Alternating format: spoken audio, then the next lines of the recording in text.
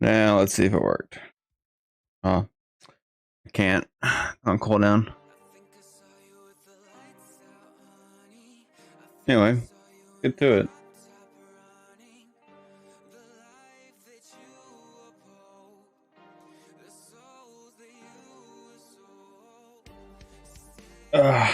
So we're gonna look at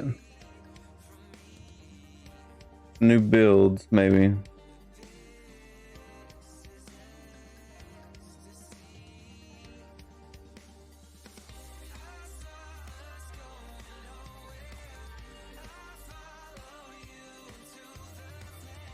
See, gonna start off with sorcerer.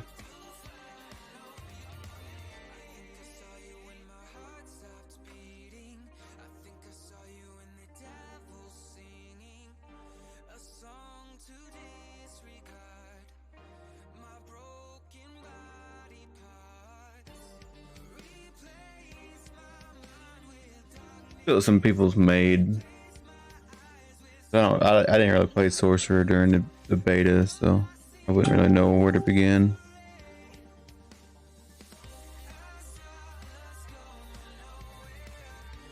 Alright. So they want you to take what aspects there are anyway.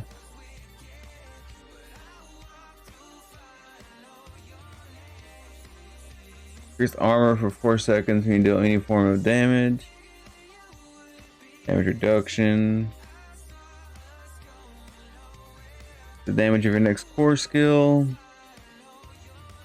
Barrier whenever you damage an elite. Movement speed to teleporting.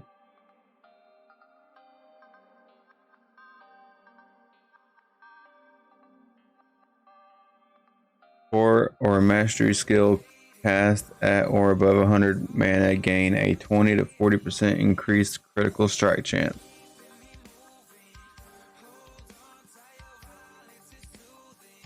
Each time chain lightning bounces off of you, gain 4 to 6 mana. Skills deal up to 10 to 20% increased damage based on your available primary resource when you cast, receiving the maximum benefit while you have full primary resource. If you notice on here, it shows the dungeon you gotta run and what zone, like how delve and dry steps, zenith and fractured peaks, Stones and Skosla Glen. Anyway, gem going yellow for base skill damage, live armor. Okay. And they're using Arc Lash. Let's just look at the skill tree. What's what they're running in the skill tree.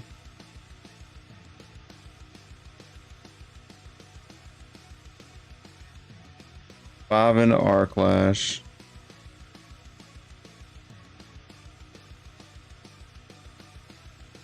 I played a little bit of Arc Lash in the last beta. I didn't really like it. I like melee sword.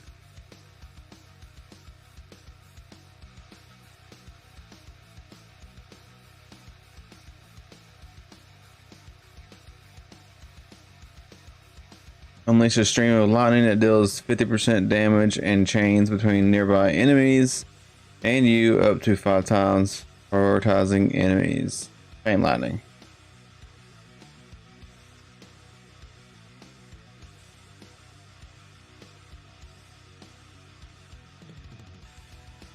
Can't say that was probably the only actual skill I liked other than ice shards. I kind of liked ice shards whenever I played Dork, the little bit I played.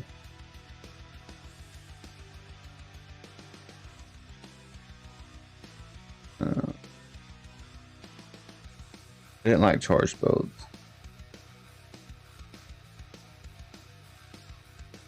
I almost feel if you're on, I'd rather go spark.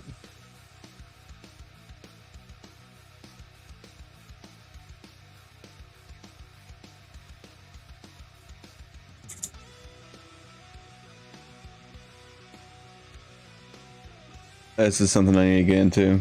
Paragon board.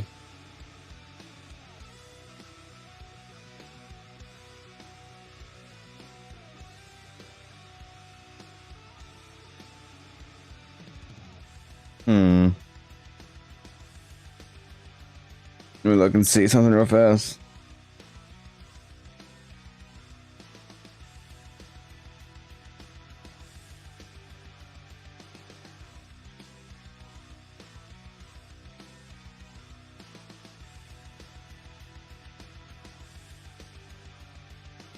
There you go. Let's watch this video.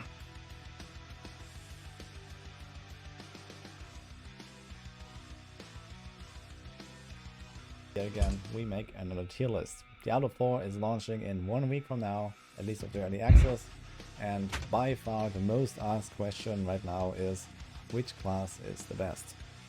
Well, I made this tier list already back in the open beta in March, I believe, and I have these different categories by which I rank those classes. So we have early game, end game, build diversity, easiness to play, we have the speed, fun, that's very subjective, group utility, and hardcore. And now I have sat down and updated this list again with all of the new findings from the recent months, with all of the theory crafting that we have done, with all the people I've talked to and all that.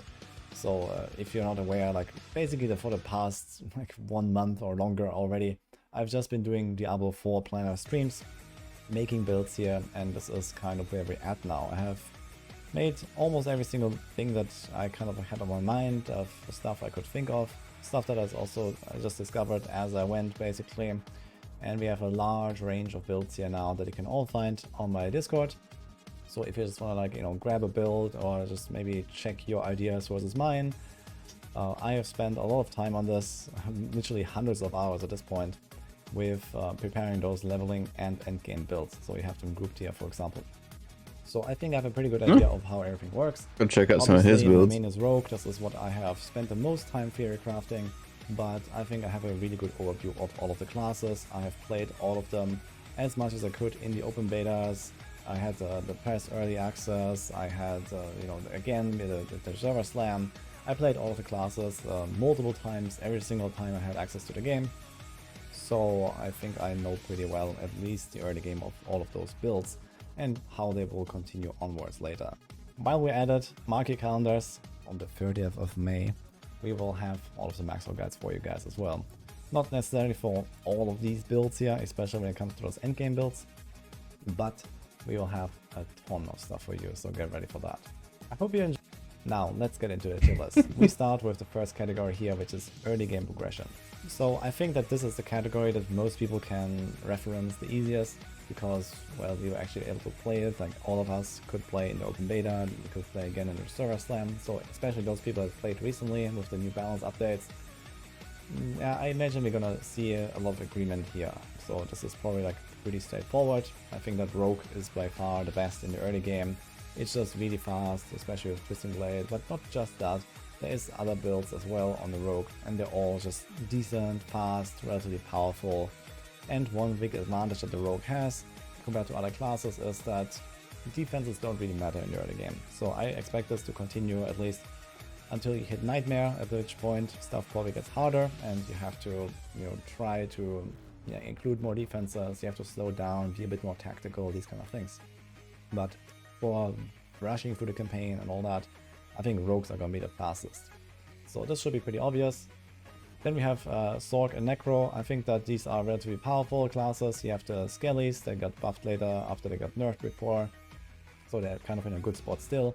And yeah, all of the core skills kind of fine, especially Bone Spear is pretty good. You have Col's Explosion doing a lot of work. So generally Necro is okay.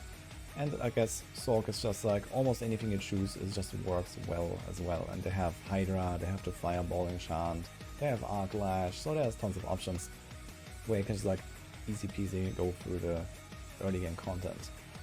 Then we have Druid. Generally, I actually found Druid to be much improved in the server slam compared to the open beta. So I did not have any issues leveling a Druid, especially once those companions come in. So this takes a few levels, but I think it's like something like level 15 or something. You can start speccing into companions, and if you play around them properly and then, you know, do a good combo with your core skill, you can easily destroy almost everything. The main downside that the Druids have here are that they are relatively slow compared to the other classes, in my opinion. And then we have the Barb. Yeah, Barb is just like really slow start, you have the huge item scaling with all the weapons, you are relying on a lot of That's legendary what I'll be aspects that make playing the as the class good, barb. and this has not improved all too much, but it does pick up the pace relatively fast, especially after like level 15, level 20 or so. I would say barbs are generally in a spot where you can already start working it out basically with, especially once the ultimates come in. You have good boss damage with the ancients, for example, and it's gonna be okay from there. Then comes the end game potential. So here it's pretty much upside down of the early game stuff, I would say, almost. So if you look at this, I think that Necro is gonna be the overall weakest class. It doesn't really seem like there are a lot of really good builds on Necro. So there's Bone Spear, which is gonna be very good. There might be something like Bone Spirit. And outside of that, I don't really have too much hope of seeing like super good like builds that Bone Spear cannot simply trump with almost a similar playstyle. So this is basically what I expect there. While a lot of other classes I think are gonna be overall solid with multiple builds. For example, Druid in particular. I think Druid is actually going to be the overall strongest class. Druid has, first of all, by far the most builds. What I have here is not even complete, so we might actually add more to that, but they have so many crazy combinations, and honestly, a lot of them look very powerful. So, you know, memes aside and all that, I think Druids have so much crazy endgame stuff with their spirit boons, with their legendaries that convert skills into another category. So suddenly you open up more synergies and you can combine this with this and that, and suddenly you have like a super crazy build. I think this is what makes Druids really, really strong, because they can just draw power from many different sources at once by converting skills, by making those kind of combinations. Okay. Grizzly Rage, which can be I didn't play Druid in any of the betas. So. Grizzly Rage is completely busted, and yeah, there's some other things like that. And on top of this, they are very tanky. They have great defensive passives, they have great defensive skills, they are just generally all around really powerful. And in my opinion, the main downside that Druids have is the relatively low mobility, but this will also improve later on, depending on the build. Especially werewolf builds are gonna fly around the map. Then we have potentially like, you know, trample and trample reset type of builds with either trample slide or with pulverize. So there's a bunch of options that still make it a fast class, but not necessarily every build. But I think that in terms of raw power, just like, you know, walking in and one-shotting packs and these kind of things, being tanky, feeling good, I think Druid is the number one. And we have the Barb at the number 2. So originally I had Barb as the number 1 class, but they have received some nerfs, especially for example damage reduction modified, and you know, some of the really powerful legendary aspects such as Limitless Rage, Expectant, so something where I can build like a wombo combo and like one fury regenerate what kind makes of thing has been nerfed. So I think they're still really, really powerful in late game because of their insane item scaling. They have more legendary aspects, they have more stats. They have very powerful effects as well, but yeah, they are maybe slightly behind the Druid. It's hard to say really, but I think both these classes are going to be like significantly, like noticeably stronger than the rest in the overall picture. And that being said, I think that Barb is going to also have the overall best build in the game, which is, in my opinion, Whirlwind. So this is on the side. Then we have Rogue and Sword. So I gave them both a B here. Now, obviously, Rogue is not going to seem very bad, especially early on, because of the early game progression power it has. But basically, as you progress, the content is going to get more difficult as you go, basically. And with more difficult content comes more value in crowd controls and in defenses. And while the crowd controls are very good on Rogue, the defenses are not that easily built. So this is the main reason why I think the endgame potential on the Rogue is definitely lower than some of the other classes. I think the damage is going to be just fine, the speed is going to be very good, but the defensive side is like something that holds the Rogue back. Now that being said, defenses in an RPG are also very much reliant on your capacity to play the game. So obviously a very good player is not going to have that many issues with Rogue than someone who just doesn't have like the mechanical, like, you know, muscle memory and the coordination and the reactions that maybe someone else has. So this is what the Rogue relies on. You are a very reactive class, or you just try to toy with the enemies, and if you do a mistake, you're gonna feel the consequences. Whereas, for example, on other classes, Like you Barb, you you can just just walk in and you do your thing and you don't really get care. hit and don't even So care. this is kind of how that goes for Druid and Bard compared to something like Rogue. And then we have Sorc. I think Sorc is going to be alright. It's going to be like an overall solid class with a bit of potential for some potentially busted builds based around enchantments. In particular, I think Firewall, Ball Lightning, those builds, maybe Meteor as well, they could definitely pop off really hard later, depending on how well you can make those synergies work, how much you can fork all those enchantments, and just completely like annihilate everything. But outside of those three, I don't have too much hope for the Sorcs. But they're gonna be like, they're gonna be okay. So it's not like they're gonna be bad and they're gonna have trouble, I think. I think they're gonna be just somewhere, you know, in the middle of the pack basically. Not too tanky, not too powerful, but just fine everywhere. So this is what I expect. But on the other hand, there might not be that many builds that really pop off, and I also think that the power gap between builds inside the sorcerer class is going to be the biggest. So this probably also comes down to like how well you can optimize each of those builds. For example, you know, some of those really like lucky hit reliant builds such as Meteor and Ball Lightning that I mentioned, like once you kind of like reach the critical mass, I think they can like really go crazy and go like, you know, exponential scaling. But if you don't reach that point, then they might just feel undertuned. So there's kind of like a very like wide swing and power that you're gonna experience on a Sorc on some of those builds if you don't play something like more straightforward, such as Chain Lightning, for example. So also something to keep in mind. And then we have the Necros. So I mentioned that I think they're not really very strong. I think that yeah, they have like this one good build, which is Bone Spear, maybe some other stuff as well, but for the most part is that. I don't really expect much of the skeletons. I don't think that scaly builds or minion builds that really rely on minions are going to be that great, but we'll see, maybe I'm surprised. But you can already feel that in the early levels that scaly just kind of like start slowing down and they don't really have many scaling mechanisms. So unless they get some huge power spikes from just leveling up basically later on, I kind of doubt it, and they're probably not that crazy.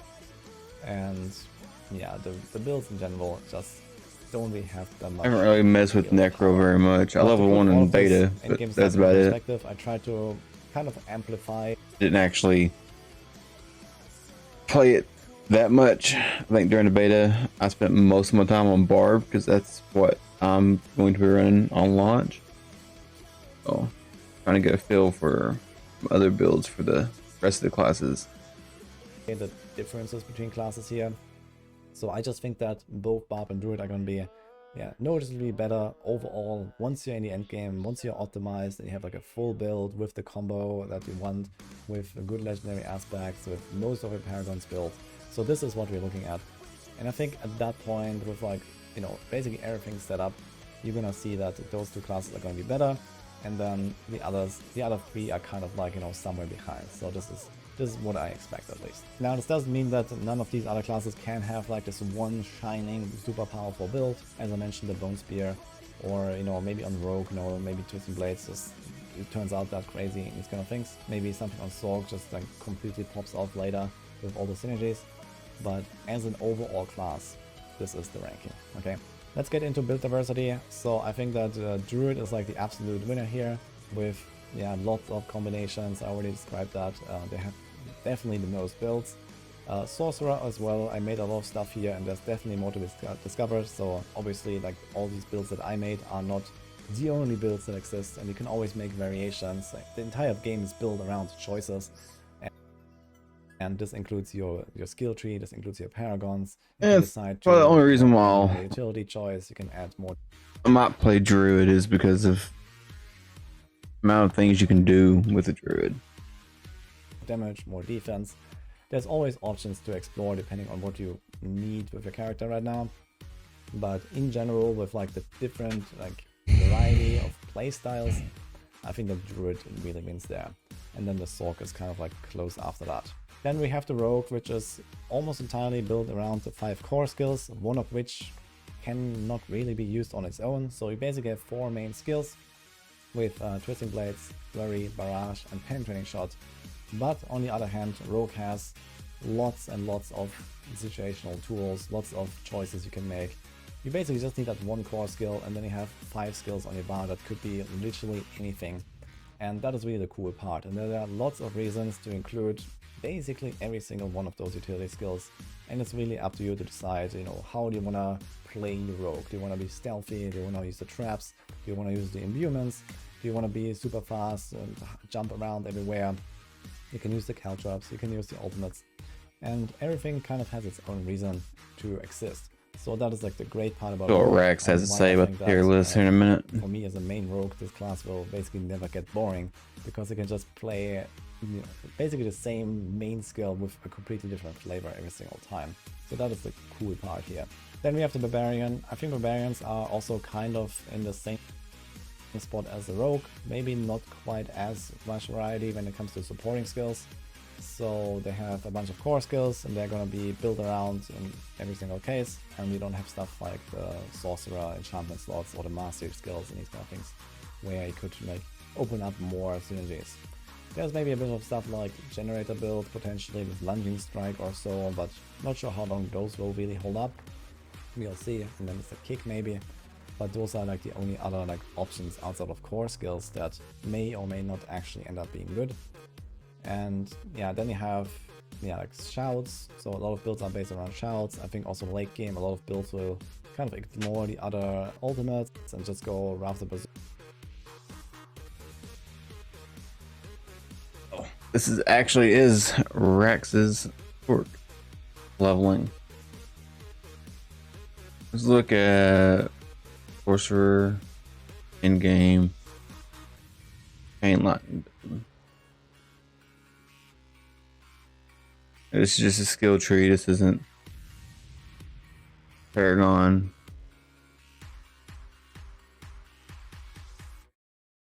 Doesn't even show like armor. The Spark. Only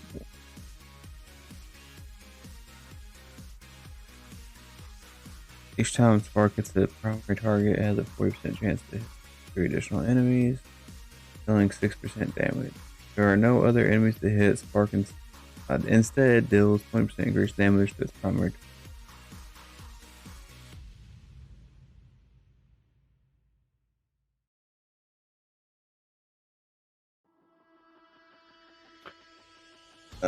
Fireball and Chain Lightning.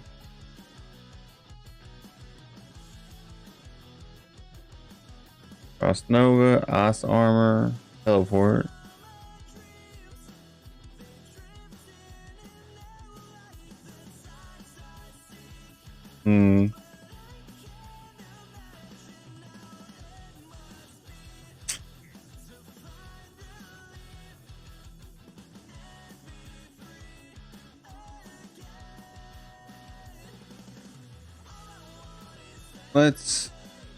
Hi everyone, it's Rax, and welcome to a video that a lot of you have asked me to put together.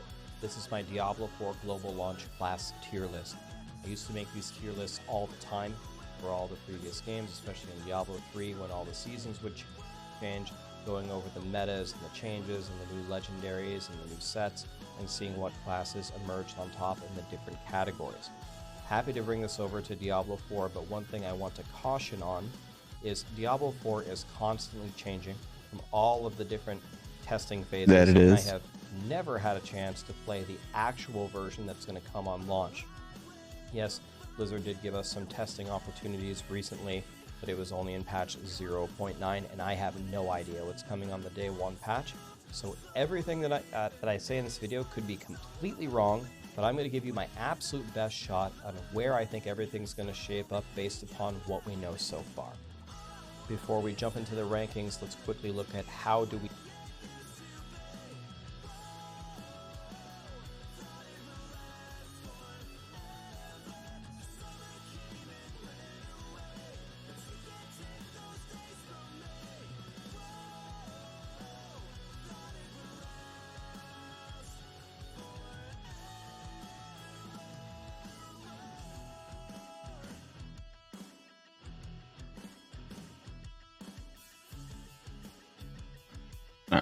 derive the rankings. We're going to rank every single class from 1st to 5th, 1st being the best and 5th being the worst in a category.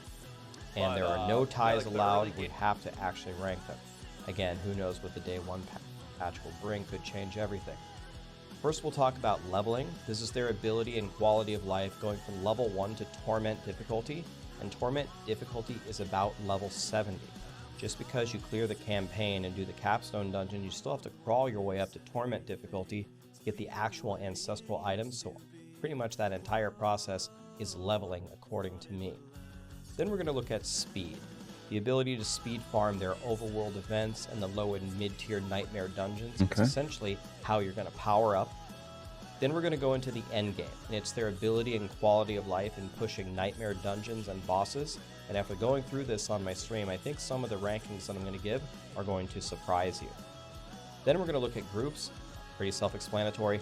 How desirable are they in groups? What kind of buffs do they provide, or debuffs in some cases? Then we're going to look at a casual category. How far can you get this class if you have minimal game time, minimal gear, and maybe minimal skill? And finally, we'll take all of that for an overall summary of where the classes rank amongst them all. One thing I want to call out is what we don't do is we don't add up the ranks for all the previous ones and then just sort them out like that. We have to actually think about it to come up with the overall ranking. One golden rule that I would ask everyone to follow is just play whatever is fun to you. Don't let my tier list or any resource dissuade you from playing whatever you want. Diablo 4 has an army of developers that over time will make the game very balanced, probably across multiple specs.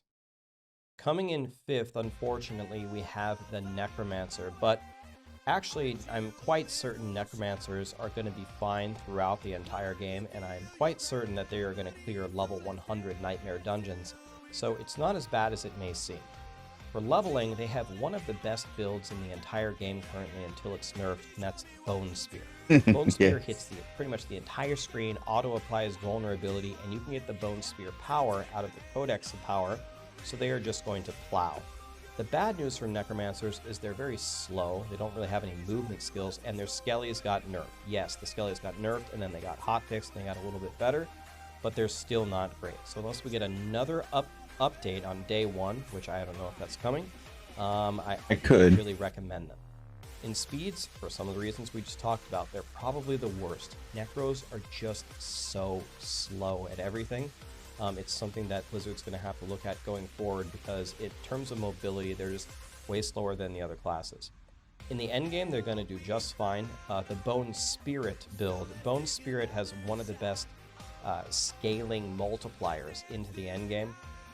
And I think that, along with Bone Spear, is going to be able to go all the way and kill the pinnacle boss. In groups, they're not bad. They bring Decrep, and Necromancers have synergy working with their friends because then they're going to get a lot of kills and they're going to get a lot of corpses, which is going to help them.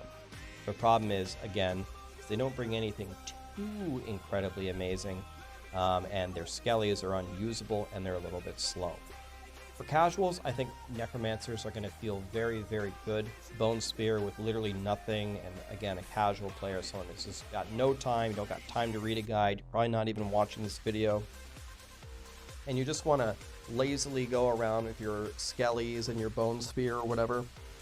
A lot of the builds for Necromancer just work, and I think you're going to feel powerful, even though in the endgame, I think some of the classes are going to outperform it in different categories.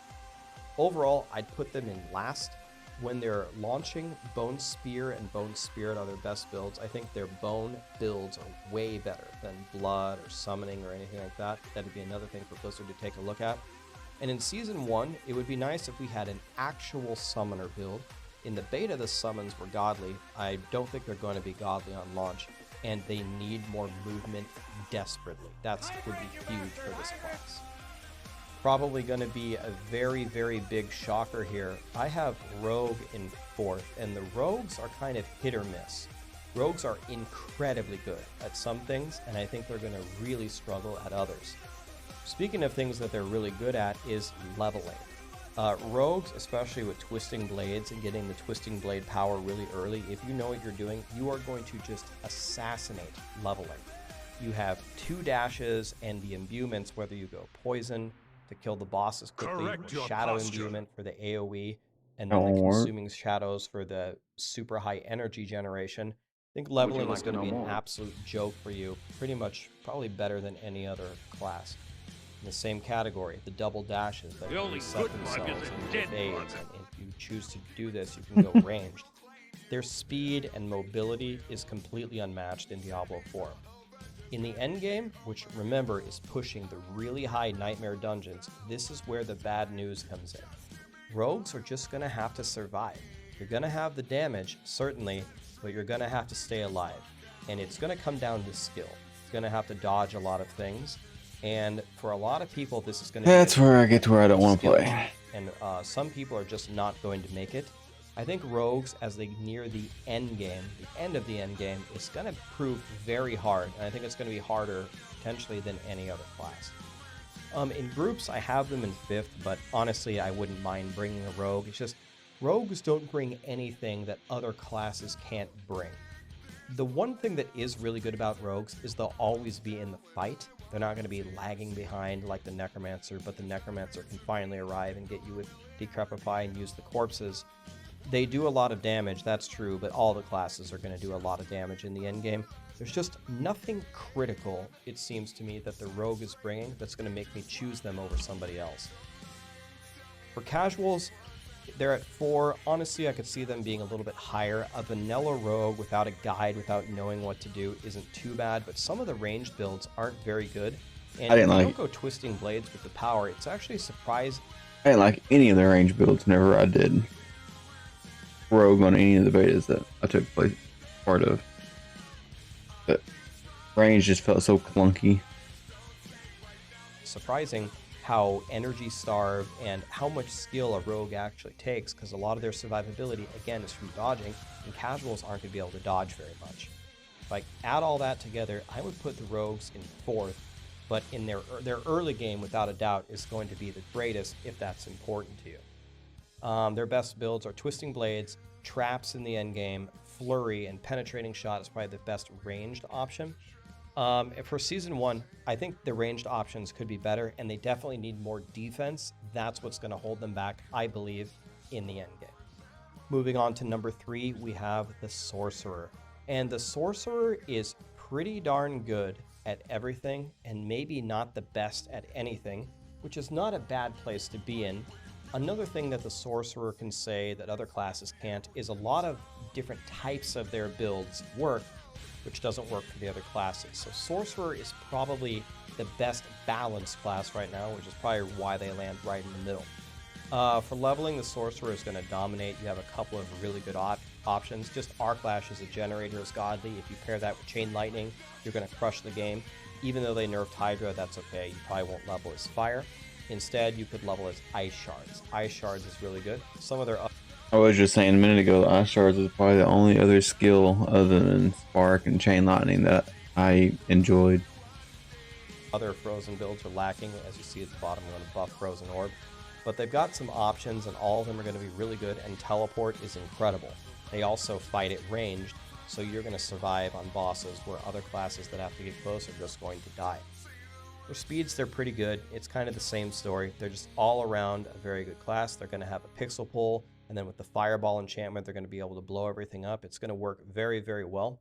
Are they going to be faster than something like a Rogue? No, but they will do very, very well here. It's going to be very comfy farming on a speed farming on a Sorcerer. In the end game, we have them at 4. There's going to be some builds that emerge for a Sorcerer that just end up being really good once they're properly theory crafted. On paper, mathematically, Ball Lightning looks really good. Fireball is kind of meh. Ice Shards could be really good. Chain Lightning could make an appearance. Things like that. Firewall. Firewall could be really good. So all of these are candidates which could be very, very great builds in the end game. Some of them are going to be theory crafted. There's going to be enchantment slot combinations which are going to get it done. Again, the thing that the Sorcerer has for its advantage when it gets really hard to survive is they fight at range. So once they do that, they should be able to get through everything. For groups, they're pretty good. They bring a ton of crowd control, and they bring the Fireball enchantment, which currently works if your other group members kill, which is Explosion to hit for 50% of Fireball's damage, which is very, very good at clearing out the trash. So always want a Sorcerer there if you can pick one up. For casuals, I think a sorcerer with just about nothing feels good for several reasons. The teleport feels really good. You're always at range, so casuals are gonna win fights on a sorcerer they would lose with other classes, and a lot of their skills actually work. A lot of the generators are okay, although Arc Lash is the best. If you pick Chain Lightning, I don't like melee though. Fine. I think sorcerers, again, because they're more balanced, are going to feel better for a casual that doesn't really especially know for what they're doing. like a mage Overall, build. I would put them in third. Their best builds are Chain Lightning, mostly for leveling. Firewall, Ice Shards, and probably Ball Lightning is looking really good for the end game. Season 1, as we talked about, like to see some of their frost skills buffed, especially Frozen Orb, and their conjurations as well after they crucified Hydra. Coming in second, it's Mr. 17 DPS himself, the Druid. 17 the Druid DPS. is kind of in the same spot that they've always been in. They're very, very weak leveling up and probably for speed farming, even though we are seeing some very nice theory crafted builds emerge like Trample Slide and Pulverize. But they're going to excel in the end game, and I think they're going to be able to stay alive. And I might actually run a barb slide and a druid parallel with each other. Legendary powers and synergies between them. Or druid might be my in the end game. For leveling, it's the same story as always. druid will probably be like my second one. Barb will be the first one I level, and then probably druid, and then probably sorceress, rogue, and then necro, because I didn't really find necro that fun. Druids, vanilla druids, have a very, very rough time. Some of the best powers that you could get, like the pulverized shockwave and the tornado, seeks enemies. They aren't a part of the Codex of Power, so you're just at the mercy of what drops. If one of those powers drops for you, then all of a sudden you're just destroying if you know how to properly respec to it. But just as a vanilla druid going through, it's a bit rough. You're going to have to farm quite a few Codex of Power legendaries, or switch to World Tier 1 to get through it comfortably. For speeds, druids will absolutely have the damage. It really just comes down to speed itself. Trample Slide won't be too bad. You just use Trample to run across the screen and throw landslides. That's not bad. The problem is sometimes you're going to have to go back to loot, and that's not fun. Pulverize will do great with the Shockwave, and that's going to be one of their best speed farming builds. But again, it's the movement in between that is nowhere near as good as like a Sorcerer's Teleport, or let's say a Rogue with the double dash. Yes. In the end game, they're going to do incredible. The Pulverize build is going to absolutely smash. Trample Slide will be good. Tornado will be good. Maybe Shred will be good. We'll have to see. They're definitely going to clear the end game, and they're probably going to do it a lot easier than most of the classes. In groups, they're extremely desired. They have some incredible buffs. They can apply 70% damage reduction or reduced damage from enemies, and they can give you their Cyclone armor, which also mitigates against physical damage and things like that. So druids are going to be one of the ultimate classes to keep you alive, and they're just going to hit really hard. You absolutely want one in your group.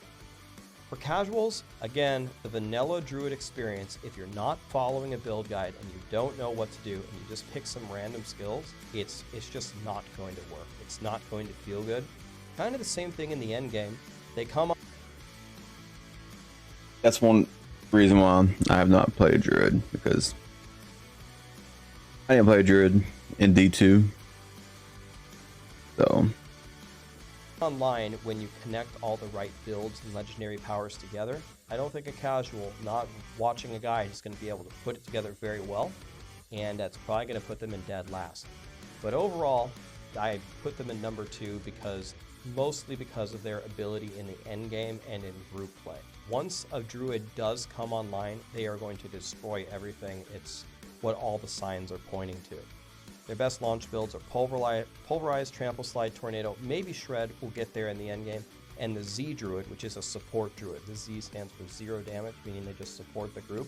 There will be support builds in the game, and I think the Z Druid is looking like one of the best ones currently. Season 1, we definitely need a better leveling experience. That would bring the druids rank even higher, and they need more speed, kind of like a necro problem. And finally, my vote for what I think is going to be the best class in Diablo 4 on the launch is the Barbarian. But this is a little bit deceiving. The Barbarian is essentially getting carried by one build. They nerfed a single build here, which is Whirlwind. It would send Barbs tumbling down the tier list, and they're going to be in really bad shape. For leveling, I think they're just the worst. There is no great option. I have theory crafted Barbarian and played Barbarian more than any other class. It's just really bad. There's no real way to solve the problems either. You can get the Hoda power, which makes it tolerable. There's nothing for upheaval. There's really nothing for double swing. And you could just go vanilla Rend. But the problem with Rend is it's a frontal cone with almost no coverage, no AoE. You have to essentially be in melee range and skill shot everything, even with that. So it's really not good news for leveling for Barbarians. It doesn't get good until the end game. For speeds, they have Whirlwind, and once Whirlwind comes online, when you have your infinite shouts, Whirlwind destroys the game. It's going to be absolutely incredible, and looking forward to it. Incredible, unique powers, which are going to just dominate. I don't know if you guys can hear Callie drinking water in the background. She's thirsty. In the end game, I think they're going to be the best. If you have a fully powered, assuming full power, it's going to be like Pulverized Druid versus a Whirlwind Barbarian. But if you can get everything, if you can get the Grandfather and you can get the unique gloves, and you have your full shouts online, Whirlwind is just going to crush everything for you. Another thing is you're always dealing damage while you're moving. It does kind of suck that you have to get in there in melee range, but once you move away, your bleeding damage is taking over, and you can dodge most of the things, and Barbarians are just very naturally tanky. I think just with Whirlwind alone, they'll get through the endgame no problem. In groups, they're probably the best. If you spec'd a Druid fully for groups, they could potentially outshine the Barbarian. But the great thing about the Barbarian is the Barbarian already takes all the group stuff mostly in their builds anyway. If I'm playing Whirlwind, I already take all the shouts and pump them up, and I'll give them to you all the time. So I can do massive damage while giving you a ton of utility, which is why the Barbarians are so great. For casuals, again, not following anything, the leveling experience is going to be very rough. Most of them will end up probably just going for spin to win Whirlwind, and that will be a great option for them. Once they slap on a couple of those powers, it will start to do work for them. And it's kind of hard to go wrong as you get further in the tree. When they take some of the ultimates, like Call of the Ancients, it will start to carry them, and they will feel very tanky. So they should do okay in Barbarians, with Barbarians after the leveling process. Overall, I'd put Barbarians at number 1. Their best build by far in the endgame, by a huge margin, is Whirlwind. And then Hoda's good for leveling along with Rend. We're trying to see if we can make the Thorns Barb work in the endgame. We'll have to theory craft that. And a support Barb, I think one day may definitely be a thing. For season always 1, a we Z need a better Barb. leveling experience, and we need Always. more options than Whirlwind. And may God have mercy on our souls if Whirlwind is nerfed on day 1. I don't know what we're going to do. Oh, that would suck. Here is a quick summary sheet of how all the classes broke down in the end, if you'd like to take a moment and pause the video and reflect on it. So you're saying Rogue is the best level, Barb's the worst. But second best on speed. Best on end game and groups, which is good for me because, that's what I'm going to be maining.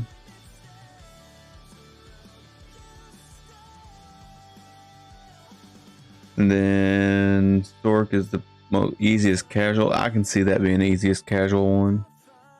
Mid overall Barb. Hey, kudos for me. Here's the overall rankings. Well, that concludes my Diablo 4 global launch class tier list. Anyone who has been in my channel for a long time has probably seen this video like 10 times over. So hopefully it has preserved the allure that we've had over the many years of doing this. For anybody new, I'd be interested to know, what did you think of this tier list? Do you think I'm just completely wrong and stupid and I got no idea what I'm talking about? I have spent a lot of time theory crafting and trying to figure out what is going to be good across the board. But we'll have to see how it all shapes out. And that day 1 patch, I'm telling you, I truly, my hand to the sky, I have no idea what's coming. So. Anything could change, and honestly that kind of makes it a little bit exciting. Thank you so much for watching, guys. Many more videos are coming, and wow, it looks like the game's coming out in just a few days. I can't believe it. Thank you. All right. Hi everyone, today I want to Look at this video. Hey guys, in this video I'm just going to go over what I think are the 3 best Barbarian starting builds, and I'm pretty sure they're also probably the 3 best in-game Barbarian builds. I haven't actually played the in-game closed beta that a lot of people have played, but I don't really see how it's going to be anything different, judging off everything that's been kind of data mined. But anyway, we'll go through each one. So we'll start with Whirlwind build. I'll just kind of go over the trees. This is just for the first 50 levels, no Paragon stuff like that. And then kind of like the gear you can target farm from Codex stuff. And some of the itemization type stuff like that. So Whirlwind, you're going to go Lunging Strike. This is pretty much the most convenient Movements. I mean, whatever, because it has like a built-in little mobility mechanic, kind of teleports you to the mob. Still generates good fury, so Lunging Strike. Whirlwind, you're gonna rush Furious Whirlwind, so you'll be like 1 point, 1 point, 1 point. Eventually you'll switch to Violent Whirlwind when you want the raw damage, but the dot mechanic, even at 1 point, just rushing it is really good for trash mobs. It pretty much instantly kills them all.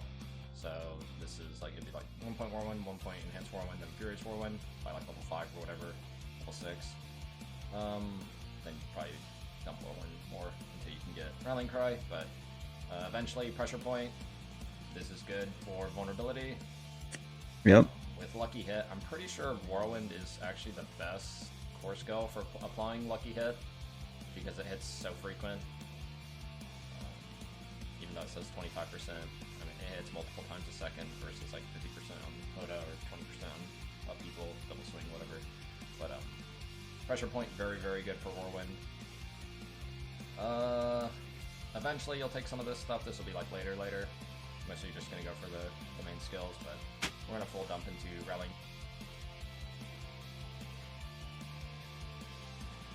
I'm about to.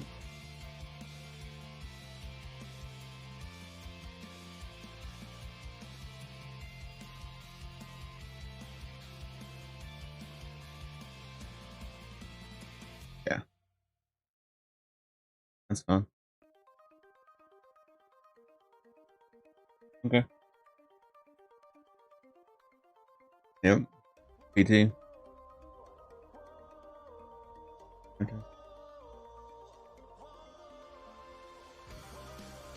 Yeah. Go ahead, explode. Do hot. Okay. Try Unstoppable. I'm pretty sure every single part build just uses this, all the exact same 3 lines, so you'll notice that consistency across all these starting builds. There's some choice here for this tree. You can tailor it to your liking, but it's either Warcry or Leap. I think Warcry is slightly overrated early game, so you can go a Leap angle, which I do that in some of the other ones. You can just use that on the Whirlwind build. They're kind of interchangeable. So it's either Warcry or Leap. I don't think you go both. It's one or the other. Since I'm double shouting here, I agree. since use Booming Voice, and then Raid Leader, this will give you a lot of healing. So some amount of sustain is good outside of potions. Thank you for the follow, Deep Blue. Berserking, like I said, Fury Generation is going to be really good on all builds. So for Fury Generation, Rallying Cry Fury Generation, and then this while Berserking conditional. Eventually we'll want Swiftness, you don't have to get that right off the bat, but 12% movement speed, 4% per point is pretty good. Hamstring. Faster you go, the more mobs you kill. We tap into crowd control, damage multipliers, and slowed multipliers, that kind of stuff that you'll find on weapons and gear. All I have to do is put 1 point here. If you're not using this and you need to bleed a target, you can just change your weapon expertise or whatever, which you'll get later in the game. I think like level 15 to 20 or something like that. yeah, the two-handed weapons apply bleed. You can just set your weapon expertise to a And its sword. which automatically applies bleeding every time you hit something, and then Yep. you get this conditional synergy. So you'll see this a lot across all bar builds where they're taking this, and that's the reasoning, to gain the damage benefits from crowd controlled and slowed enemies that you'll be finding on your gear. Death Blow is extremely good, I think, early game. Basically, it just replaces your generator, unless it gets put on cooldown, but as long as you are killing white mobs in one hit, basically you're getting over double the fury. You could also use it as a Never really used Death Blow Here, during the beta. we're just using it to generate fury, and then we're using it for another purpose. We would normally rush this like 1 point, 1 point, and then put at least 1 point here. So what this does is, after you use a weapon mastery skill, which Death Blow is, causes your next core skill, aka Whirlwind in this case, to apply vulnerable for the next 2 seconds. Thing is, you can snapshot this, so as long as you have this, you Death Blow, or maybe playing Steel Grasp, but basically use a Death Blow. This will trigger your next core skill to apply vulnerability, and then for that entire duration of that Whirlwind being channeled, it will apply vulnerability to everything that you hit on the first time it does damage to that target. I don't believe it will last the whole, like if you're hitting a single target, it'll just keep reapplying vulnerability. I think it's only for that first tick. So that's why we have this, and while we're still taking pressure point, because if it did apply the entire Whirlwind channel, which I didn't test, but people told me that it won't like have 100% of time if you play this way, so you still do pressure point, I believe. Definitely is very, very, very good on trash mobs, because you're going to pretty much apply vulnerability to all of them instantly, and it's crazy, crazy good. We want that. Looking forward to it. You could also use Call the Ancients. Call the Ancients on the 3rd point has a built-in Fury generator, which is really nice for early game. Fury generation is really good. But Wrath of the Berserker also gives you Fury gen going up to Berserk. And it also has the second that gives you 30% increased Fury generation here as well. So Wrath of the Berserker or Call the Ancients both are good. We're using this just because Whirlwind has a lot of stuff to make it crit more often than other skills. So taking this, you could also actually Whirlwind with a bludgeoning weapon, and since we're consistently applying vulnerability, this is quite good as well. But that's kind of a different thing. So here, I'm not sure. I just took Walking Arsenal because we are using multiple different skills. So let's say we're Whirlwinding with our 2-handed slashing weapon, maybe we're lunging with our one-handers, and then we're Death Blowing with our 2-handed bludgeoning weapon. So we are consistently swapping weapons. The only It is true. it only lasts 6 seconds. So you're probably ideally not wanting to Whirlwind on the target for more than 6 seconds straight before kind of going through pressing all the other buttons at least once again to reapply a full buff of Walking Arsenal, 45% more damage when they're all up. Ideally you would use Unbridled Rage, but I don't know how realistic it's going to be in like the early mid game to For your end game, you swap to that when you have the actual Fury generation. I don't think Unconstrained is that good. You could use this with Gushing Wind Stone when you want it easier, but I think Walking Arsenal on the average is probably what you want here. If you have crazy good Fury generation, maybe find some legendaries or whatever, maybe play Unbridled Rage. But I think eventually you want to play Unbridled Rage. It's basically what the choices between these two. If you really want to be lazy, you can play on Unconstrained, I guess, but I think Walking Arsenal in general is the safest because you are using a lot of buttons. Also, if you are playing Leap Slime, you can attach a different ability to that, like I said earlier. You might play the Leap Slime route. So that's pretty much Whirlwind's skill tree. I didn't fill out every single legendary power here. I just took the ones that I think are making a significant enough difference that are worth it to target farm. All of these are farmable from dungeons. So this one is kind of, I think every single build in the game probably actually uses this. It's kind of silly how good it is. It's basically just 50% more armor, right? Yeah. Well, I guess 25% on the low roll, but it's still very significant. So tells you where each one of these are farmable in the game. This will be your Fortify generator. You do need something that generates Fortify. It's mandatory, I think, on... It's not even I think. It's mandatory in every single Bard build. Probably on every Druid build as well. This is pretty nice. It's just free damage. For Whirlwinding, this guy pretty much will spawn instantly, like I said before. Lucky hit on Whirlwind is extremely good. Very, very good. There are things you could farm here for this slot if you really want to, but they don't make that much of a difference. You'll probably find some stuff anyway, so these are just the things that I think are significant enough to farm. This just extends your berserking. It's really good while you're Whirlwinding through mobs if you have berserking up, so it'll help extend the duration of your berserking. Very good, worth farming. This thing, you want to put it on one of your 2-handed weapons because it's going to give you a lot of crit chance. It does require you to channel it for a while, so good synergy there. with this 30% more damage after you spun. Yeah. Seconds. So ideally, eventually, you have enough Fury generation to spin for more than just a couple seconds. 5, 6, 7 seconds is pretty good. Expectant is basically just auto attack a couple times, and then your Whirlwind snapshots, like I said. So Whirlwind, 30% more damage, pretty good. Doesn't matter what the roll is that much. You just would lunge in this case 6 times, and then your you'd lunge 6 times, and then your Whirlwind's going to do 30% more damage for the full channel. Ghostwalker aspect, I put it on the amulet. It's pretty good. It's just movement speed, and it lasts quite a while. Unstoppable in 4 seconds after your 10 to 25. Unstoppable, and then even for 4 seconds after that, you get even more movement speed. Pretty nice ability. Yeah. 2 second per Fury shout thing. Works on all your shouts. It stacks up on each one for some reason. Yeah, I think the first thing I want to do after I complete Act 1, because I want to get to something new. Already completed Act 1, 2 different betas. Rush Act 1, and then start farming legendary aspects from dungeons that are available in the first zone, which I don't think there's very many for Barb. Then progress on to Act 2. 2 shouts here. I don't think challenging shout was worth it to use early, but in game eventually, I'm sure it's pretty much a mandatory skill because the skill is crazy. It's just the uptime is too bad in the early days. I'm not using challenging shout, I'm using the other 2.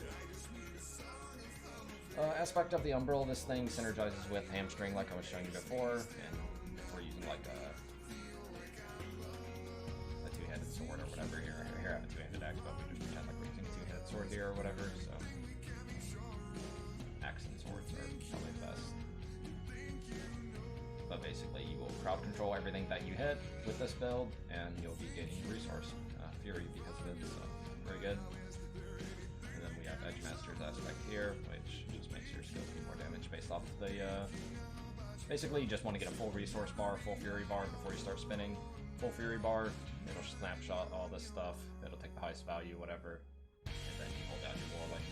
If you do shout during Whirlwind, it should break your channel, even though it doesn't look like it. That's basically, once you start spinning, you don't press any buttons, and then you're ready to spin again, you shout, essentially. Yes. So, get your Fury up, get all this stuff set up conditional, all these little buffs, shout, and then start spinning through mobs, basically is the gameplay. Vulnerability. Vulnerability is really easy to apply with Whirlwind, so we want vulnerability here, because vulnerability will work on bosses where like slow and crowd control doesn't really work on bosses unless they're like staggered or whatever, which we're probably not meeting that threshold anyway. Damage reduction while fortified. I think fortified is mandatory. It's broken. It's really good. You have to use it on every bar build. So we're stacking fortify, investing more into it. We just have armor. Two-handed axe, two-handed sword is what you kind of want here. Vulnerability, like I said, very easy to apply, so we want to take advantage of that and make sure we're bleeding all of our targets, which you can just make your weapon technique, whatever, here into two-handed sword. So that's that. That's pretty much starting Whirlwind build. It's not my #1 go-to, but I think it's pretty good. This, if you just want to spin the win, whatever, it is pretty nice. It's easy to play. Alright, Hoda. You'll see a lot of consistencies here, and you'll see maybe some weird things that maybe I did that other people don't think. But I'll kind of go over my thought process. So, this is Hammer of the Ancients. My generator here, like, we probably would use Lunging Strike early, but Hoda has a huge problem. Alright. I want to...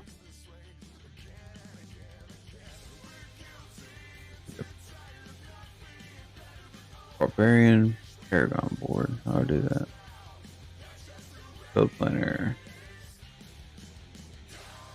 I have a build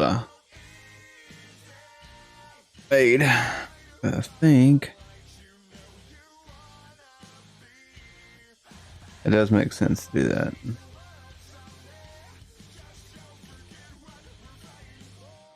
It makes sense to do that too.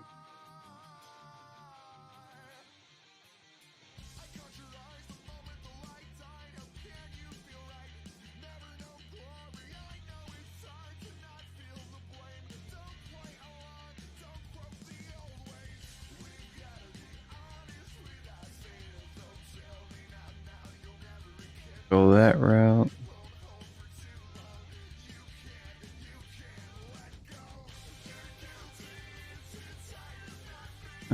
That looks good. That Paragon board. I've tinkered with it a little bit, but not too sure of myself on it, to be honest. So, start from the beginning. Willpower, strength, physical damage. And we take the 10 physical damage, 4% life, and then the bonus 10% physical damage if the requirements are met. Which that just means 200 strength, and that's like not just Paragon board, that's your gear included. So, you know, obviously the Paragon board's giving us plenty of strength, but your gear will also. Which, as a bard, I think the Paragon board has more.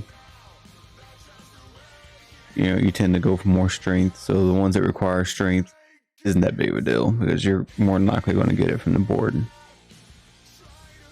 With life, physical damage, strength, willpower, strength.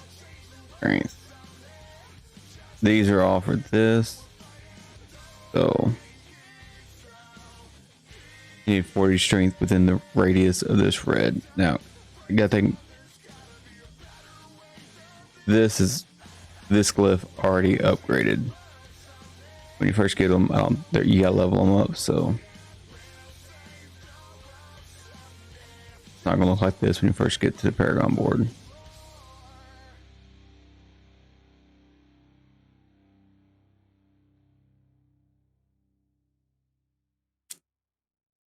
Yeah, you just. What I like about this though is customizable for everybody. No one's Paragon board is gonna look exactly the same unless you just follow someone's guide, which,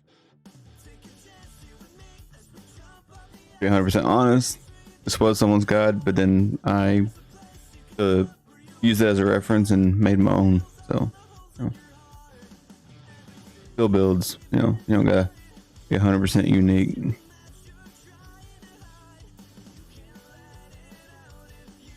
Because I don't really have a clue about the Paragon board. I was just following videos, learning how to do it, and then came up with my own using advice from other people.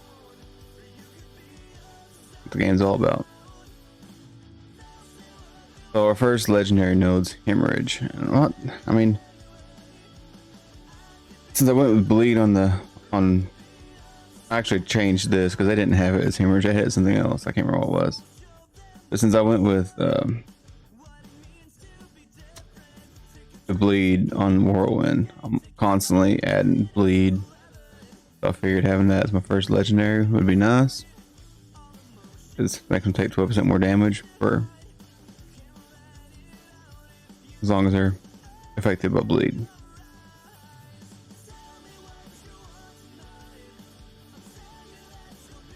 And then damage over time, I'm pretty sure applies to the Bleed. I'm not 100% sure on this game. I know some of the other games I've been playing, damage over time is for the Bleed effect and stuff like that. So that's why I went with,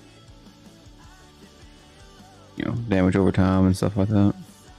Physical damage, because almost everything is tagged physical damage, physical damage, physical damage. So, and then just, you know, make your way to the next tree, taking nodes that you need for some of your yellow glyphs. You know, so far they all need strength and dexterity, so you can get dex on the way, grab what you can. And then when you get to a new board, you just look at the, this one was Blood Rage, so the only bleeding enemy has a chance to grant berserking. I'm always applying Bleed with the Whirlwind, so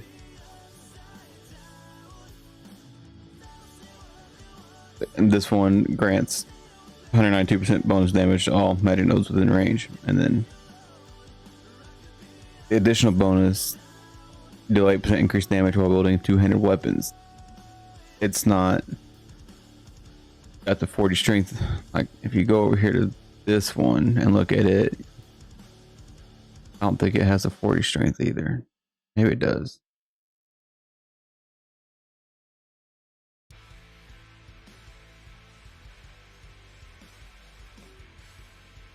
Yeah, it does. This one probably does too.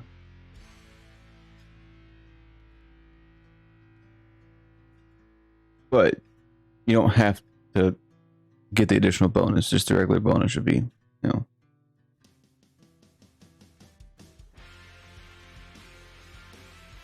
efficient. So dock the 5% damage to bleeding enemies. That's getting a bonus from that. That one's getting a bonus. That 5%. These don't get a bonus from it, but still more damage to bleeding enemies, damage to elites, and then this one over here is 10% more damage to bleeding enemies and more damage to elites. And then if you have enough dexterity, you get another 10% damage to bleeding enemies. So I went with pretty much like a bleed build all around. And then 4% damage reduction from enemies that are bleeding. So, you know, that's a like all-time damage reduction. And then if you get enough willpower, which again, this isn't accounting for what gear you're wearing. So as you're getting gear, you know, if you get some willpower gear or just all stat gear, you might hit that 360 willpower, and then they'll give you another 4% damage reduction. And then obviously the legendary node, which is why we went this way. And then just taking stats that are relevant to the glyphs that we have, or just trying to get to the next node. And then this one I took Carnage. So while you're berserking, your critical strike increases your attack speed by 2% up to 8% for 6 seconds. And one of these helps give berserking, I can't remember.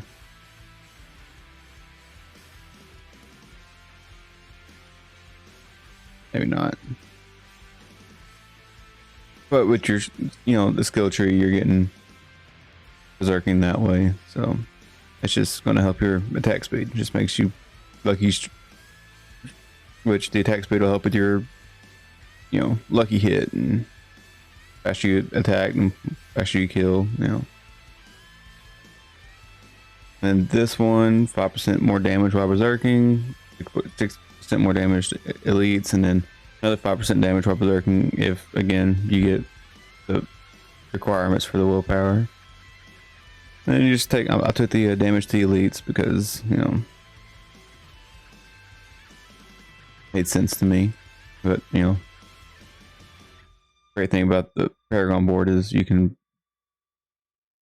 go up here and take this glyph socket and socket a glyph in it and take these, because I mean, this wouldn't be bad.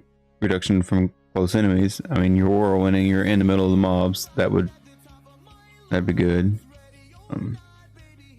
More berserking damage, but we didn't go that way, we went this way.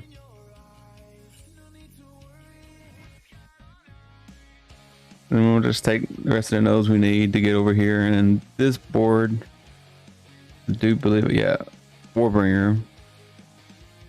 Didn't actually go get this one because it's too far out of the way and just didn't seem worth it.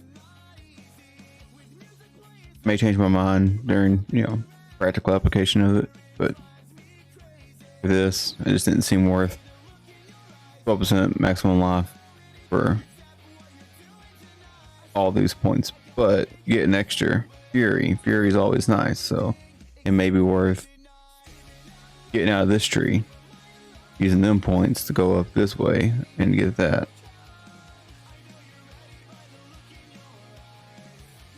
But this glyph we used a Blood Feeder, so for every 5 dexterity purchased within this range, you deal 7.2% increased damage to bleeding targets. And then if you get the additional 25% dexterity, the additional bonus, which you're going to because you want to get, you know, every 5 dexterity you get 7.2% increased damage to bleeding targets. So make sure you get all the dex in this area, get the additional bonus, and for the additional damage for the original bonus. Same thing with 10% physical damage, 10 strength, and then another 10% physical damage if the requirements met. That's just again, all the skills are tagged physical damage. So,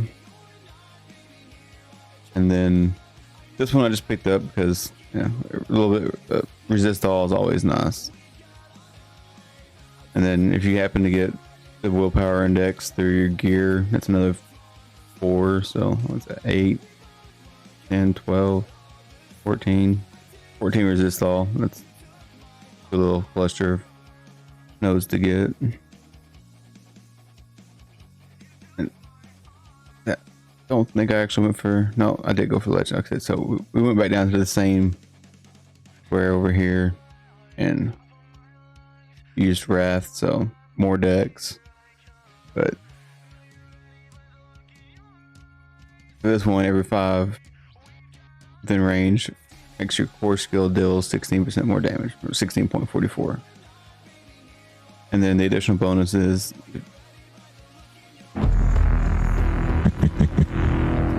I forgot the end of that. Had that.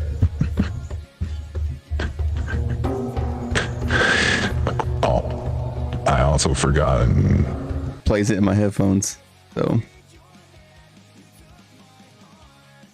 it scared the crap out of me. What are you up to, man?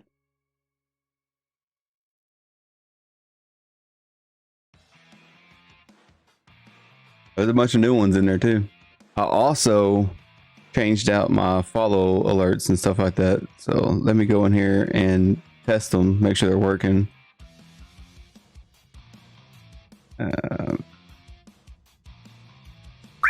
Yep.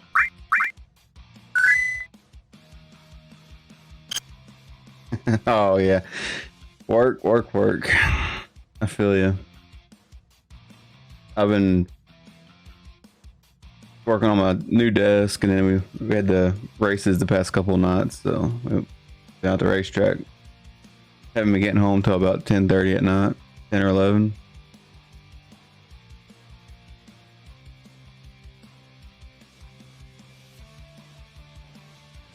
I was gonna take the weekend off from streaming, but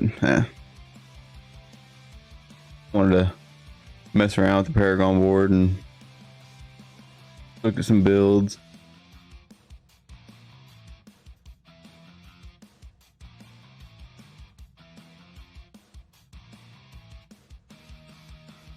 Still messing around with it.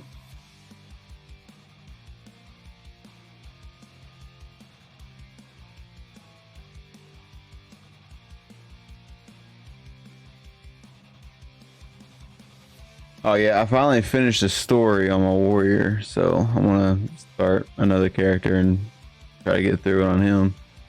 I still gotta finish it on the Inquisitor, but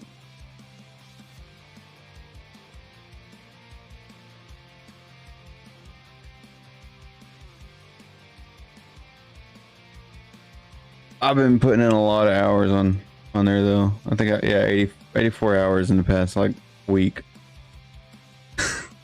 I mean, well, it's not actually the past week. That's probably the past 2 weeks.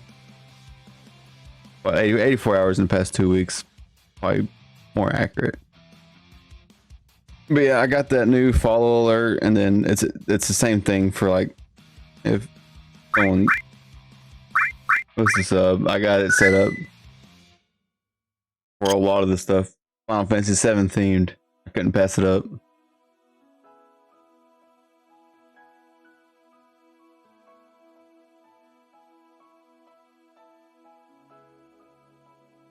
Are you gonna be able to play on the first, or you gotta work, right? Can't remember when you said you got off, like if you had any time off to play or not.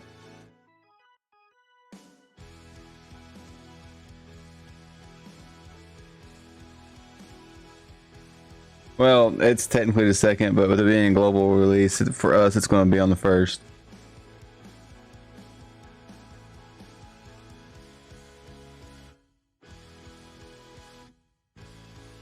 It's Thursday at 6, if I do believe. Now, if you're the first, I mean, unless I'm completely wrong, but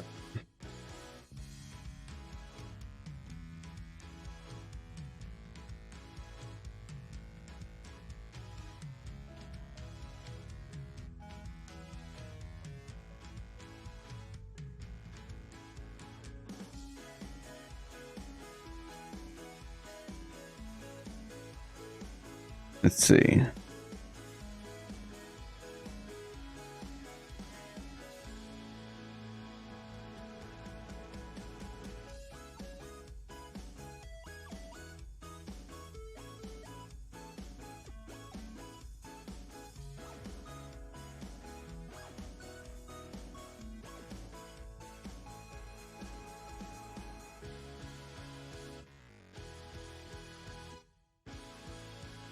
I don't know what that was. It just popped up. Let me see. I want to say. I want to say for us it was the it's technically the first. Yeah, for North America it's the first at 7 p.m. Eastern Standard Time, so 6 for us.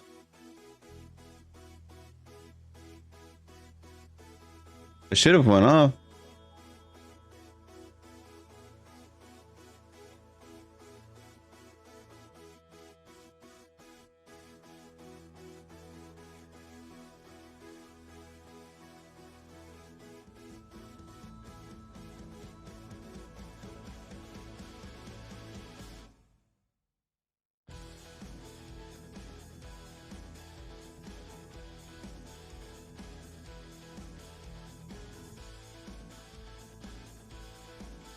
I didn't even get a Filma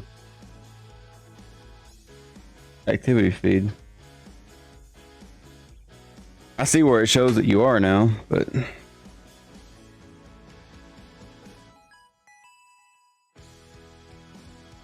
weird. Yeah, it should be the first at like 6 p.m. for us is when it launches.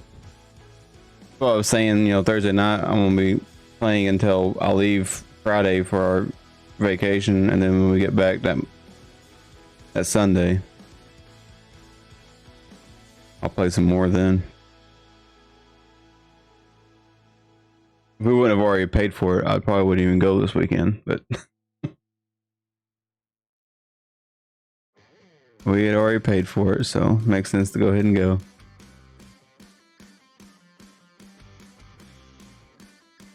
Now I'm kind of curious why that didn't actually go through.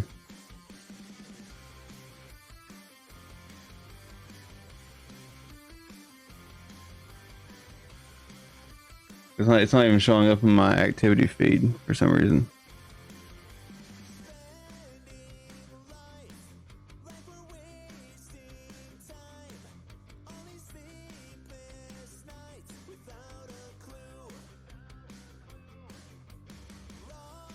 Weird. Yeah, I mean, have you looked at the Paragon board any for D4? Or any of the builds? Okay, that worked.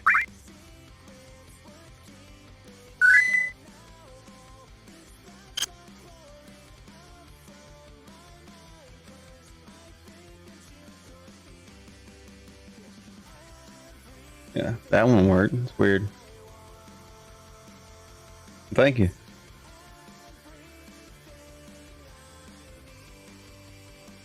We'll have to get with you one day and we'll have to go.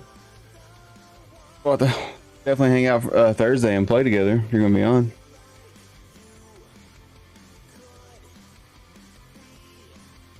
I think I figured out the issue though. I had it in the generic, but I didn't have it in the tier.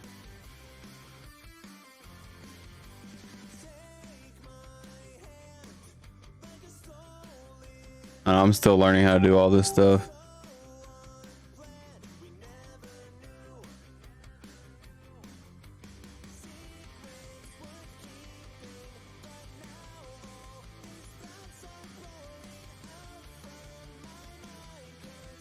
But yeah, I've also Made a whole bunch of new channel point redemption too. I don't know if you've seen all of them.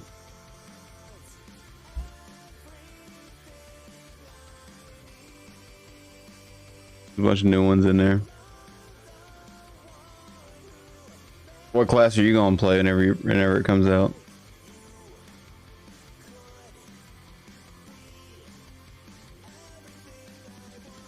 Nah, I figured you'd be playing Necro.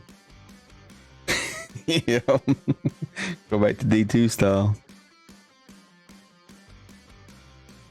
All we ever played was Necro. I mean, I've always played Barb.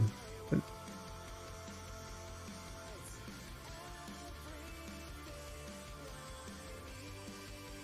Curious if I need to keep these physical damage over time, because I don't know if the bleed, if it counts as physical damage over time or if it's just damage over time.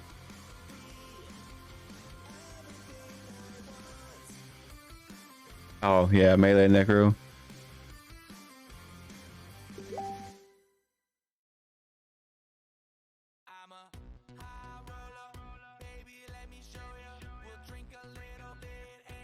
I mean, I played a little bit of the necro during the beta, but not as much as I did Barb or any of the, you know. I think I played Barb the most, obviously, and then Necro, and then a little bit of Rogue.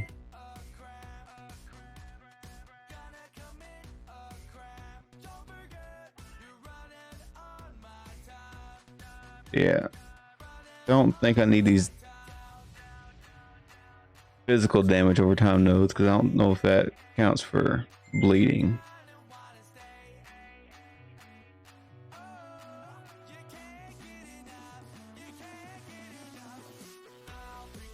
I do know I want 25 dexterity within this glyph for the extra gear regeneration.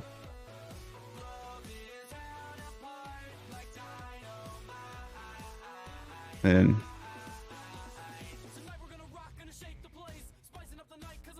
I'm not too sure about the physical damage over time. I don't know if it counts for bleed damage or not.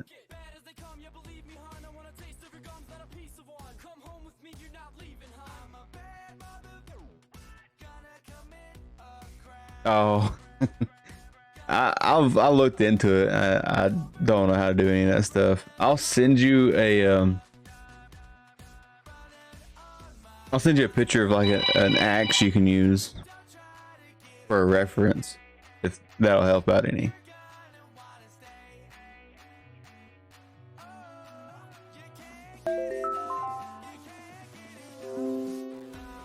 My phone's linked to the computer, so. Yeah, I think I'm gonna get rid of these physical.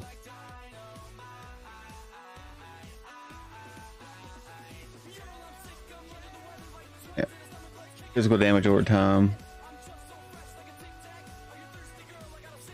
Well, I keep my phone linked to the computer because that's normally how I text back. You know, if I'm texting off my phone, I'm normally actually texting off my computer.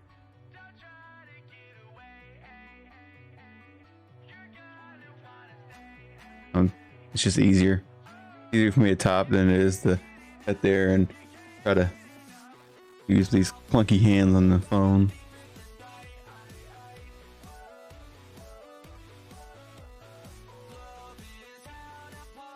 I like the damage reduction from enemies that are bleeding, because you probably weren't hearing everyone over their skill tree. I'm doing the whirlwind with the 40% of its base damage is bleeding over 5 seconds, so I'm always applying bleeding, which is why I'm going for the bleeding nodes and the Paragon board.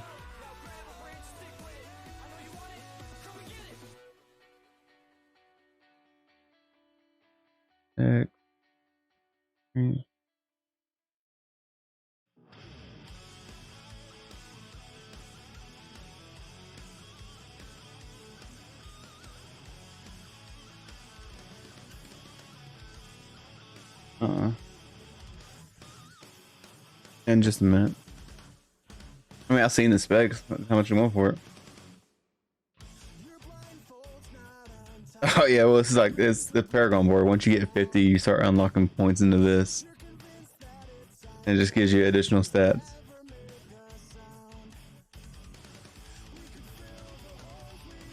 Here, let me save my We'll do a new one. All right, 1 second.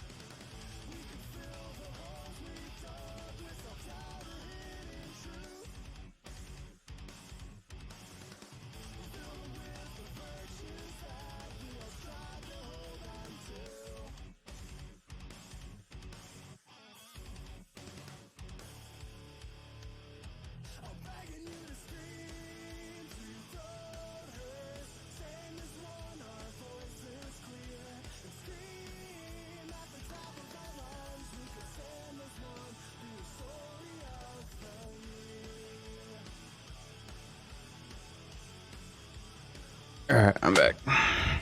So yeah, once you get 50, you get to Paragon board. You know, you got your original skill tree that you level up. All fine, dandy. If you played the beta, you at least know what this looks like. Actually, looks like this. I prefer this view better. I wish you could do this in the game. That'd be so nice to change the view to look like this.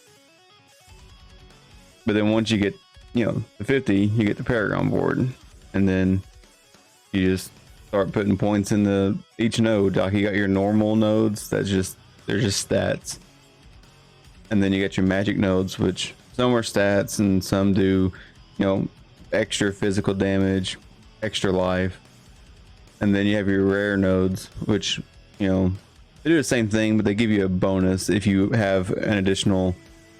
If you meet the requirements, like this one, you have to have 200 strength, but that's not just like strength that you get from the Paragon board. It's also off your gear, and you know, so if you don't get enough for whatever rare node you're trying to get from just the Paragon board,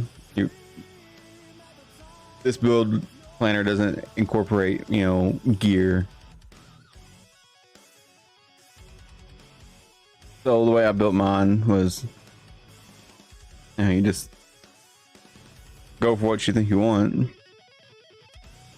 And then when you get here, you get these little glyphs that you can put special rare nodes in. I mean, I tinkered with it probably for an hour today or last night. Yeah, I won't say it was last night.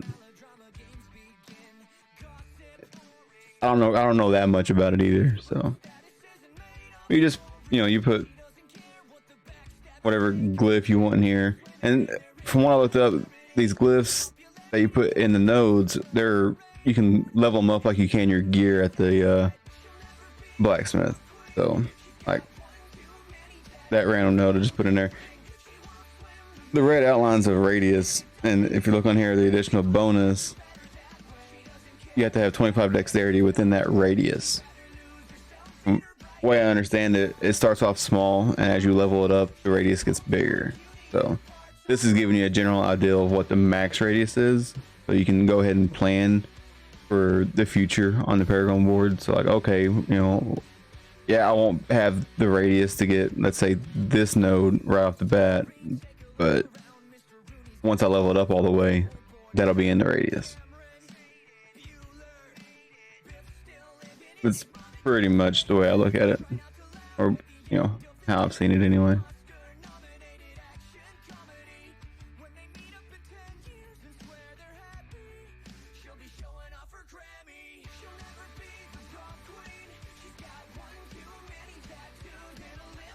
All right, get back to my build. There we go. So on this one is the gear that I would, you know, all of this gear is just from running dungeons. It'll unlock that way. A couple of these aren't. Like that one, you're gonna have to just hope for it to drop eventually. The chest piece you get from Forgotten Ruins and Kyrgyzstan, and then the gloves is one that you gotta farm for. It's a drop, and then this one comes from progressing through the campaign in dry steps. This tells you where they come from if they're not just a drop that you have to get, which is nice. So as you can either go straight to them dungeons and complete them dungeons and throw these legendary aspects on some of your random yellows to help complete the story a little bit faster or whatever. And then I got all this stuff for this guy. I'm gonna work on what I would call a build for all the classes this week. I'll have one for all of them because I do plan on leveling all the classes eventually. But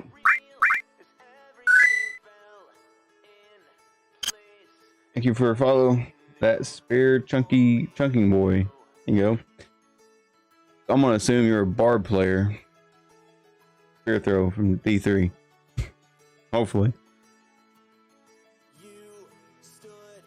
But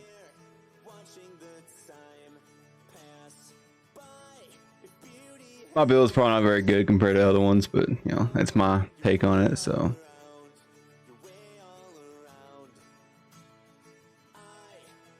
I'm probably about to redo this because I want to try to go for this legendary node that gives me 12% of my life is fortify, because that'd be nice. Because with Whirlwind, you're always using all of your fury. So, and if I get these magic nodes, that gives me more fury.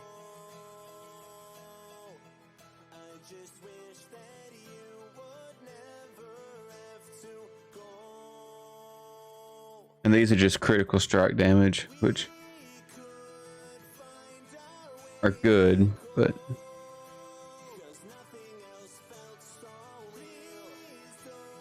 however, there we go.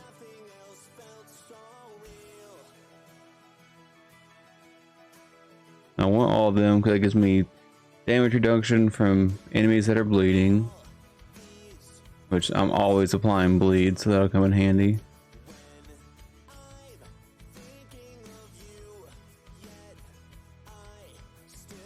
You can never have too much life.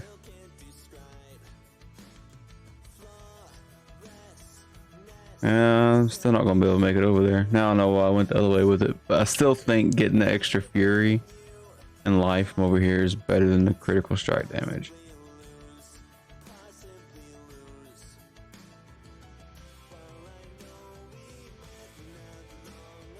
Oh, I can get it that way.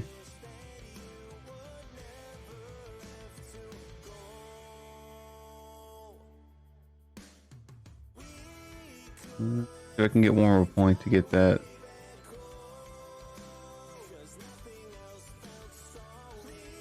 Yeah, additional fury and life from over there.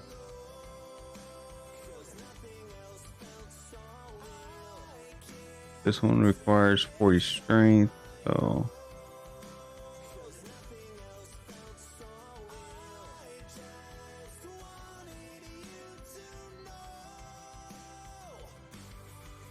I don't need that intelligence. I don't know why I picked that one up. That's looking like a complete Paragon board to me.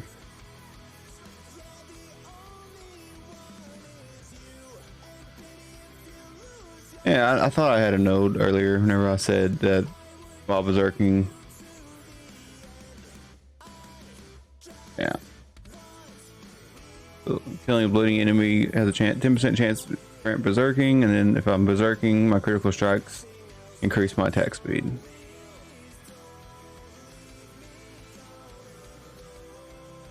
And luckily they let me save this because there's no way I would be able to remember any of this for when the launch happens.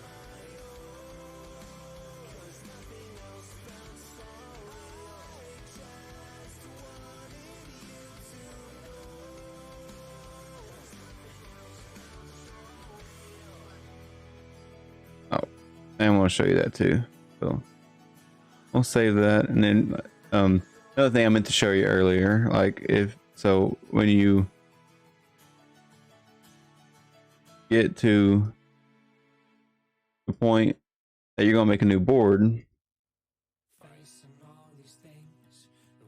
can click.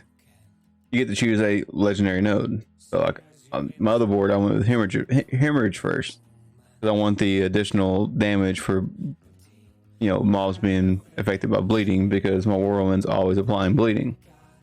But you're gonna have the ability to rotate the board.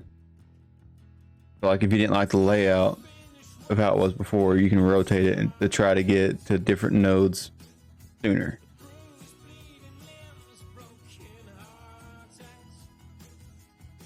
Which, to be honest, I didn't really know about until after I'd gotten halfway through the route I had taken earlier, so I probably could have min-maxed it a little bit better.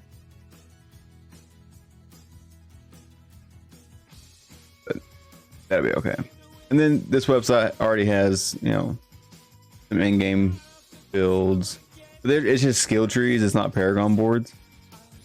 So, like,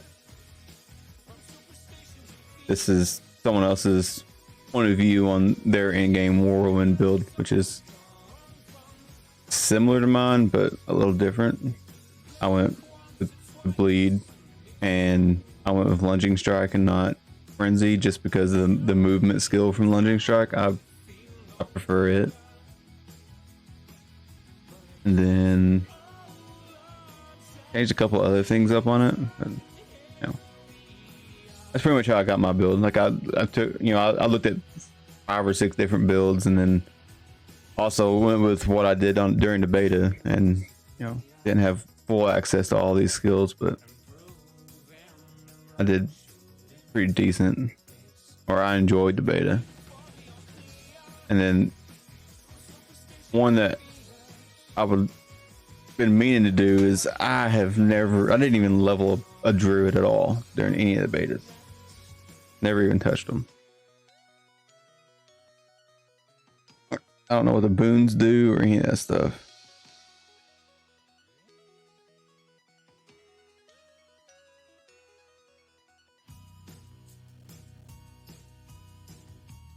Just that.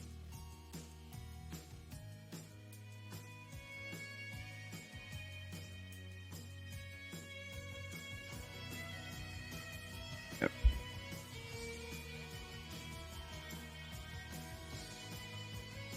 Bunch of different builds.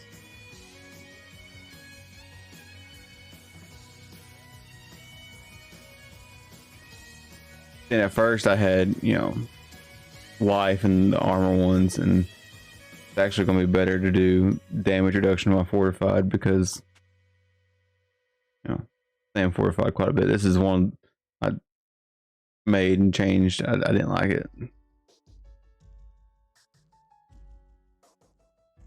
And then I don't know if you've seen the uniques. Like, here's the uniques you can get. So we'll change it to barbarian uniques.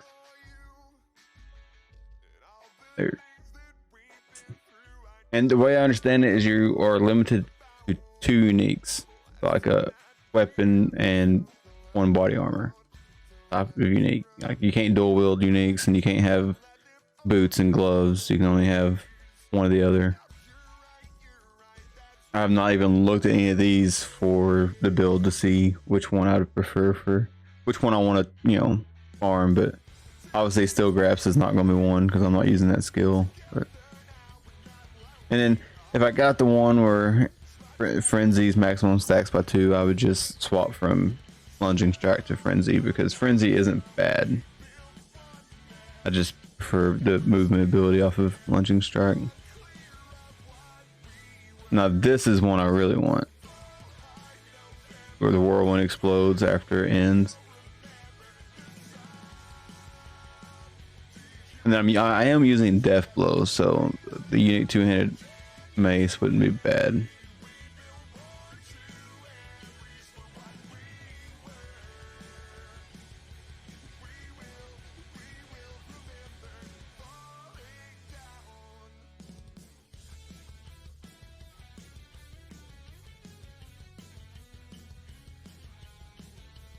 mean, the lucky hit. Whirlwind's probably the best skill for Barb that has lucky hits, though. This helm's probably the best one I can see. 10-20% damage reduction. In addition, gain 4 ranks to all skills. That's like can't go wrong with an additional 4 ranks to any of your skills you already have.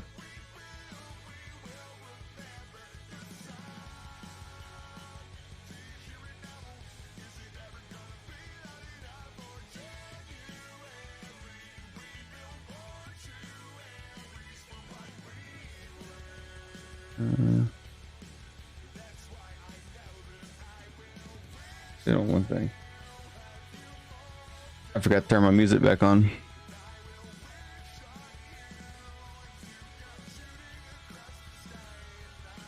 I was watching a tier list video from Rax earlier and I forgot to turn the music back on.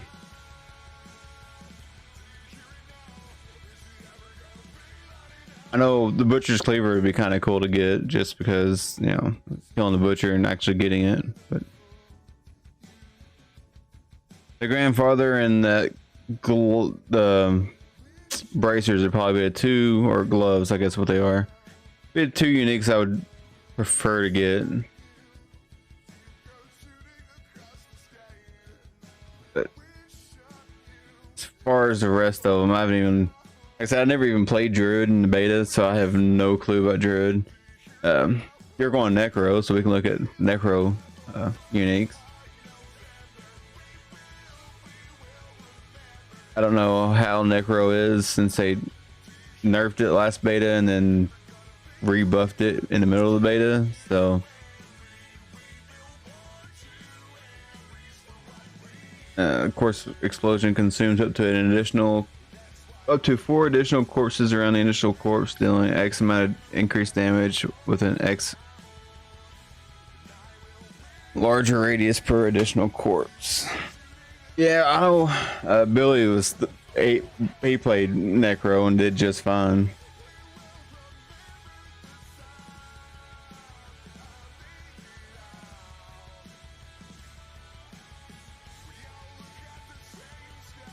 I don't think the nerf was that bad.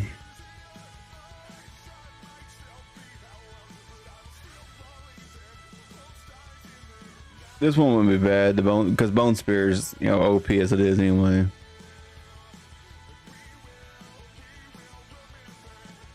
Leaving behind an echo as it travels that explodes, dealing X amount of damage. That seems like it'd be pretty good.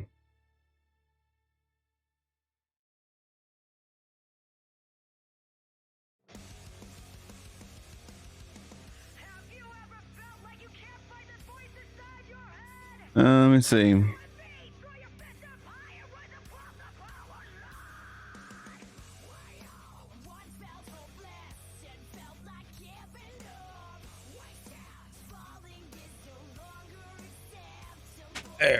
Let's check out someone's Bone Spear Necromancer build. This is just some random person in Discord. So barrier, which that's common in almost every build I've seen. Bone storm damages enemy, gain barrier, so 2 barriers. That's pretty good. Bone Spirit deals increased damage based on distance traveled. So far, 2 of them were actually aspects you can get from dungeons. Enemy corpse that has a 20-30% chance to spawn a blood orb, which that's the one that you have to farm. You don't get it from a dungeon. Unstoppable, that's not bad. Skills deal up to 10-20% increased damage based on your available primary resource when you cast, receiving the maximum benefit while you have full primary resource. Huh?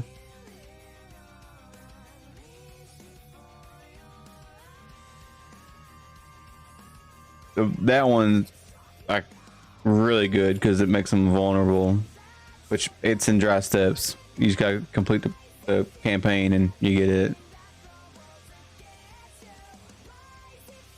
Getting the essence whenever you're hitting the vulnerable enemy, it's good. That one goes well with, you know, the splintering aspect, but this is one you gotta farm.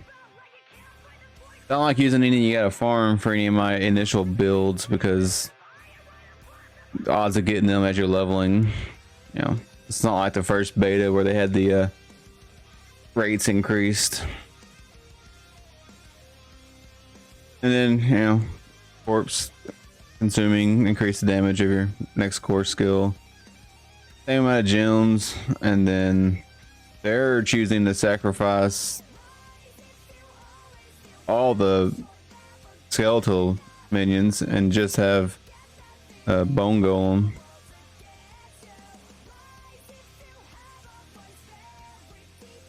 Which, I mean, this one wouldn't be bad for the additional 15% damage to vulnerable enemies because you have the splitting aspect on your aim. Well, you just have that aspect in general.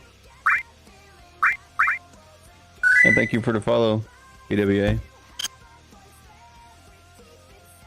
And then 5% critical strike chance. I think I would go for the 15% non-physical resistance, but I think that'd be better than. What's up? Not much. How's it going?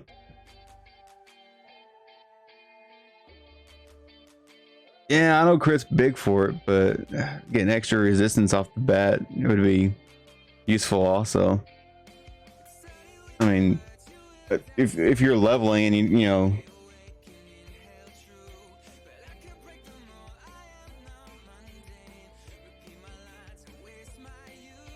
Black Desert, I haven't played that in a few years. Yeah. It's been a while. I mean, I've played it before, but it's been a long time. Let's see.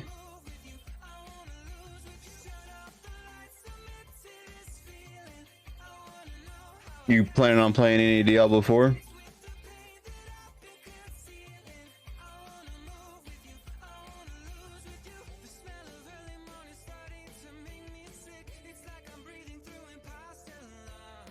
Oh yeah, me too. Oh, I'm so excited. It falls the day after my birthday, so it's like a birthday present to me. Got a little cold at the races. Didn't get that bad. Not as bad as the past couple of nights.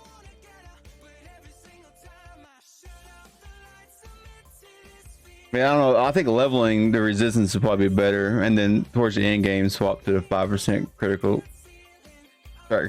strike chance. But I don't know. That's, you know, personal preference. Let's see what they did for their skills. Now there was a pretty good wreck at the races. You know, during their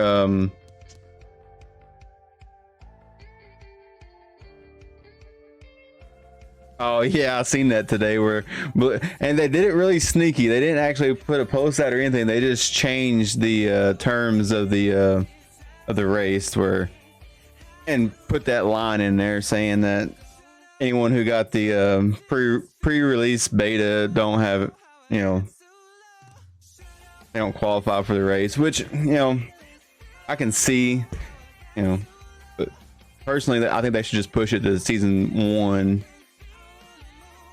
But I mean, experience is, you know, knowledge is a gain. You know, if you play the game for 2 weeks longer than anyone else and you know how to get to end game, it could help them. But I'm the type of person where I'm gonna play it on softcore, learn the game, and then I'll go back and play it on hardcore, which is how I'm gonna do. You know, first initial playthrough is gonna be on softcore.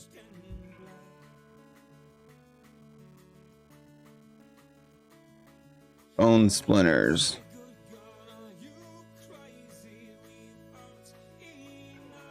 Okay, I was trying to remember what Bone Splinters was because I only played Necro on the first beta.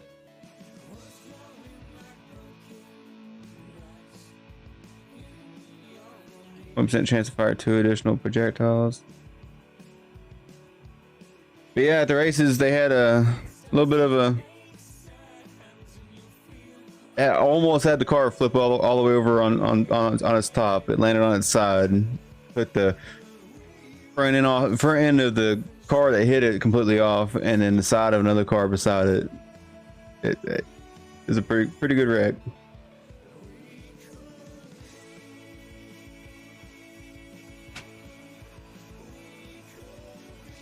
Over at the dirt track, right where you guys used to live. I mean, no one got hurt. I mean, everyone was fine. It's just there's probably about 15, 16 cars in the race.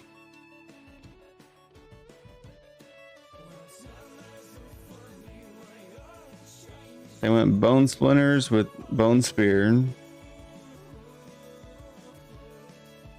which makes sense because they went the vulnerable route and the gear.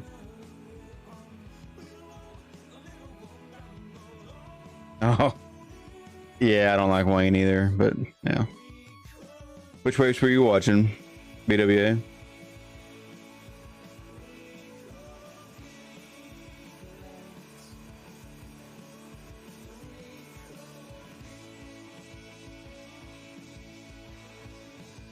Yeah, my father-in-law is a big fan of NASCAR.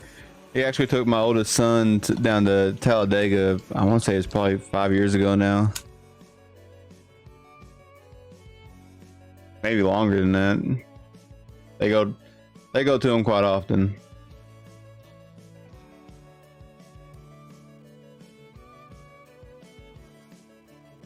I see you getting on Star Wars.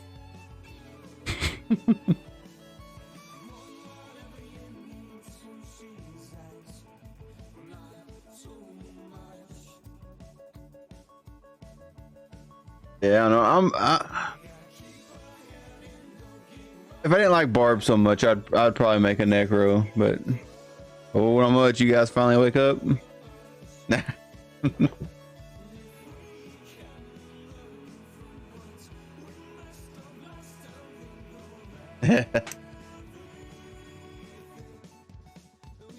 I figured you were sleeping.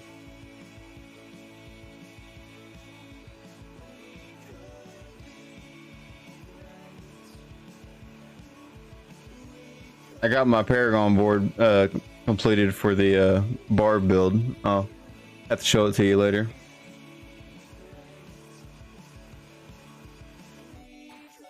Oh, I can imagine, especially driving all the way to the Renaissance Fair and back after being awake all night, because I didn't get off Discord until about 3. And you're still on well after I got off. And of course, they went with Corpse Explosion.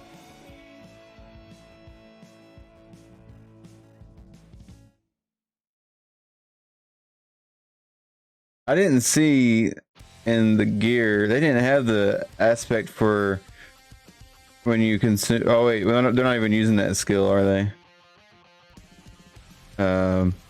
Blood Mist. Yeah, they're not even using Blood Mist, so I don't know why they went with Corpse Explosion. I've tried World of Tanks in the past, but I wasn't any good at it, so it's fun. It's just I was never any good at it.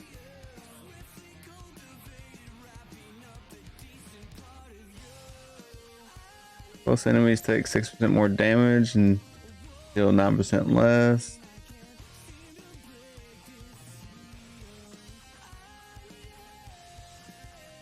I didn't realize the Cryptified cursed the area. I thought it was cursing just like a mob. That makes that make more sense.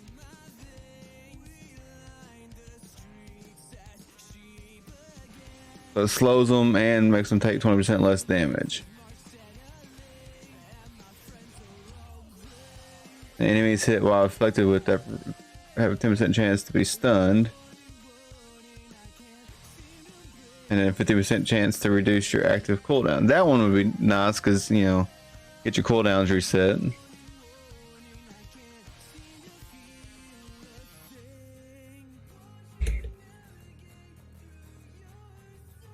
Surprised they didn't go with any skill on this one, like Bone Spirit or Corpse Tendril.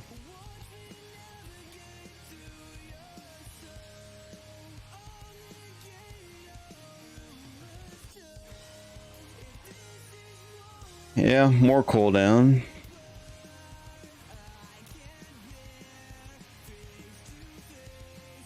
I don't know, I may have to give Necro a second chance.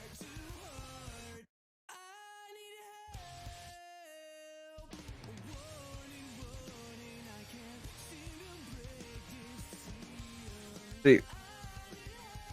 Okay, Bone Storm. Okay, so this is like Bone Wall or whatever it was called in D2.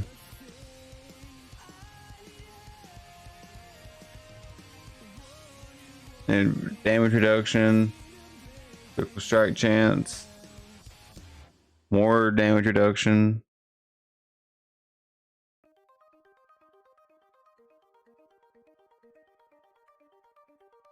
Yeah, okay, that makes sense why they sacrificed the Skeletal Warriors and Skeletal Mage, because increases their bonus by 60%. Now it makes sense for that 5% critical strike chance at the early game, because it's also getting 60%. I say early game, it's as close to level 50, but that's you're gonna get level 50 before you even complete the campaign. I think, I'm not too sure, but I mean, considering, granted it was beta and there's a level cap and we just farmed the first zone over and over and over, but as easy as it was to get 25, I figure we'll get 50 before we complete the campaign.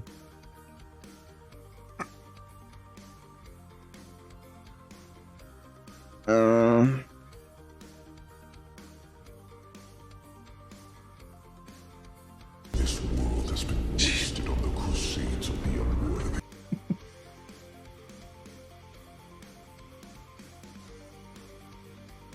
Tomorrow. Not tomorrow, Tuesday. I was thinking, well, technically, yeah, tomorrow. It's Monday now. Yeah, she has it Tuesday. Tuesday and Thursday this week.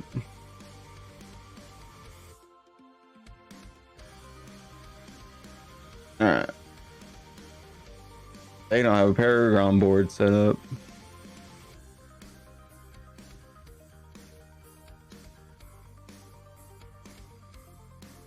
Would you like to know more? Well, I am learning more every day, but I'm forgetting more every time I learn more. Usually how it goes. The more I learn, the more I forget.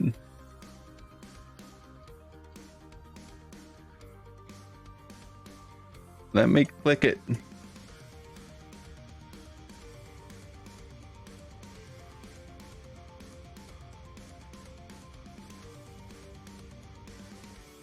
Rogue's fun. I made a rogue last beta, got 20. I think I did that in like less than 2 hours, got 20. For some reason I can't. Yeah, I'm just gonna create a build. My builds. Yeah.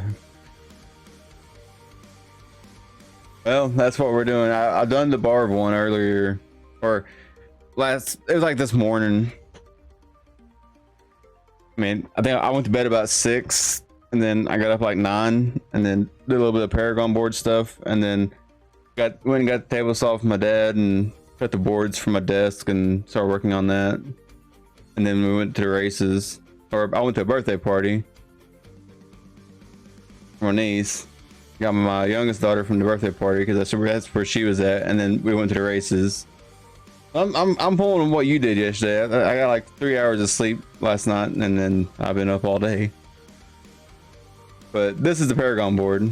Now this is for a Necro, which is ironically what you're starting, I believe. So it'll benefit you, but we can work it together.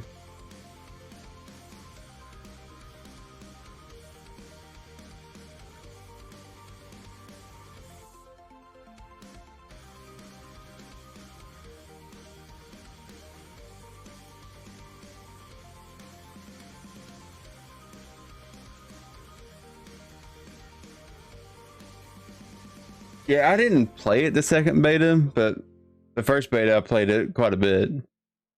I actually made a Necro first in the first beta before I did a Barb.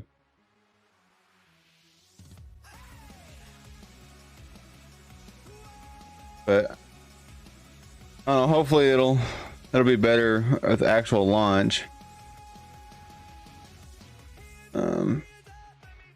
Let's see. Necro likes intelligence. I'm gonna go for the willpower though, just because some of these nodes require willpower. But if you haven't seen the Paragon board, you know.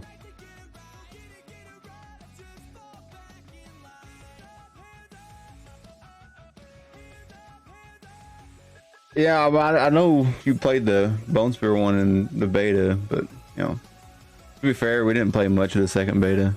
We just got to 20 and killed a Shava for the mount cosmetic, and that was about it. But yeah, you take the normal nodes for just the base stats, and then you got your magic nodes. So yeah, pretty much. I mean, a 2-day, like the fact that they ended it on Sunday at like noon was a buzzkill to me. But I don't know if this board is different than the board I did on. I want to say it's different because yeah, the starting board's different for each class.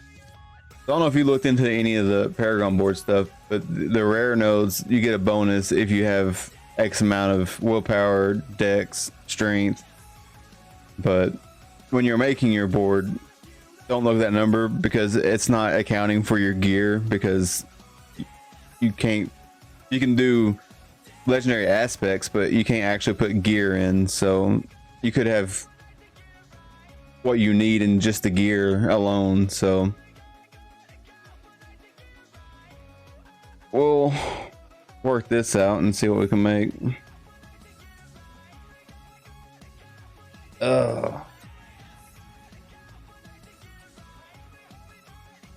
See. Willpower. One second.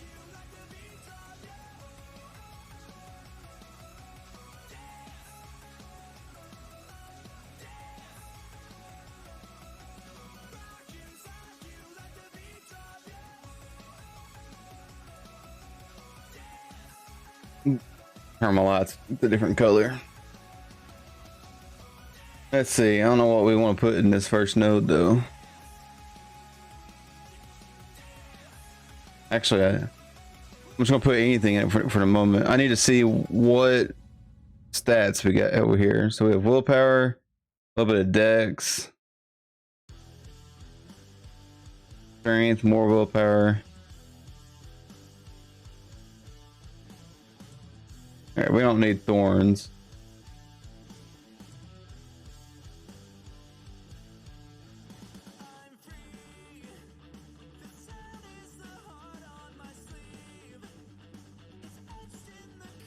This is a bones build, so we gotta look for one of these is going to be useful for a bone.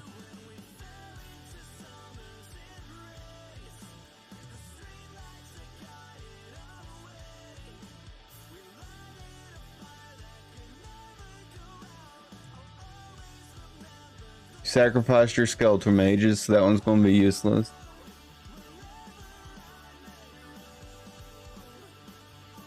That's blood. You still have a golem, so that one's not going to be useful.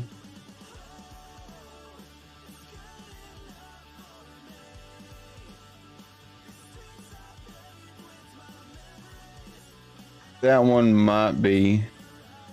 I don't know if you can get 25 decks in here though. It's 10.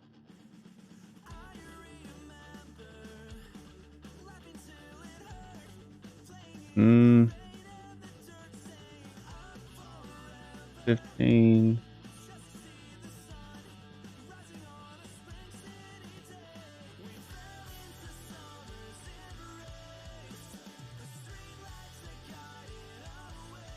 27. Yeah. So you can get this one.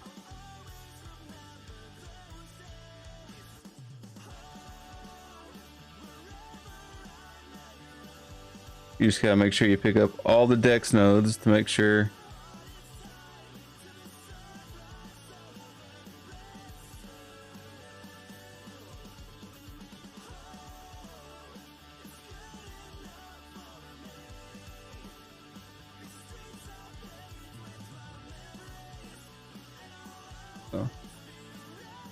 So you theoretically should have enough to get that, and then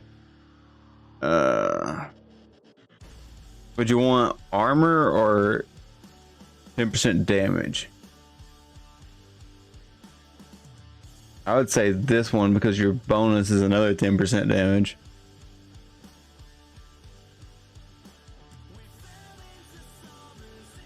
And now you get access to legendary node. And aren't we doing anything?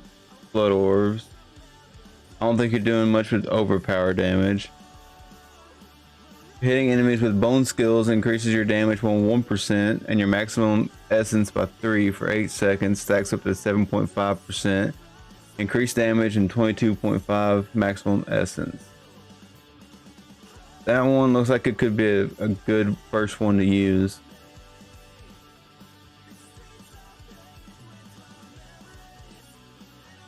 Then you get a second square, and then your legendary nodes all the way up here. But you can rotate the board if you don't like where it's at.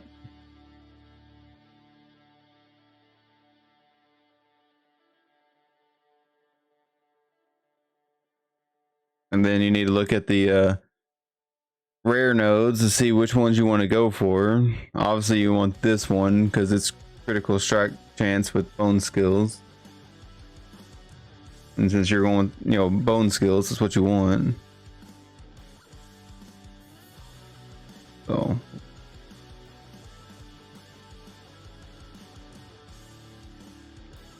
we'll work our way over there. And like I said before, you get the bonus, which this one requires dex and willpower, but by the time you finish the Paragon board plus your gear, you're more than likely going to have enough for the bonus.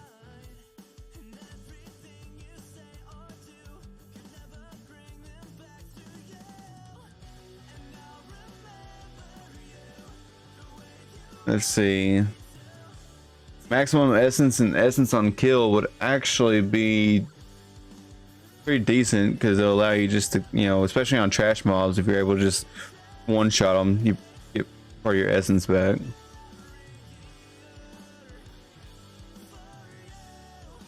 Oh, that don't surprise me.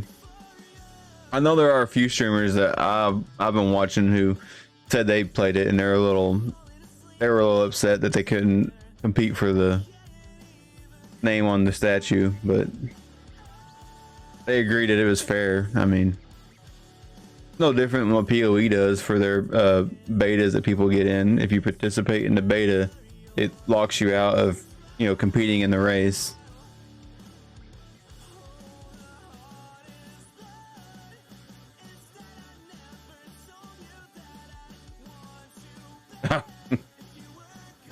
It's kind of like, on one of their interviews they did, a lot of the questions they were asked, if from so-and-so on YouTube or so-and-so on Twitch, you can go look at that account and there's not even a username by that, it's not even a person that has that username on that platform.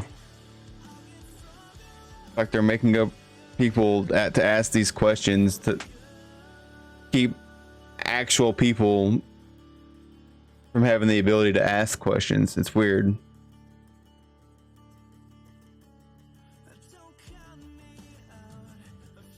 More critical. Oh, bone skill damage.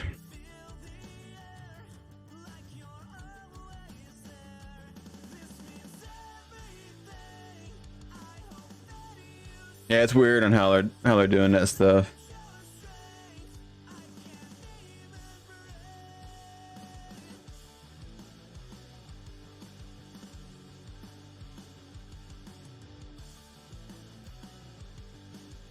We're gonna go.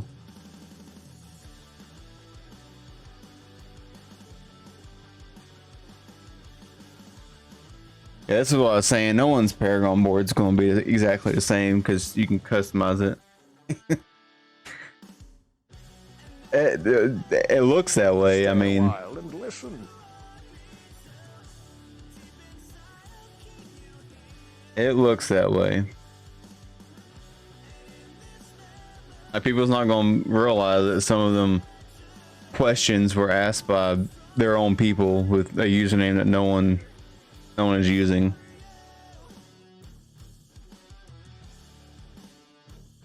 Let's see.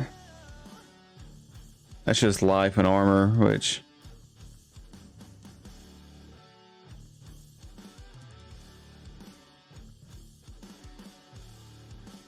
I'm right there with you. I mean, I may have joined the military and did 10 years in the army, but that doesn't mean I'm completely dumb.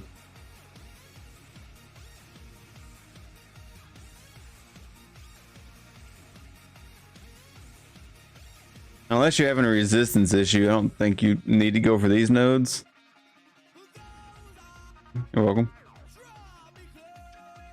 You're welcome.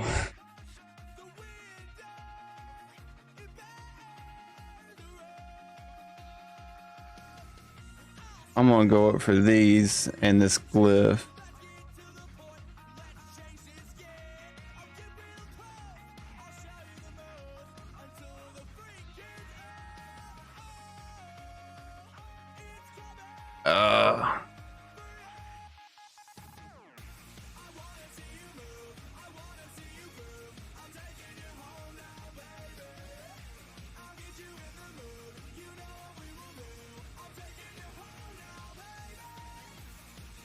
This one requires willpower.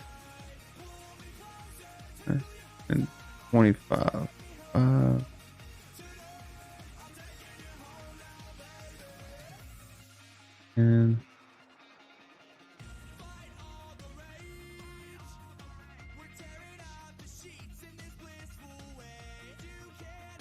might be one you don't. I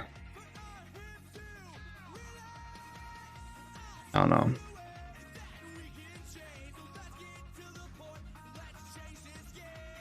I'm not gonna go for the glyph.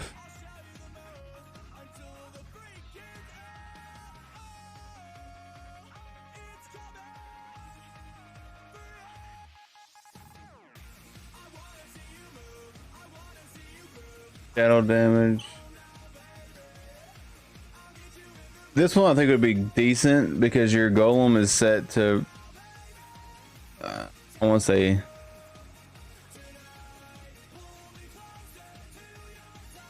yeah. Your golem, yeah, it sheds a corpse every 20% of its maximum life, so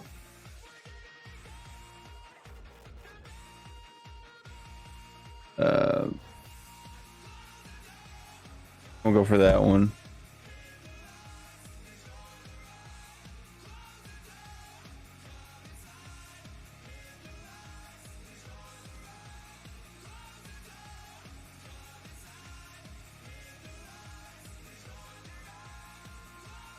Now, would you want to do more damage to healthy mobs or more damage to injured mobs?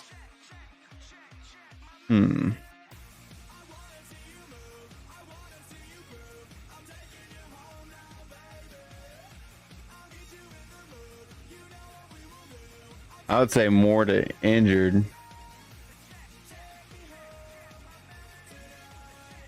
Yeah, that's what I was thinking too. Oh, you're tanking World of Tanks?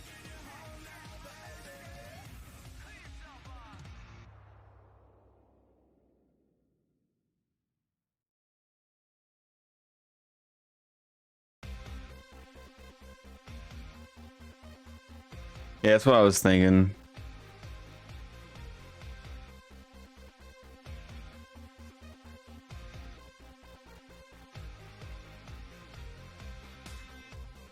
I need to get a new flag for the house. I haven't had one open in a few years.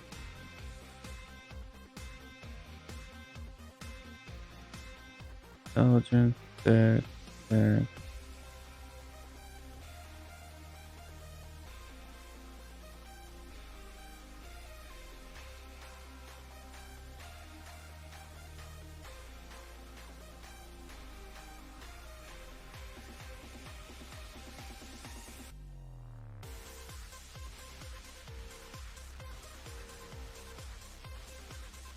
Get on doing this. I'll pull up another build and compare their Paragon board just to see how mine did compared to someone else's.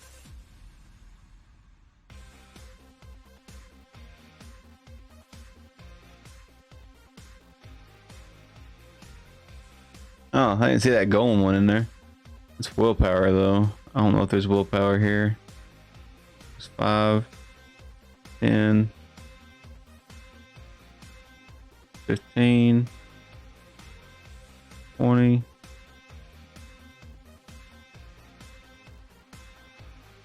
25. Got that one. Don't think you need that. We'll grab an additional. Oh wait.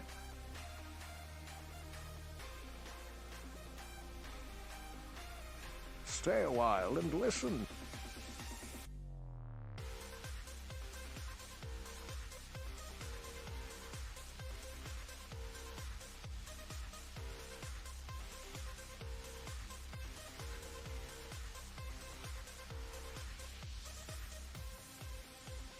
Get some more damage to injured enemies would be nice. It's actually a lot of extra damage to injured enemies.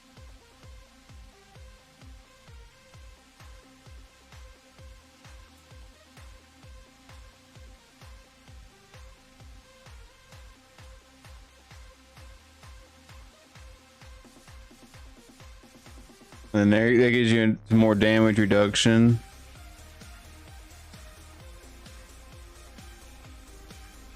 I think we're gonna go for some. Well, that's healthy. We don't really need to. Yeah, we'll just go to another board.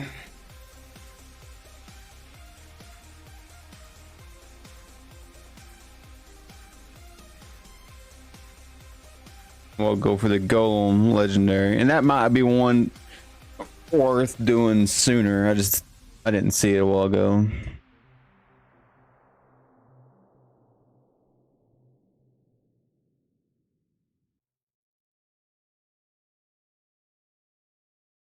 Look and see. Golem armor. I don't think you're too worried about your Golem having extra armor and resistance.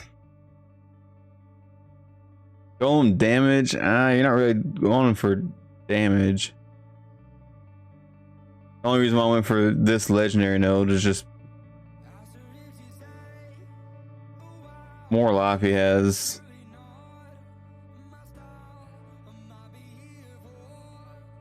Yeah. I don't know how weak the golems were in the beta, like how often you were having to resummon them.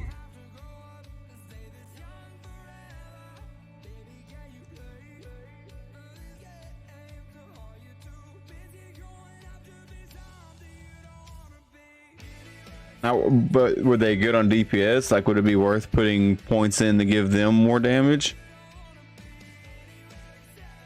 Or are you just using them as like a meat shield pretty much? Which, I mean, if that's the case, you'd still want to go for the additional life, more damage they can take. But is there a way to make them tank? Yeah, that's what I was thinking. I'm actually gonna change that.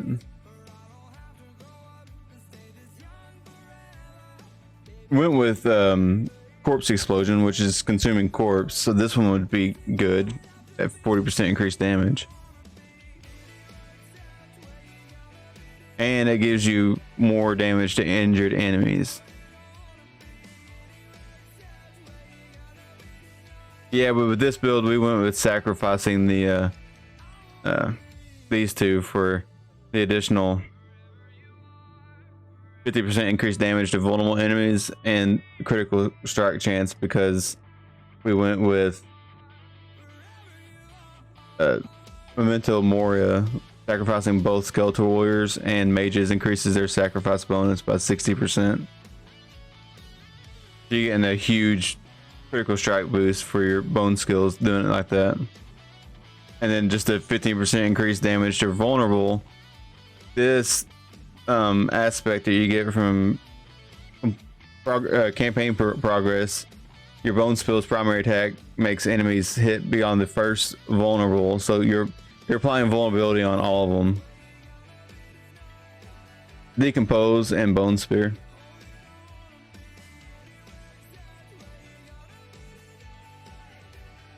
Corpse generator and then bone spear.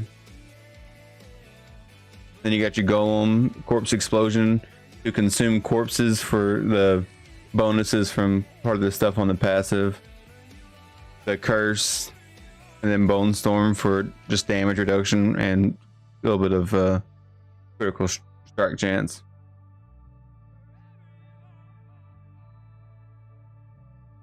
And then you also got, you know, increased essence, and forge skills cost more essence but deal more damage.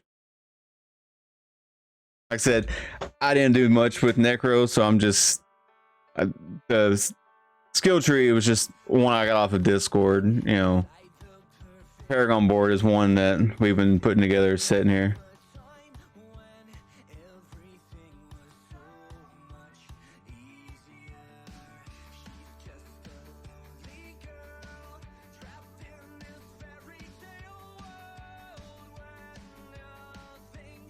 I think this legendary node, yeah, I mean, you can put additional points into more armor and damage reduction in the Paragon tree. Like, there's a few of them in here I didn't take. Like, you can go this armor out and more life to help with, you know, not being such a big glass cannon. Go up this way for a little bit more.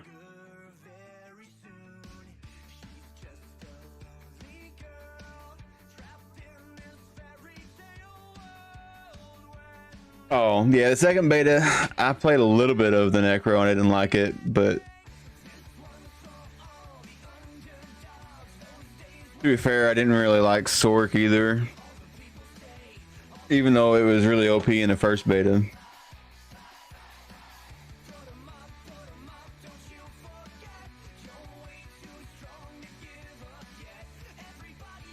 Yeah, well, I mean, it's kind of what I was feeling too. This would be more for like a group Necro build than a solo Necro build. If you're playing by yourself, you want the minions, like you said, you want the minions to pretty much tank for you.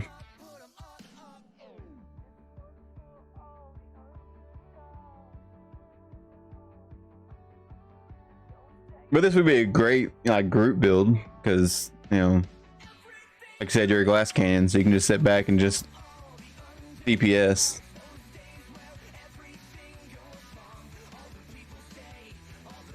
Don't think we need to go for healing over time.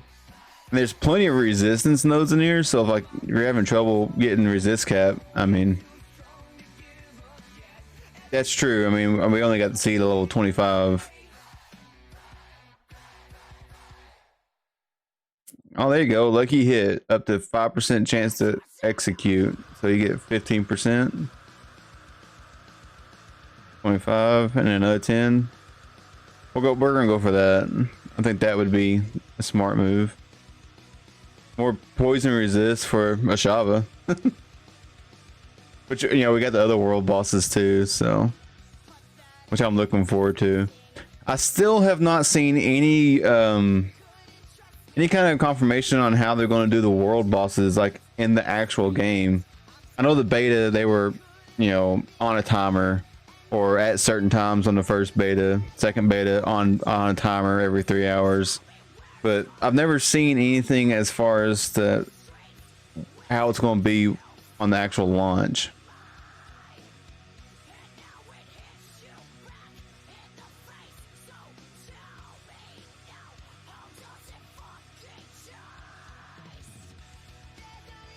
Like I don't know if they're gonna do it kind of like WoW does with like their rare spawns and just have it at like a random timer.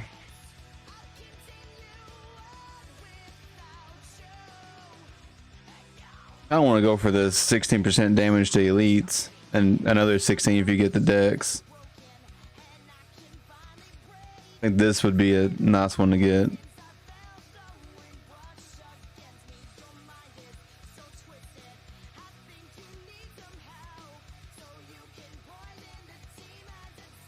And I think we have enough decks over here to get one of these.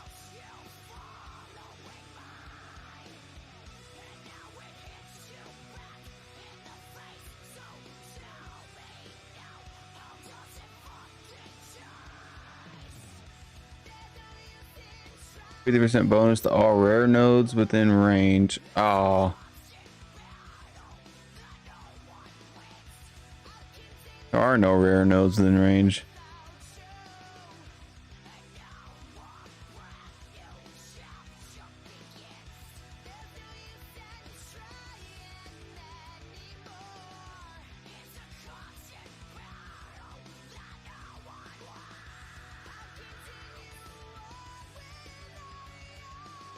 Yeah, that's what I was thinking. Because with the bard build, I mean, I'm gonna be using a shout to have them target me, and I'm gonna be doing like I'll show it to you off stream. Like I'll share it with you before the game comes out. But like so much damage reduction because of all the nodes that I took. Where if mobs are bleeding, I get it's gonna be every day, Monday through Friday. And on occasion on the weekends, especially when D4 finally does come out. Here lately, I've been streaming Star Wars: Old Republic, but the main focus is going to be Diablo 4. I haven't got a schedule up yet because with it being summer and my oldest daughter's doing physical therapy from a leg surgery she had.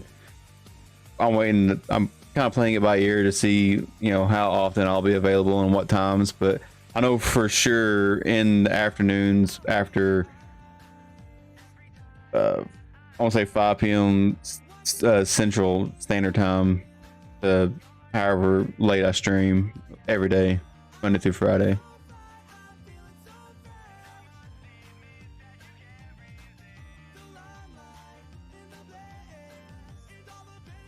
Did that remove that from down here?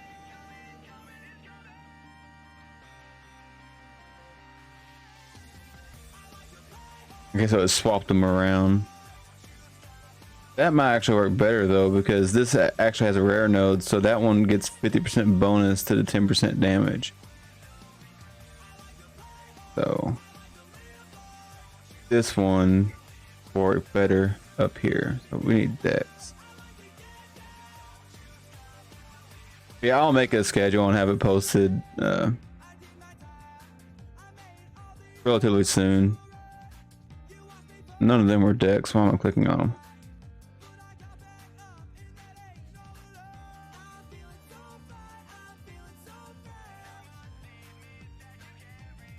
There's not enough decks up here. I gotta go for an intelligence one.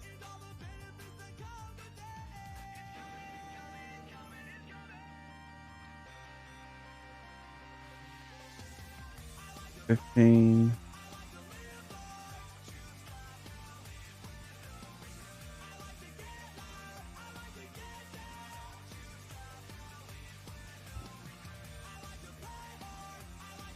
I don't have enough for a 40 intelligent one.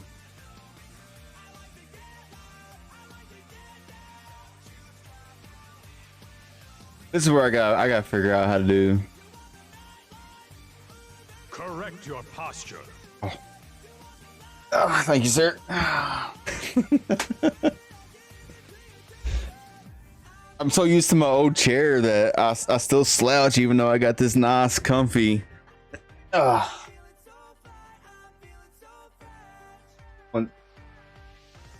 nice and comfy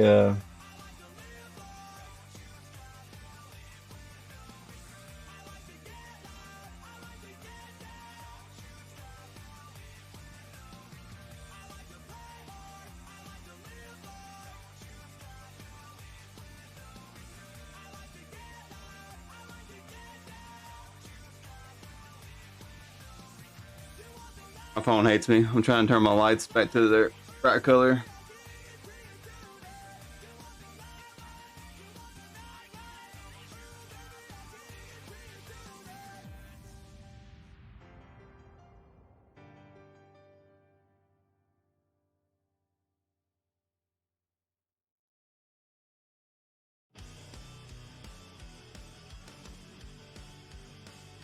There we go. I actually forgot I had this. I know that's weird to forget because I just unboxed it days ago. Those of y'all who haven't seen these.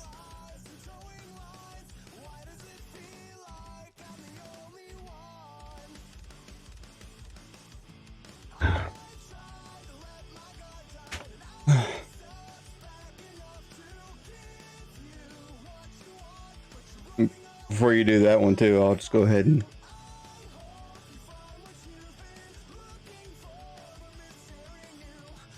I'll beat you to it. I don't know if that one even works or not though.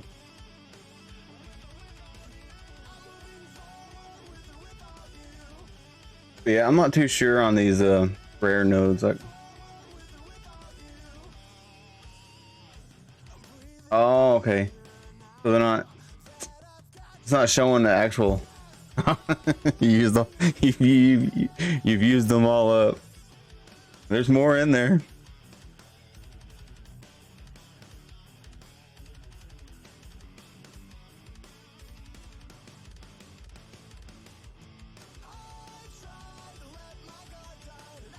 Oh, I know the feeling. I'm broke because of what I'm sitting on.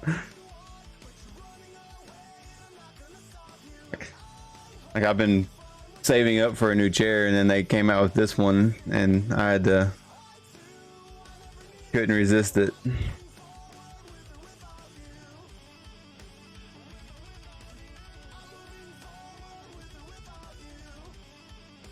These are all intelligent.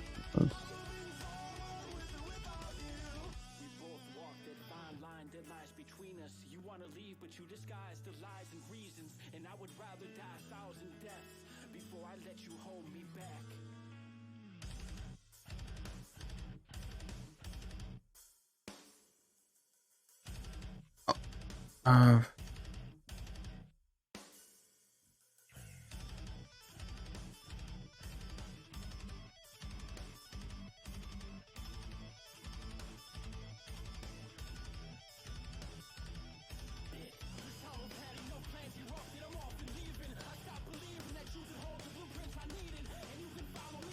and then I want to go for the lucky, the lucky hit to execute injured non-elites. You got remember it's non-elites, so it's like trash mobs, but if you're able to just execute trash mobs, that'd be nice.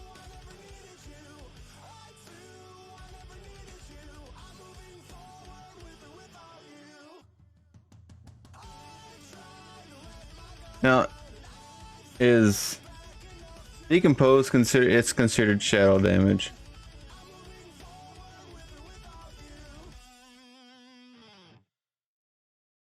That actually wouldn't be that bad, I don't think. I think it's the only one that really makes sense though to use that's left.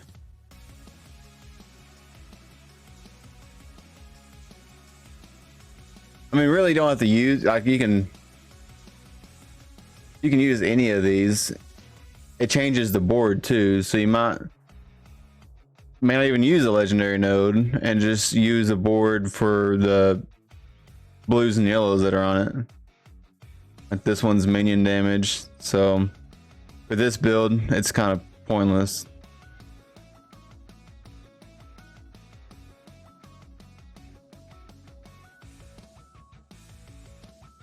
And then this one's more like overpower and healing, it looks like.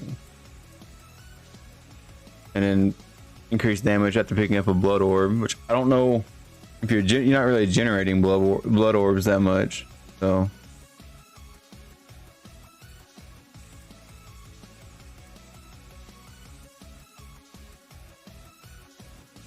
And I don't know if you're getting fortified.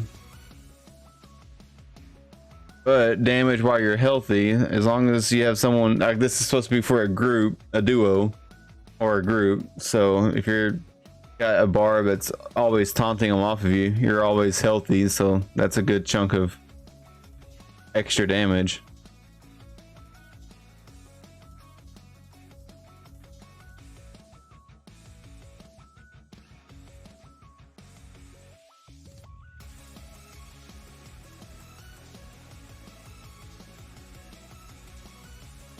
One we've already looked at.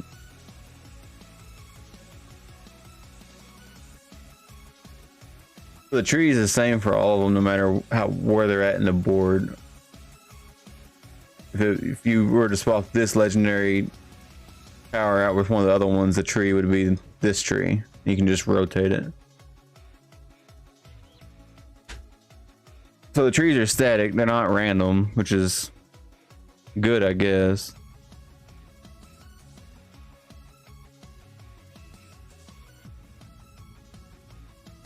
I guess since you're going with this one, we have decompose. We could go with this one for the additional shadow damage and the shadow damage over time.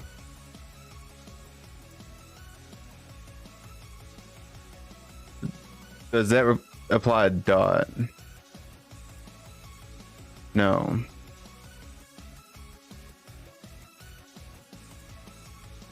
That one wouldn't be any good because you're not going to benefit from the damage reduction because they're not getting a dot.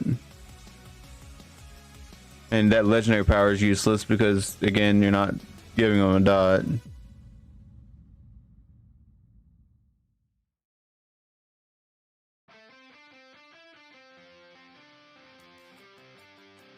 But you can do this. Go for the additional shadow damage. Look at this glyph.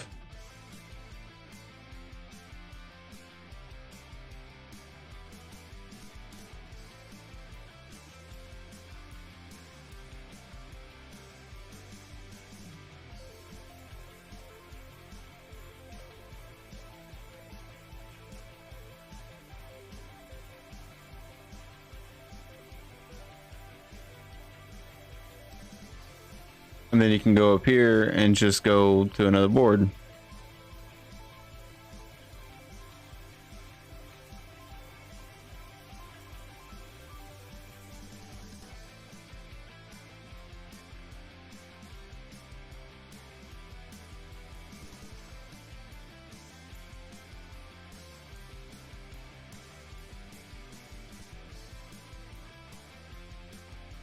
I got 21 points left.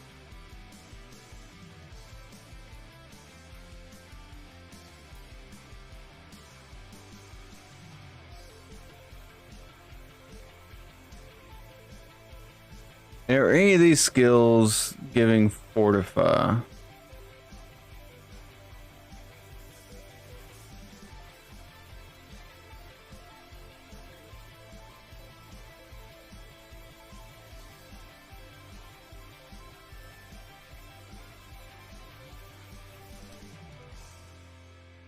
I don't think this build has any form of generating fortify. Maybe a legendary aspect. Barrier. Barrier. Oh, I guess if you consume a corpse, you are generating blood orbs, so I forgot about that.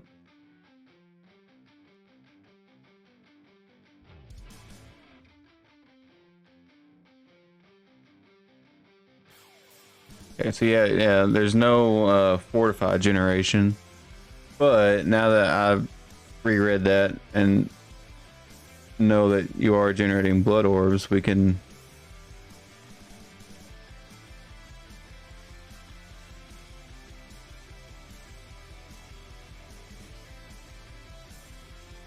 rotate this.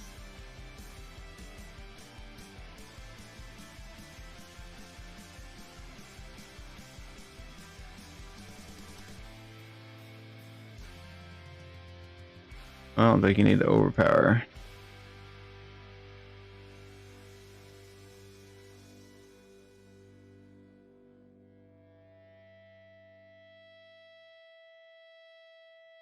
Actually,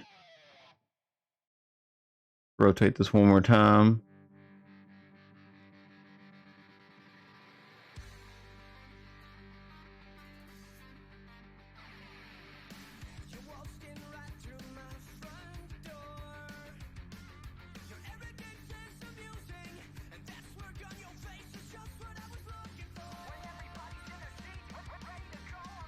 Overpower, dexterity, blood orb, and then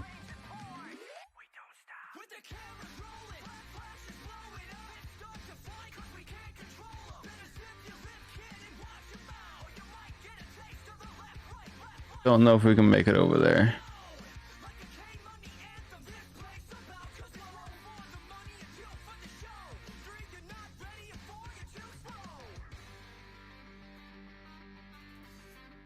I mean, getting that glyph's kind of pointless because you can't put very many nodes in around it.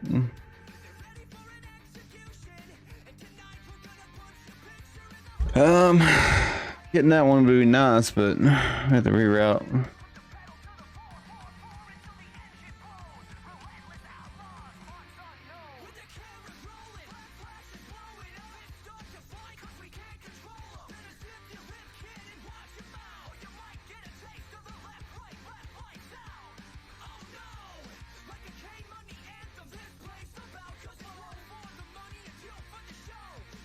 One point remaining. Or just give you a little bit more intelligence, make you a little bit smarter.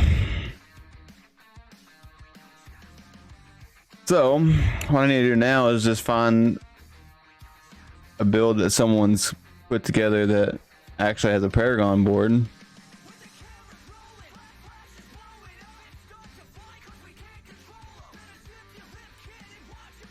But it also needs to be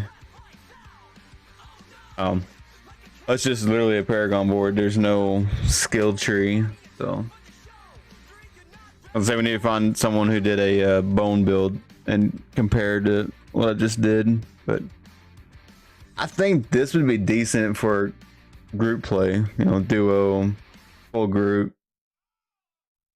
In game, I mean, we've never played any of it, so it could be viable. You never know.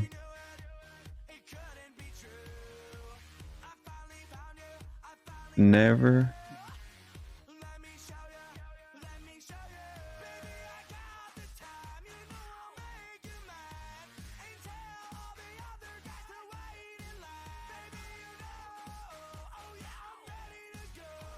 I'm gonna label it as group play just because I feel like this would be better in a group than solo with some of the changes I made in it.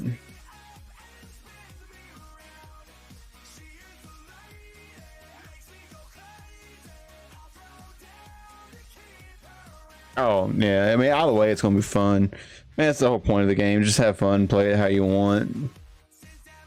Like, the only thing I really wanted to do was give myself a goal of what gear to get and like where to go on the skill tree for my barb, and then a guide on what I kind of want to do for my Paragon build or Paragon points and all that. But it's not like it's something you like, oh, you have to do it this way or you have to do it that way. Every build's viable. I mean, to a certain extent, you know, obviously, but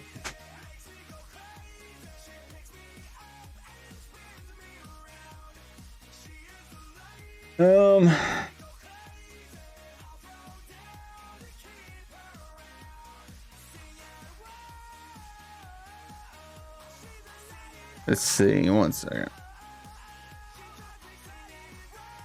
Yeah, I was watching some videos earlier from Alec and Rax and Ugio on their opinions on some of the builds. Trying to think, it's been 3 hours. If I want to swap to Star Wars or just do a short stream tonight.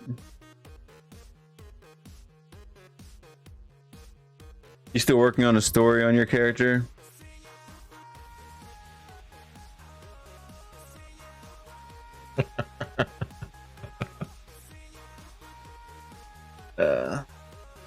Oh, so you did beat chapter 3? I figured you did last night.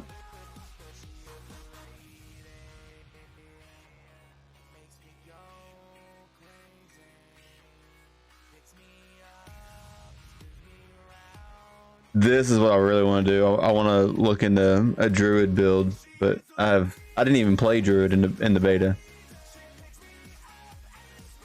BWA. I'm probably not going to be far behind you. I'm pretty tired myself, but like I said, I'll be on every day this week.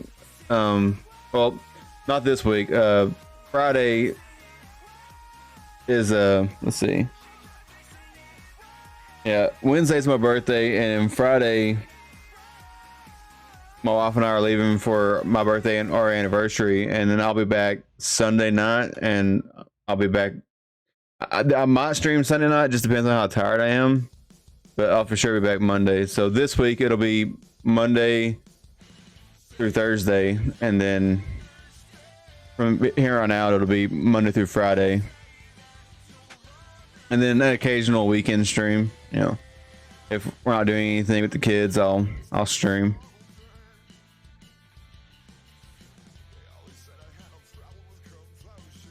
I think for the druid, I'm just gonna look at the skills. I'm not even gonna look at the gear or like spirit boons. I didn't even level a druid though, to be honest, so I have no clue. All right, good night, man. Sleep tight.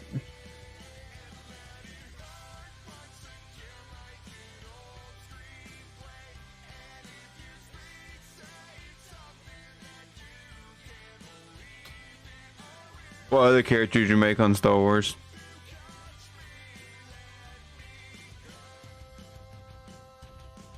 I feel like you already had. Okay, I was gonna say I feel like you already had most of the other classes except for Warrior. Hmm.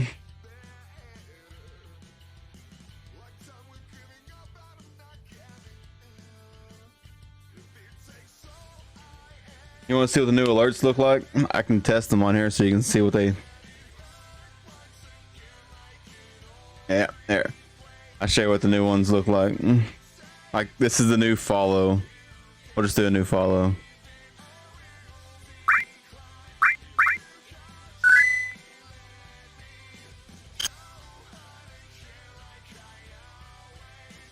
Really stoked about them. I like it. But it's, you know, my, like I was saying, Final Fantasy VII is my favorite game probably of all time. So having my alerts themed like that, and because it's for everything. It's for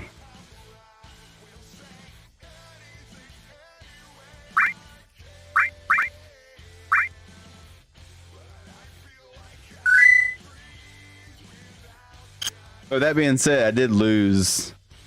I don't know if I can do the new alerts along with what I had set up for cheers before.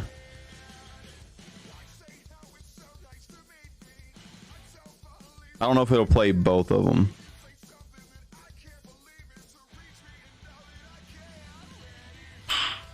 Nice. Yeah, it overrides. So I'll do what I had set up for cheers and StreamerBot. I'll just move over to channel points. Not that big of a deal. 'Cause I prefer the Final Fantasy VII themed alert menu.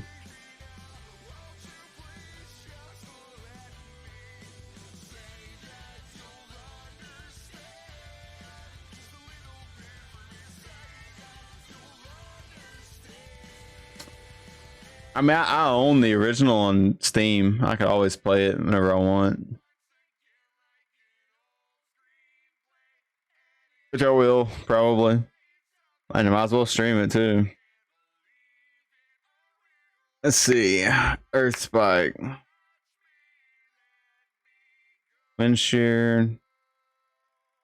I never played Druid in the beta, but I did watch a few streamers playing Druid.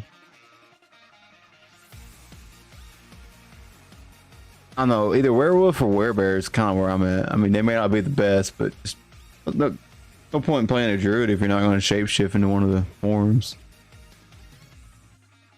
Which should be I don't know what. I don't know nothing about Druid.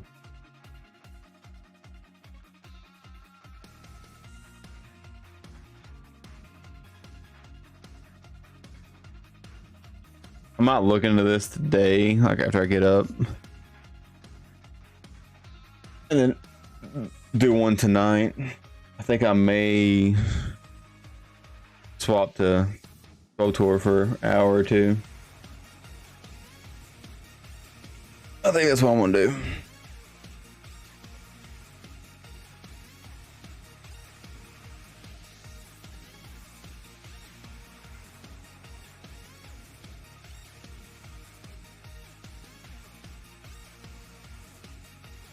Because I mean, I guess I could do a sorceress build. I did play them a little bit.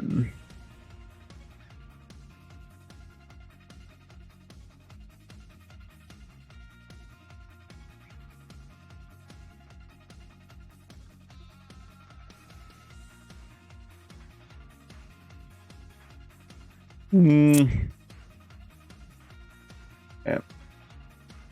All right. I'm gonna go to break screen. I'll be right back. I'm just gonna change my title and game category and get SWOTOR pulled up. So those of you who came in to watch Diablo 4 build planning, theory crafting, whatever I was doing, learning pretty much what I was doing, learning by D4. Welcome to stay watching Star Wars: The Old Republic with us. If not, I'll be back on tomorrow with some more Diablo 4 content for a little bit, getting closer and closer for launch. So, oh no, you're good. You're good. I'm gonna go to break screen, change some stuff around, and then I'll be right back. Again, thank you guys for coming in and watching D4 content. If you want to stay and watching Star Wars, feel free. Star Wars is also one of my, more favorite genres of stuff. I'm a big Star Wars fan. I actually got a plaque on the wall behind that deal of like my wife got made for me a while back. It's kind of like it says I'm their father and has all the kids with lightsabers. I'm pretty sure you've seen it. Offensive. Yep. Anyway, I'll be right back. I'm gonna change title and scene and go use the restroom.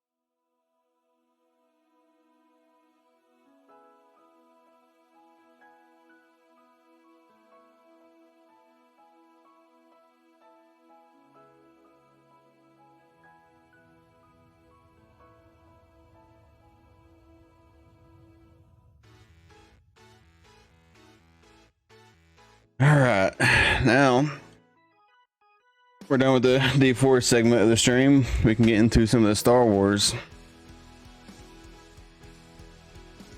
What level is your new character, by the way?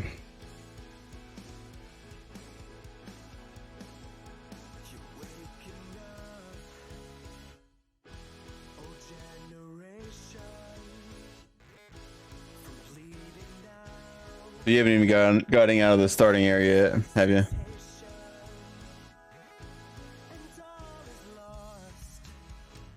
Okay. I'll just go play my sorcerer until you get out of the starting area, and then if you want to just group up, we can.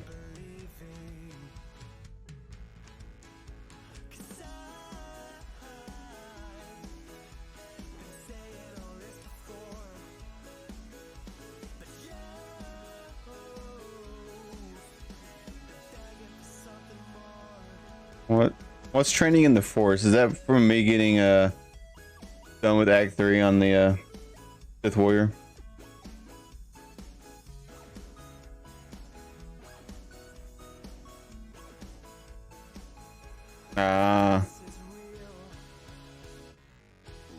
This guy can do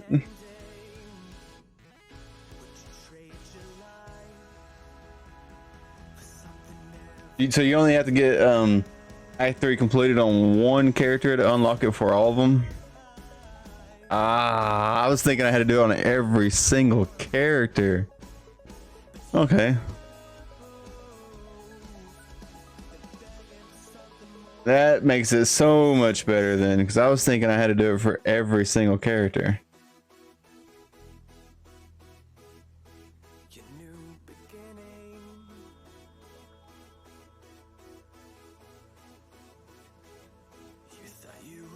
I was really dreading having to complete the story on all of them just to get the subclass, or the second subclass.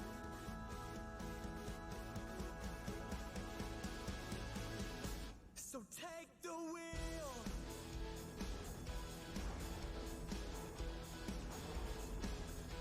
And start to drive.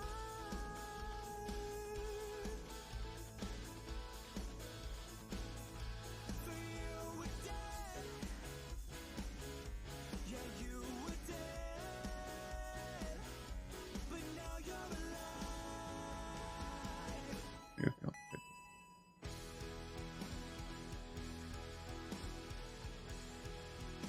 alive. Can you actually? Okay, so I can't do the Jedi ones.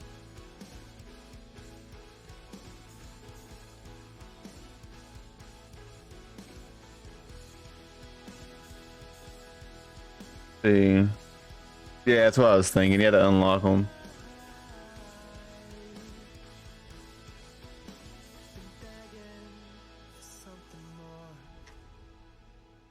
I think what the ow. Trying to think which one would be the best one to do for this guy.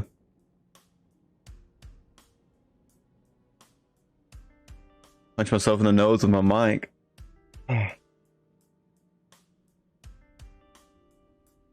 Sorcerer at the moment.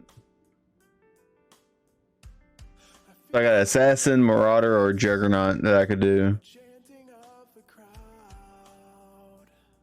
You've been dancing on while I'm down here by myself. I've been holding out in the shadows of my doubts. Till there's light. That's yeah. What I was thinking. We just talked about that the other night too, about being able to stealth through whenever you're by yourself or something like that. What's wrong, so quit asking. I don't know how I feel or what I'm thinking. If I can't find my way around me. Now, are you able to change this in the future, or are you permanently locked in with it? To stop looking. Okay, that's what I thought. That's no big deal though.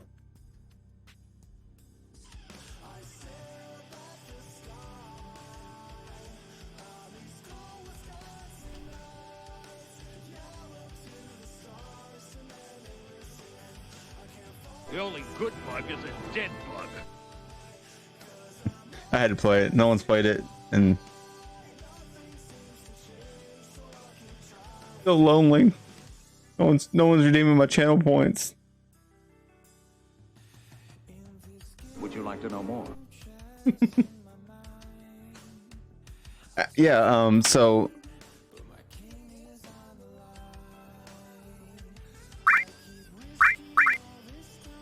oh, thank you for the follow, Heavy Monster. So if I swap to Assassin, it's going to change out all my bars, correct? And then to swap back, I would just go to this loadout and it'll bring back my bars I currently have. 'Cause I had a loadout for healing and a loadout for lightning already. No, I'm not going to swap right now because I don't want to. If it does mess it up, I don't want to have to sit here and fix back my bars. Well, do you want to do some heroics and get the 80 on your sorcerer?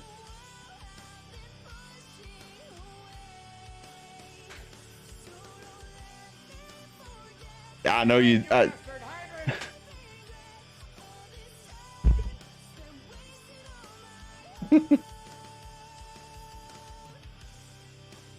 Yeah, we can do some flashpoints.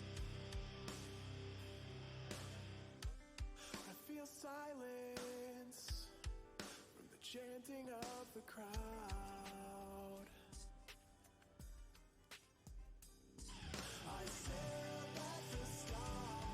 What level's the guild now? I haven't been on in a couple of days. 17. Look at you, number 1. You took me over like by a lot. Good grief. How much did you play the other night?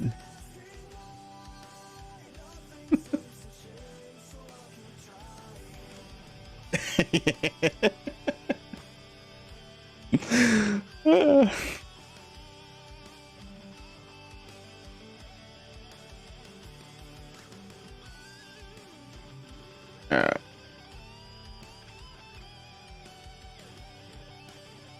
Yeah. Games you played quite a bit. I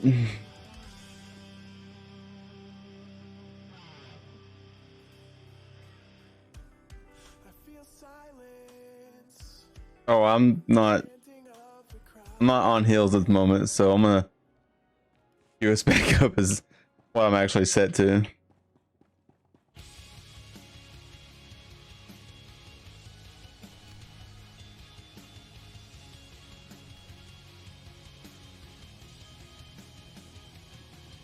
At the moment, I'm set to lightning. Can't say where or when. It's been so long now since I've been bleeding. I know What opens? Okay, so yeah, I got blood chem, bioanalysis, and diplomacy. So, do you? I've not done any crafting in this game.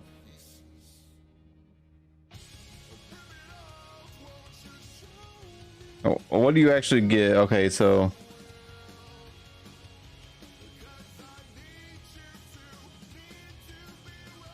can't actually get that. How do you level diplomacy? What is that?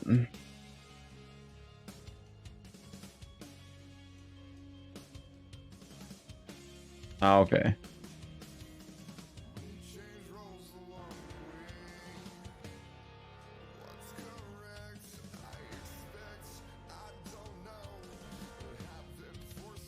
Did it?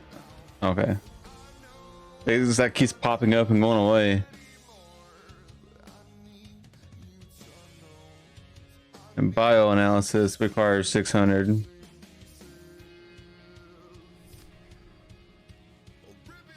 Hopefully we get a good group and a good flashpoint.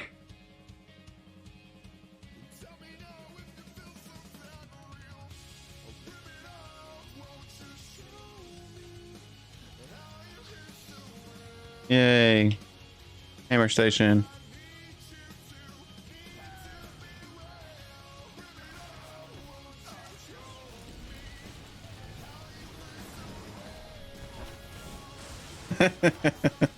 Your heals today. I mean, technically, we can both still somewhat heal.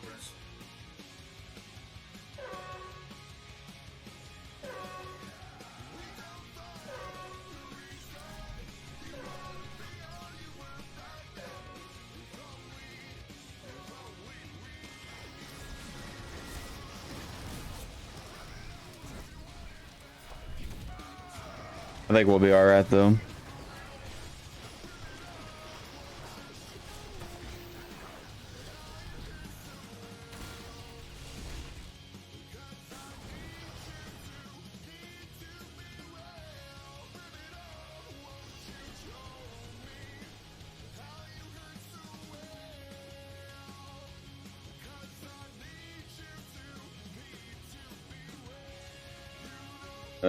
Turn this off.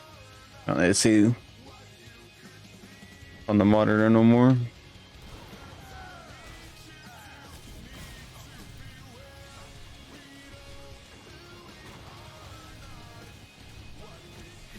Yeah, I'm gonna get up tomorrow, and I got to finish squaring up the rest of the boards and cutting them to length, and then I got to sand them and start doing some glue up panels, and then I can start actually putting the desk together once everything's glued up and dry. I'm hoping to have the top made before Thursday because I want to get everything moved around and resituated on the new desk before I start playing D4. Highly doubt it though.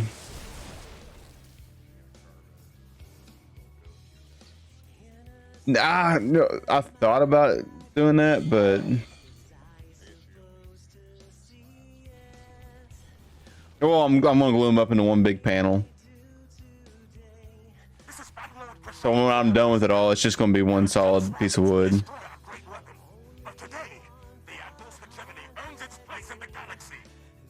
Targeting systems locked. Like I was thinking about, you know, cutting it out something with the router, but I got this on my huge desk mat mouse pad. It'll just cover it. Like I want to do that wall plaque behind where my desk is going to go Systems locked. and do all that. I was talking to my dad about it today. We might work on that at some point.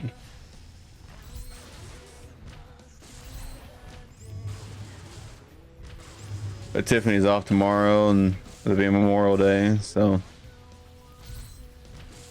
Targeting systems locked. I think she's gonna run in town in the morning, get a few things that she's done that she's got to do, and then tomorrow afternoon we're probably gonna take the kids down to the lake, and then I'll hop on here and stream some more.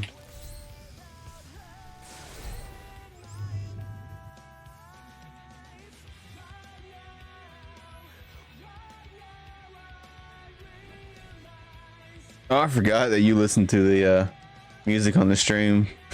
Whenever I said hop in Discord. I mean, yeah, you didn't have to. I mean, you could have said, no, I'm listening to music. Yeah.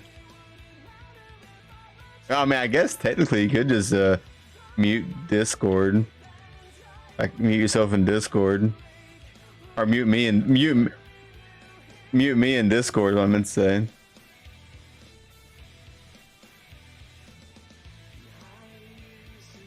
Yeah.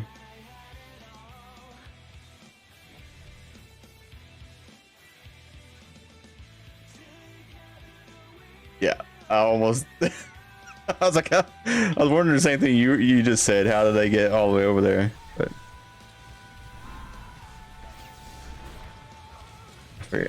I figured it out.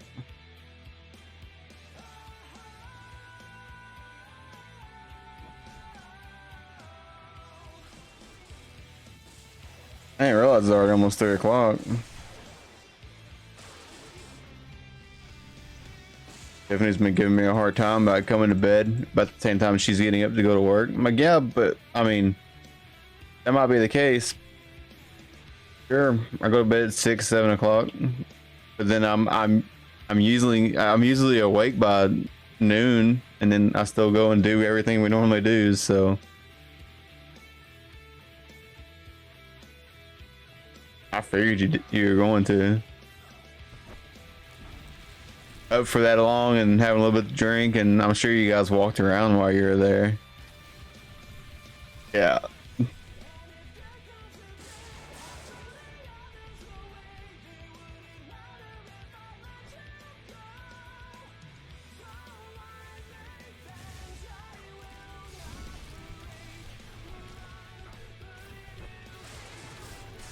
A little skewer. Yeah. Yeah. What's not these days, though? This is Battlelord Prasan to the intruders. This station is capable of pulverizing continents. Do you think it will fall to a single strike beam?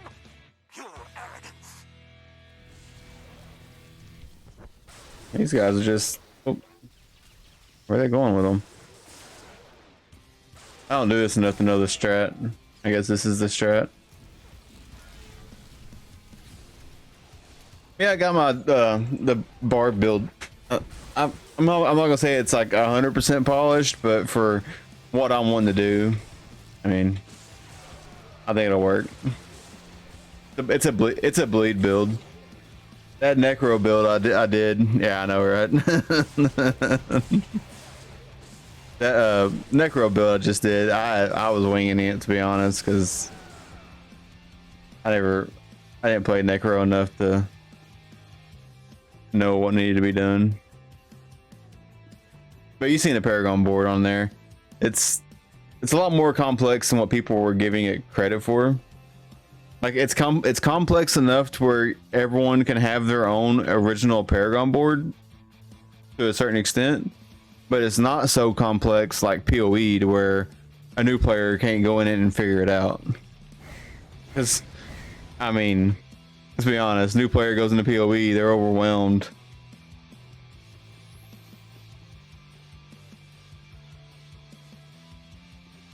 Yeah. I mean, yeah, don't get me wrong, you're gonna be overwhelmed with the Paragon board, but I think it'll take less time to figure the Paragon board out than what it does the passive tree, the Atlas tree, just the map. I think it's just, yeah, that might make it more for casuals, but you know.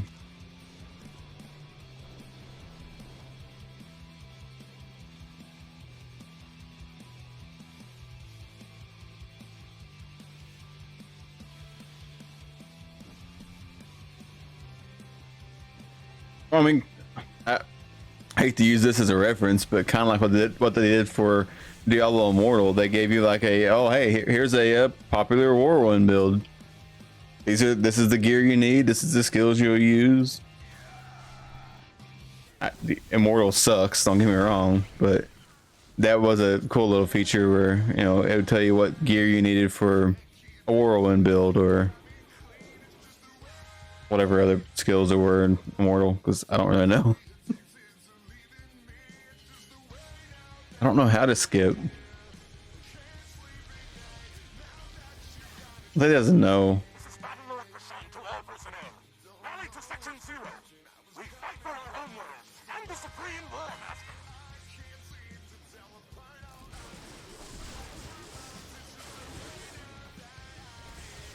He barely made it. Yeah, I mean, cheater. he straight up hovered over the bridge and then bam. This is Sparta.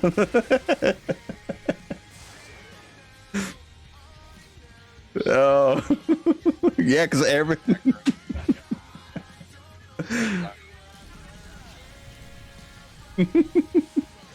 Oh, my note sheet's full. I'm trying. I know it's. My notepad's full. Of the Empire. All that power, yet you still fear us. I'll just get a sheet up printer up here above me. I'll move it into my other notepad later. I am a Battlelord of the Advos Hegemony. You will fall before me. Oh, yeah.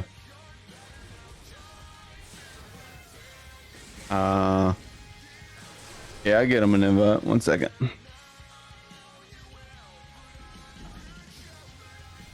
Alright.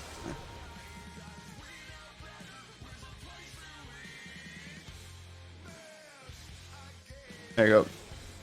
I was looking at Discord, sorry. Yeah, I sent an invite. I'll make you an admin in the Discord so you can do stuff like that too. That way if you know anyone who wants a Discord to hang out with people.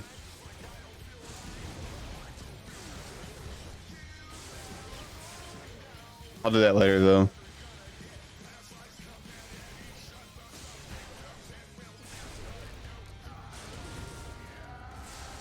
Yeah, I'm really looking after spending the day looking at builds, and like the first like hour and a half I was streaming, I was just reacting to like the tier list that Rugio and them put out, and you know, not really reacting. I was just watching stuff like that, and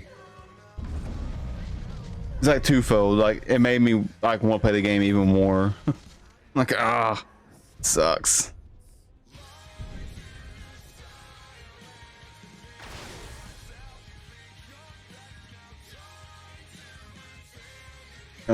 You could, yeah, it's not teleporting me. Oh, that's how'd they get out then? Oh, they left group probably, huh? And then you gotta wait 30 seconds.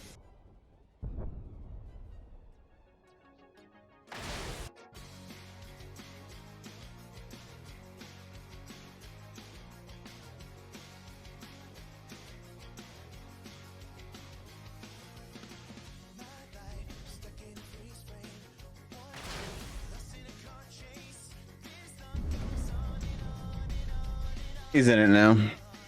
We're actually in the Discord in chat if you want to hop in. Got to mute the stream though. You're hearing me talk twice.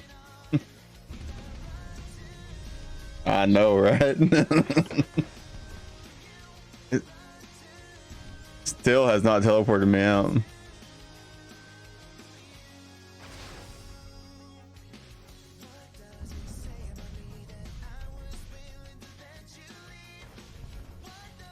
There we go.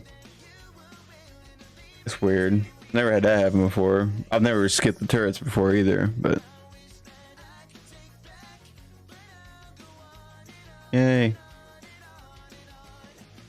And there we go.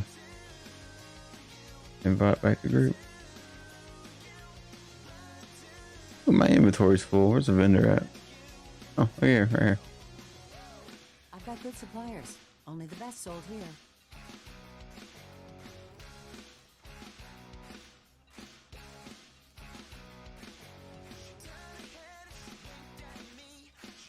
Yeah, like I was saying earlier though, my schedule is pretty much going to be, I think, Monday through Friday, anytime after 4 p.m. So that's the only thing I gotta figure out is like what time I want to do after 4 p.m. And I only say after 4 p.m. because that's when Tiffany gets off work. So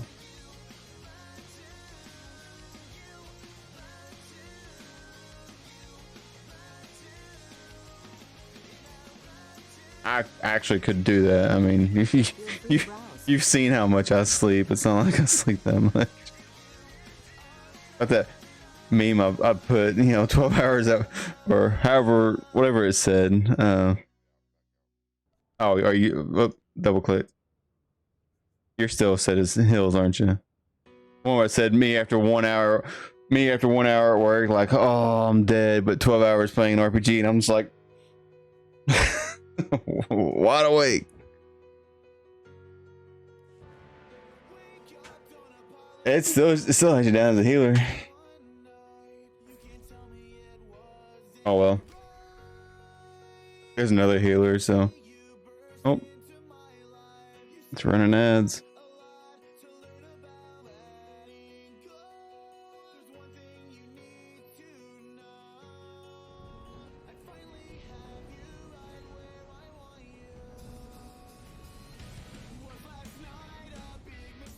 Mm.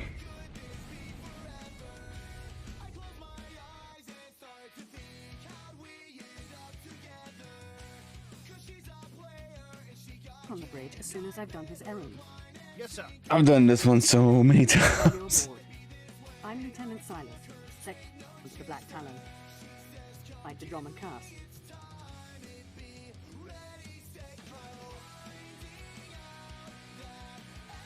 I'm sure the ship will suffice. How long until we reach the planet? Shouldn't be more than a day. I've spent 600,000 channel points in my channel We're primarily a testing stuff out. on behalf of everyone. It's an honor to service the Sith in the Caravan Academy. Consider yourself our guest. Oh, you're good. Whatever works for you. I won't keep you further. When we arrive in the Droman system, I'll have you informed. In the meantime, your droids in the conference room. We picked Oh, up the upgrades. Don't know if you've seen that one in there where it says "Make me a VIP." I told you about what that one does. Sorry, I don't know what droid you're talking about. Yeah, it's just for this stream, and at the end of the stream, it takes away the VIP status. In any case, it seems I'm gonna. someone wants to get I left it pretty cheap just because I'm testing it. I'll be on the bridge. With you, soldier. I had Tiffany pop, or not Tiffany, This isn't a luxury. Faithlin pop in and chat or use it, and I'm curious after the stream if it'll take away the VIP status. I don't know if I got it set up properly or not.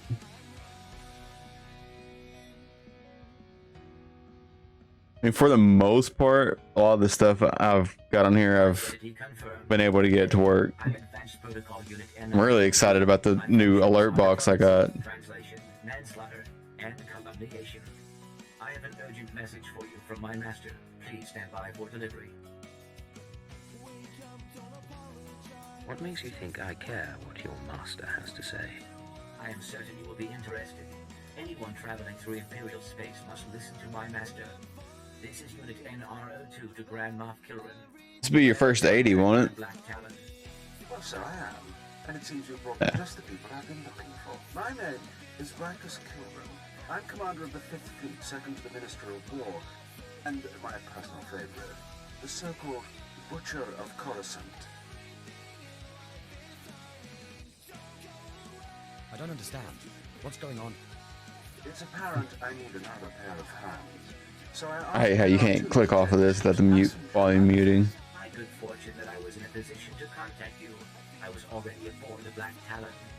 6 hours ago, the Republic engaged in an illegal border skirmish on the edges of Imperial territory. One enemy warship escaped. That warship, the Brental Star, is carrying a passenger of vital strategic importance. Yours is the only vessel placed to intercept. Go get some ice in my cup here in a little bit. Where do I come in?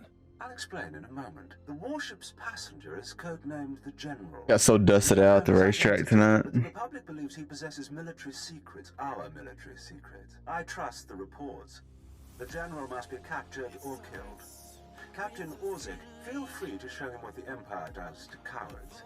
Then commandeer his ship, find the Brental Star, and deal with the General. This is the dirt track, you know, circle track. Always dusty there. Right now, I'm more interested in getting to Drone Cars. Oh, I can sympathize. I used to go all the time, but then people that know me, like, they're like, hey, you want to come work in the pits and help work on our car? I'm like, I come here to enjoy my time, not work on people's cars that break whenever they're out there. Yeah, why not? I'll go do it. We may proceed to the Brental Star. Nah, to that I didn't know. We haven't been in years, so a lot of the people that we used to know that race no longer race. But now it's just we go just to watch. Tiffany's actually working it. Like, she's working the concession stand. Her and her mom are running it. So we get him free since she's working it. So I'm like, why not go? The kids get to get out of the house. They run around and play with the other kids. I sit there and watch cars go in a circle and occasionally wreck.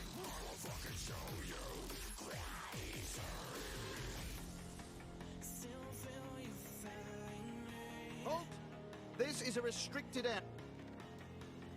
I'm straight up attacking them. I don't know if that does it for everyone or not. Save your breath.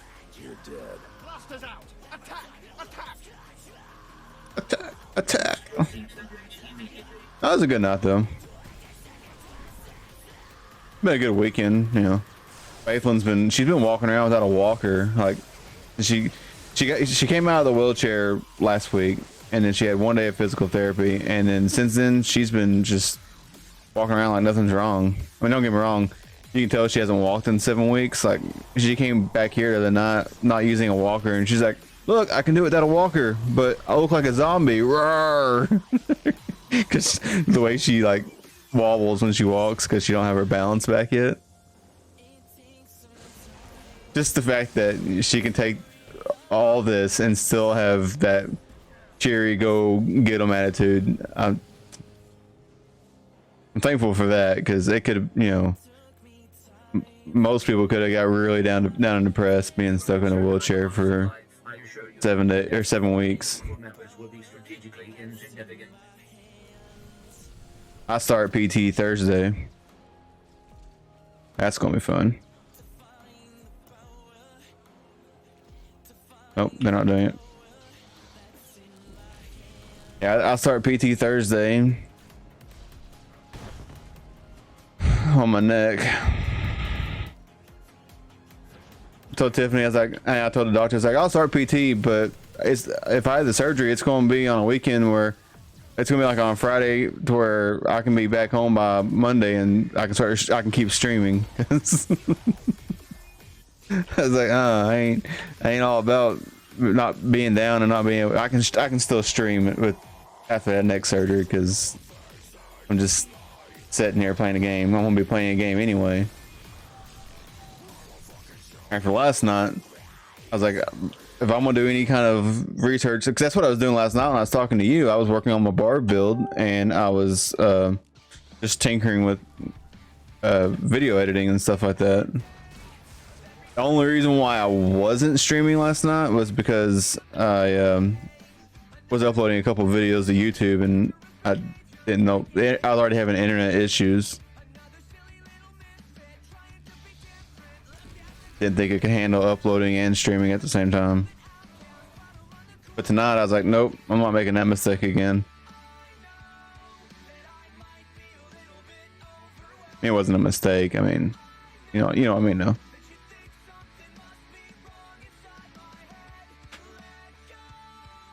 What's going on? Sir, stay calm, Ensign. Everyone stay I'm gonna make them mad. I'm gonna watch the scenes. The bridge is now secure.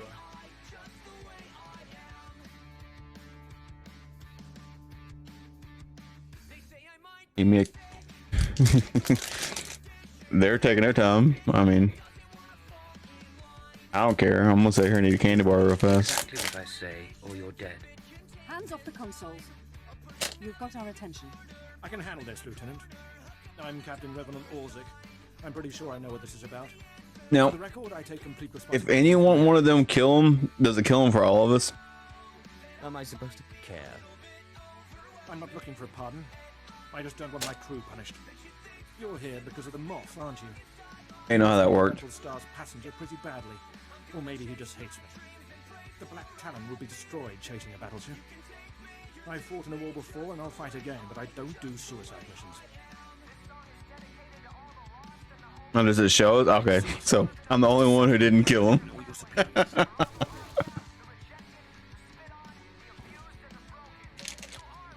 captain's dead. Yeah. You have our I didn't realize not killing him actually gave you last side. That sucks.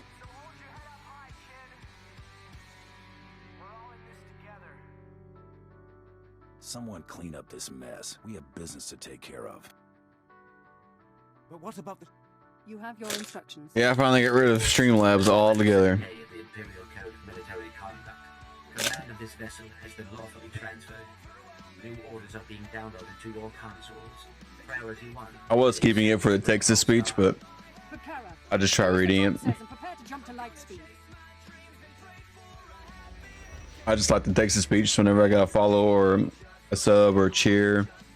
They read it for me because, you know, being dyslexic and all, it's hard for me to glance over and read it really fast. But I was like, nah, I'm just gonna take my time reading them, and you know, I might stutter or mispronounce it, but you know. The pods are a distraction. Return fire. Aim for their power generators. So long as they're damaged and we're not, we have the advantage. Lieutenant, Captain Silas, sir.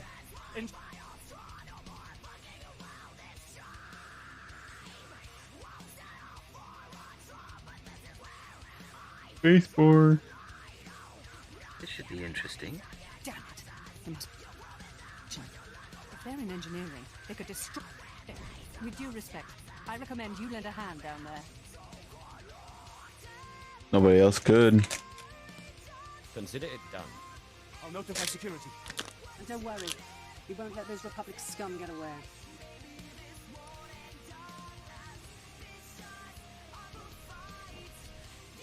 Yeah.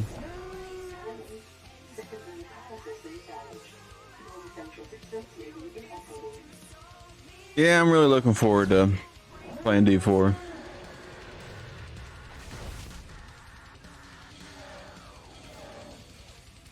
Huh?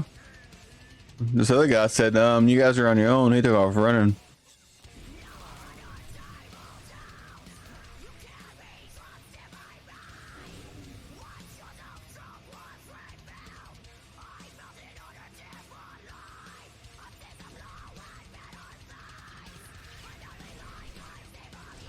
Yeah, you can't go in if you're in combat.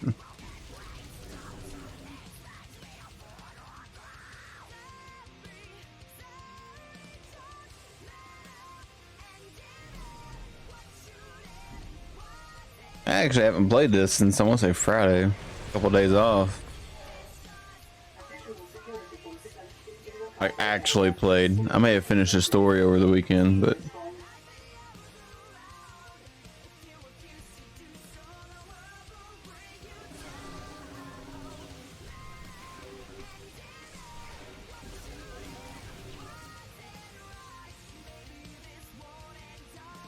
oh, they're going. Oh, that's you. I'm say they're going for all the. That's a lore object. What's that? Anyone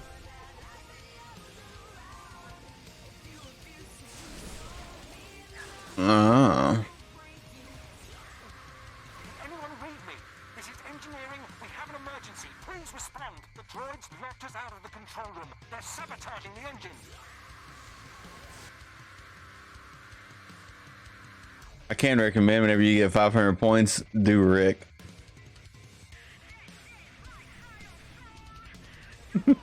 No.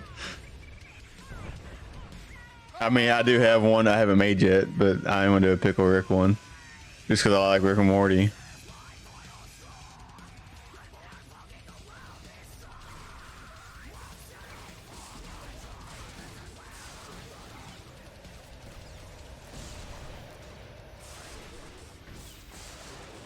More droids. They're cutting through.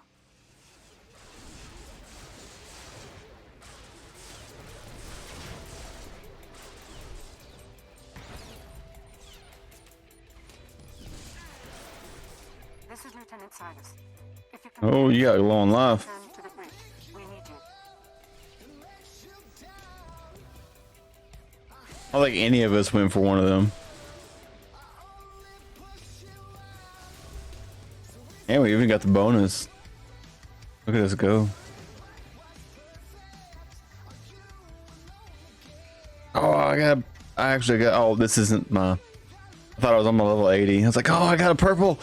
I thought it was a level 80 purple. I was getting all excited for nothing. Yeah. But I just get, I got 208. I thought about buying some gear, but where we gotta go? Oh, the elevator. Yeah. I ran it so many times, I don't know how I forgot.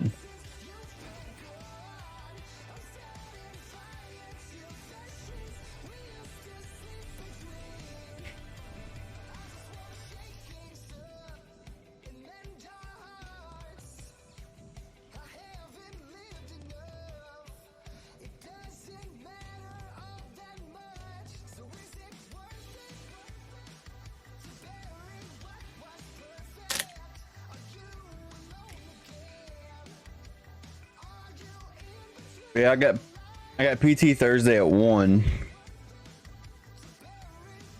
The game launches at 6. So thank you. I forgot about that. So I'm hoping Make sure it's I can get done and get back in time. life and career are at stake.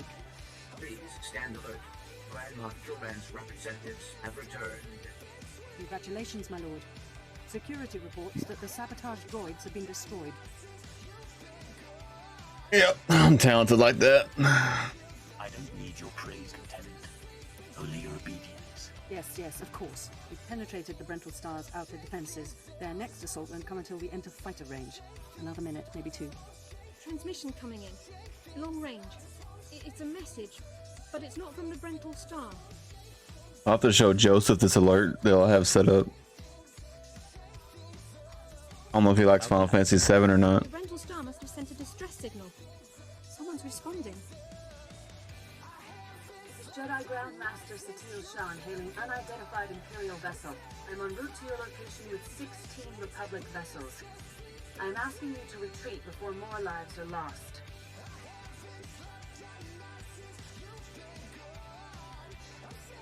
Disregard the transmission. Continue closing on the Brental Star. What, you're speaking, Jedi? I didn't hear you. Maintaining course and speed. The Brental Star is under my protection. Our convoy was ambushed and I sent the star ahead. We will reunite. I just crippled 3 Imperial dreadnoughts. I don't wish to destroy you. I love how she's like, Between Republic and Empire is fragile enough.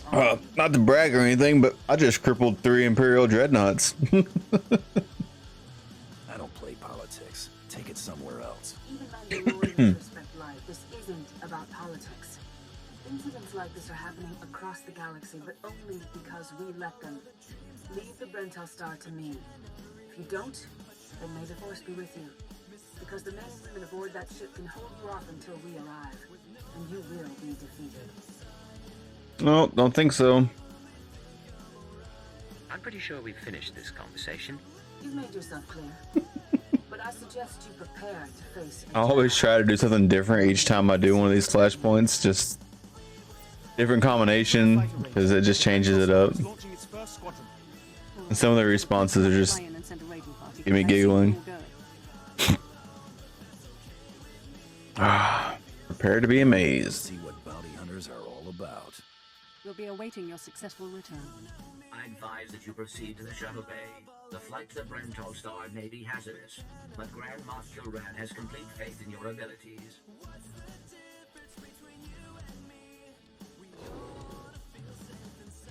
Yeah, I was messing with Tiffany. She was all talking about this weekend because my back paycheck from the VA, it's supposed to be 10 days after they posted it, and that falls on Friday.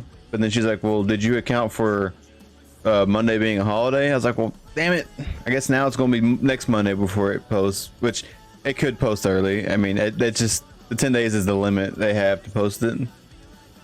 So she's like, well, we don't need it anyway. Everything's paid for. Like, we have spending money. Everything's already paid for. We're going to shows that provide food, so it's not like we got to buy supper, and the kids aren't going with us. So I was like, I know, but you're going to go shopping. There's a tool store there. I might be able to find me a planer that's cheaper than what I can here, or better yet, there might be a computer store there that I can get me a cheaper graphics card. I was like, Daddy needs a new graphics card. Yeah, and she's like, you just spent that money on that chair. You don't need nothing. I was like, yeah, I know. I was like, I know.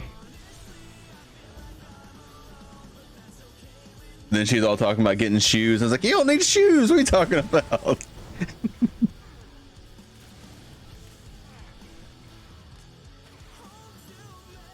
Yeah. I don't even know what. I have a pair of boots and a pair of ASIC tennis shoes I've had for like 4 years. And I've had these boots that I'm wearing for like probably 3 years maybe. I don't buy shoes very often. Unless the sides are wore out to a point where water's getting in whenever it's raining, I don't buy a new pair. That's not me being cheap or anything. It's just I'm set in my way that they're broken, they're comfortable. I mean, what's the point in replacing them? She, on the other hand, is, oh well, I need a pair to go out on for this. I need a pair for I like wearing different pair to work every other day, depending on what I wear. I'm like, I'm glad I don't work no more. I mean, I get it. She has an office job. She does like to dress up But she can't dress up because it's, you know, church related. So, but just like dressing up to a certain extent. It's just one of them deals where if you open her closet and looking, like, there's a pile of shoes probably middle of my shin high. Like, they're not even organized. They're just throwing in a pile.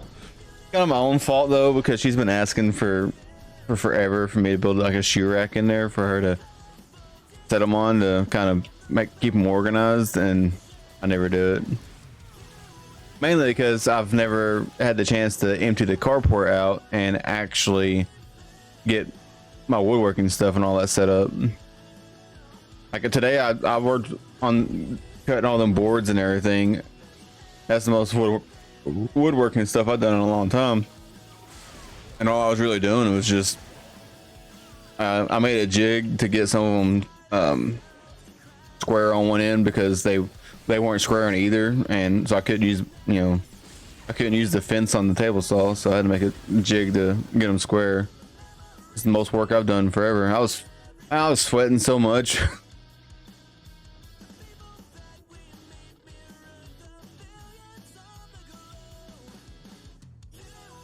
But it's coming together pretty good.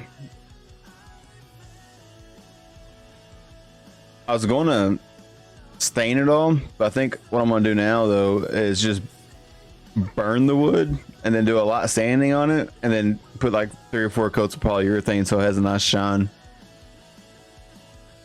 Healing everyone up. Protocol unit NRO2. I hope you're receiving this message clearly, and that your flight was. Yep. Please hold for Security Coordinator Ensign Bukhara. The Marines are on their way. They'll follow you in and hold each junction you secure. Try not to take too long. We're not a military ship. What you have is all you're getting. Reinforcements are pointless. If I need more Marines, you'll pick up a blaster yourself. Yes, but I understand. I have been scanning the Brental Star's communications, and security forces appear to be moving to protect the escape pod. Flat Dr. Pepper. It's extremely likely that the crew is attempting to evacuate the general. You must retrieve or eliminate him before he escapes. It's as good as done. Excellent news. I will be in contact if the situation changes. Oh yeah. Points between you and the target.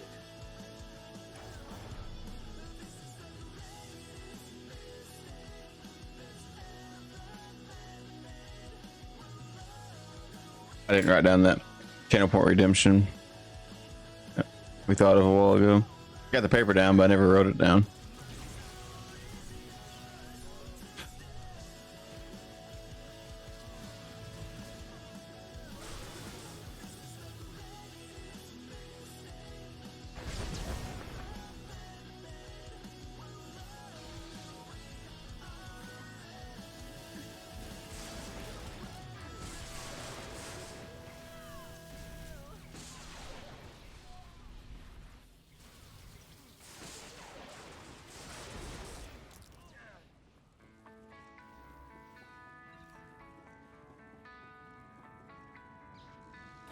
Defensive, you still there? You're not in the game no more.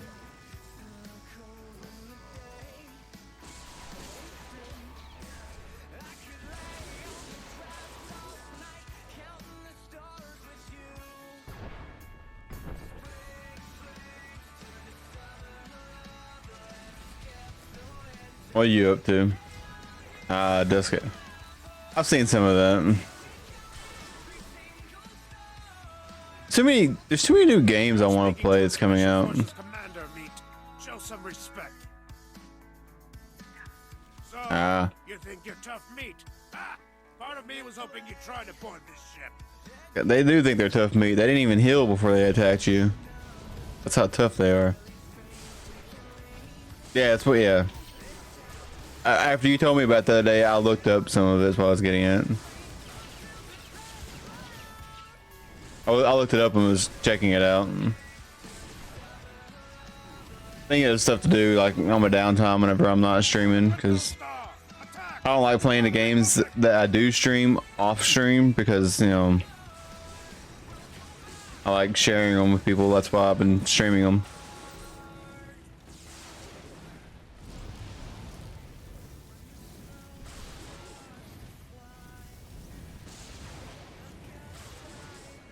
Yeah, from what you were telling me the other day, it sounded really interesting. I just don't think it's something I can stream because, you know, Blizzard being Blizzard.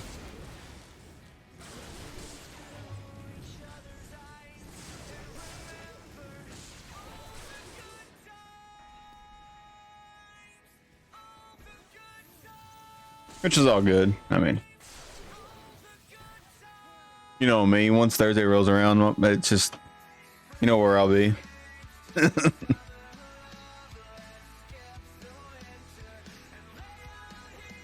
Yep.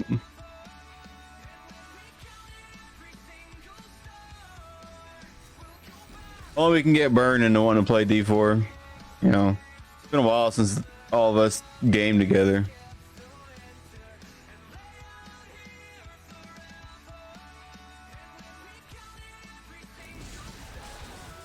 We go really old school and do some Age of Empires or Empire Earth.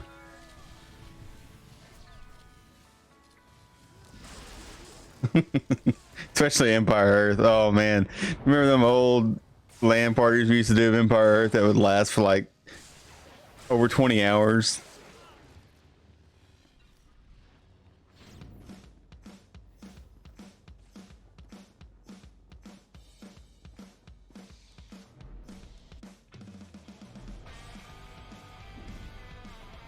It was like so long ago, which I guess it actually was. I mean, shoot, been married for 14 years. This, you know, next Tuesday.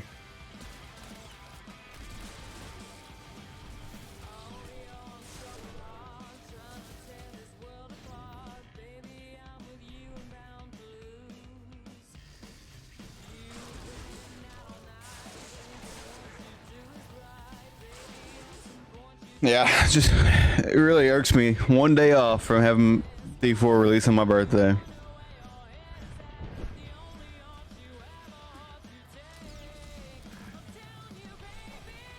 I need to go apply for a new birth certificate and change my birthday to June 1st.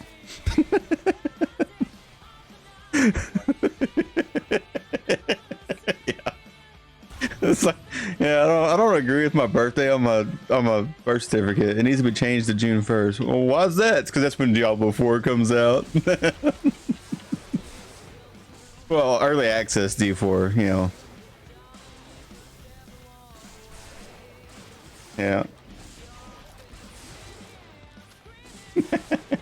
I'm technically the third, so I mean, not technically the third because all our middle names aren't the same, but I'm the third one with the same name.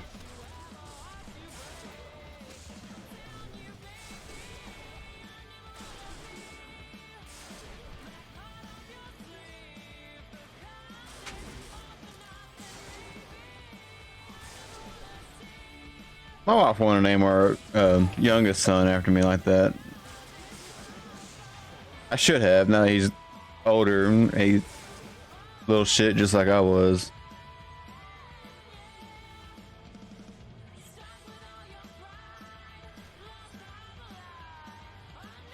He's actually one of the reasons why I haven't been to bed yet, because all the kids are in my bed asleep with the wife. So I'm like, I'm playing games.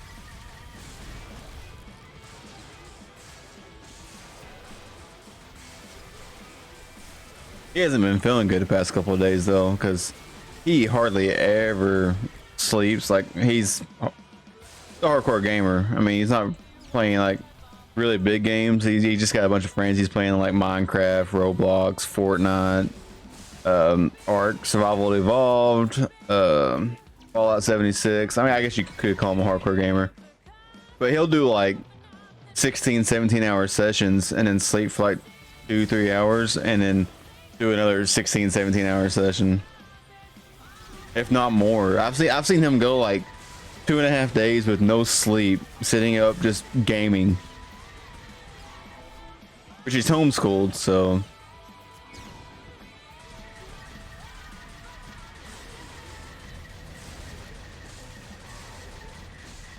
it's funny because the rest of the kids are like, oh, he don't have to go to school, he's homeschooled, which he has Asperger's, so it makes it a little harder for him in school. But what they don't realize is when he's at home, he's taking the trash out, he's helping, you know, keeping his room clean. He does all that stuff before he can play the game. I should make him start doing dishes and stuff like that, but him taking the trash out and making sure his room's clean, I'm fine with, because he's the one that's dirty in his room. Yeah, well, I was throwing dots on you, or hots on you.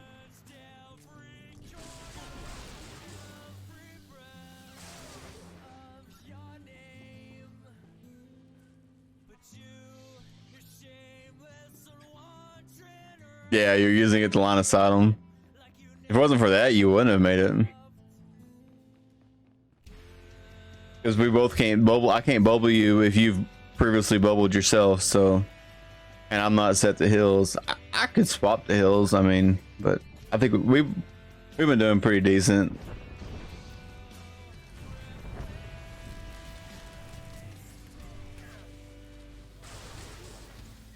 And it's 3, so I'll probably go for maybe another hour, and then I probably need to go to bed so I can work on that table or desk more tomorrow, and in case they want to go do stuff.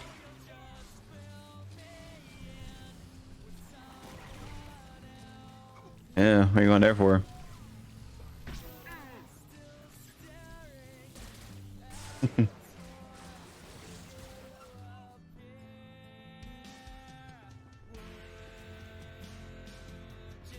Mm-hmm.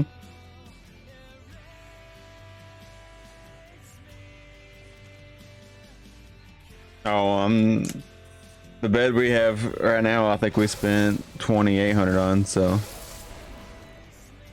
The escape pods aren't far now. You can make it on your own, General. And what about you?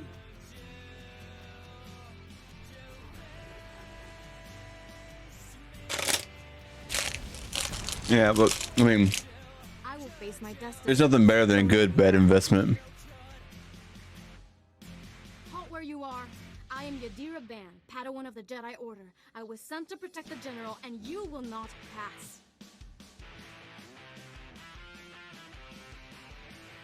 You're a dead woman.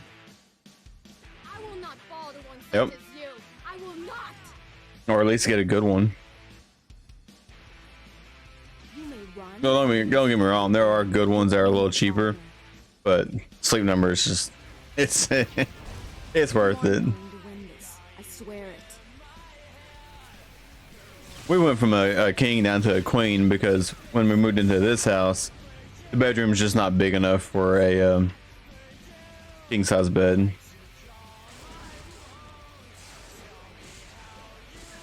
And then all the kids still end up in the bed with us half the time.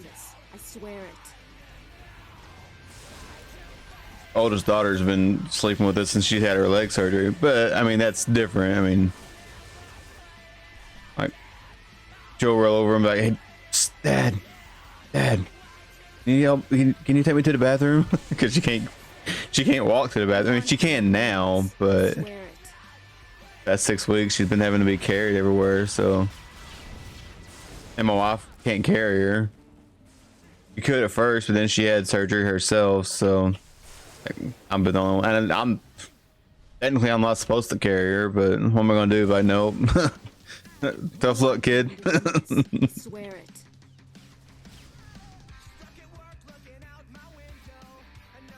Well, I haven't actually started my PT yet because I knew they were gonna be like, well, I mean, you're picking her up and carrying her, and yeah. I waited until she started hers before I started mine. And we're doing it at the same place, so like she has PT Thursday at 10, and my appointment's at 1. So and it's the same physical therapist. So yeah. Oh yeah, it's like a 26-year-old just out of school. Yeah, he's really nice. Yeah. It's the same one who did my dad's physical therapy for his shoulder surgery he had recently. And he's like, so did you have Jordan? I was like, I don't know. He goes, well, she's about probably 5'6", brunette. I was like, nice ass. Nah, I knew who she was. I've actually met her before, but when I had my ankle surgery from when I broke it, I hated going to PT because it's like they wear tight pants, and I'm just like, I'm trying to be nice and, you know, modest, and it's just so hard. I was a general in the Imperial Military Service. Did they tell you that when they sent you here? Did they even know?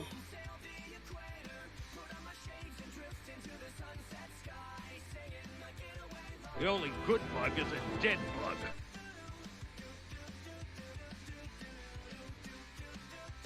Baseball. It doesn't change your fate. I rewatched that movie the other night too. Yeah. If you'd heard what both sides are plotting, you wouldn't be eager to restart this war. I did see a meme when it's like when you finally get out of the friend zone, and then it showed a picture of what's her name right when the bug was stabbing her in the back. I was like, oh, that's a perfect meme for that too. Since the Great Space War, and it's too late to stop it. The so-called peace is already lost. I've heard enough of this. Yes. There's more in there I made the other day. Well, you have me then. Me, my stomach full of blood, and my implant full of cybernetic secrets and stolen plans. Who's all going to go to the dark side? Everyone. You do. You're no use to me alive. So be it. We're all as good as dead anyway. So I don't get though, if it's cybernetic implants, you just shorted them all out. Now you have none of the secrets he had, which I guess you didn't want them secrets getting out anyway, but you figure you'd want to know what he had. I don't know. That's just the military in me, I guess.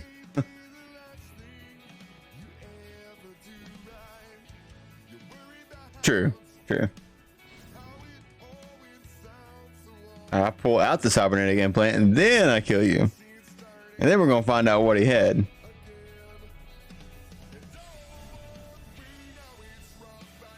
Oh, force persuade you to pull out this cybernetic implant yourself. That's even more on the dark side, because If you are receiving this message, I urge you to return to the Black Talon as quickly as possible. Is there a problem? There has been an incident aboard the bridge. Your tactics have inspired. Idiots! I know, right? Killed.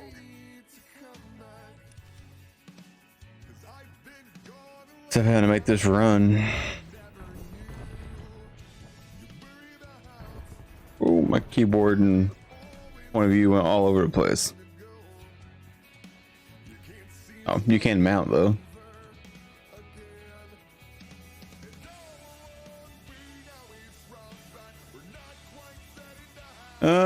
65. Are you 77? I want to complete the weekly. I want to complete the weekly quest, and then I'll probably get all filled in. You know, get the 3 flashpoints and all that stuff. Yeah, me too.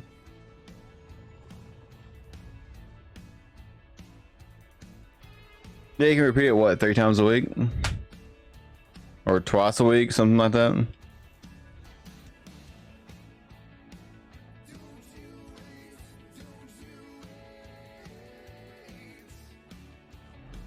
Oh, it does reset in 3 hours. We haven't been doing these though. We've been doing heroic missions.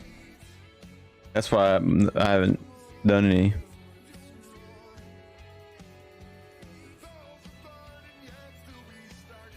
If I would have started playing this like 3 hours ago instead of but I got some D4 content in, you know. Welcome back. I'm I do apologize for the condition of the bridge. As I'd intended to explain earlier, there was an incident.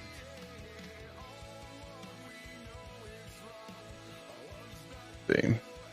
Which one of these new ones has not been played today? Oh, none of them. They've all been played except for Rick. And I'm just gonna leave that at that. Attempted to flee the ship before you returned. Lieutenant Silas objected, and a firefight broke out. There was a large number of casualties, but don't worry, I am fully capable of piloting the ship back to Drummond Cars. It's my new ship.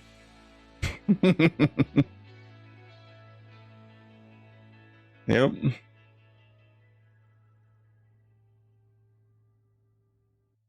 I mean,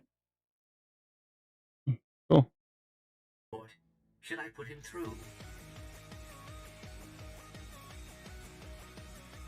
Do what you want. I mean, I gotta figure if, depending on day one patch, because you know it's gonna be a day one patch for D4.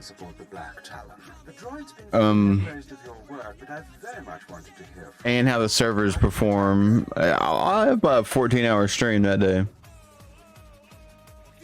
before we end up leaving. I did what you wanted. Please respond appropriately to the Grand Moff. Please. I'm in good cheer. There's no need for poisonings tonight. You should be proud. This is only one of the many operations we're conducting across the galaxy. It's a new beginning to the war. The General was one of the greatest weapons the Republic had. A defector. And you've snatched him from enemy hands. I'll remember this. And I'll make sure you're... That's why I was like, it's pretty much Monday on that first stream, because it's like 10:30. I was like, I wasn't going to stream today, but it's practically Monday. I'll make sure your heroism is mentioned when I report to the other Moffs. But my words hardly matter. Soon you'll be joining us on the home world, and you can see for yourself what you've been fighting for. It should be inspiring. Enjoy the rest of your journey. Kilran out.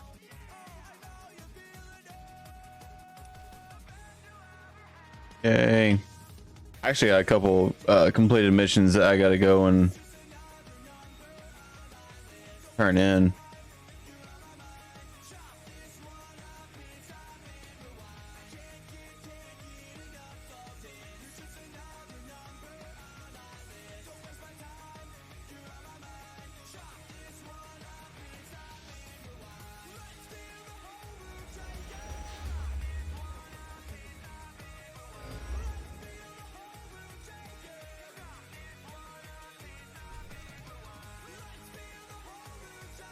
That should be number 2.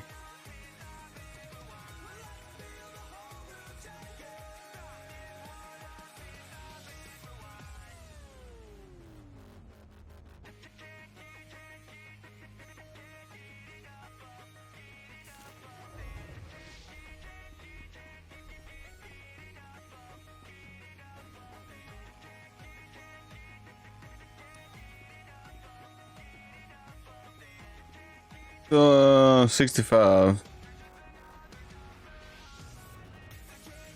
I gotta go turn in the hammer station one from earlier.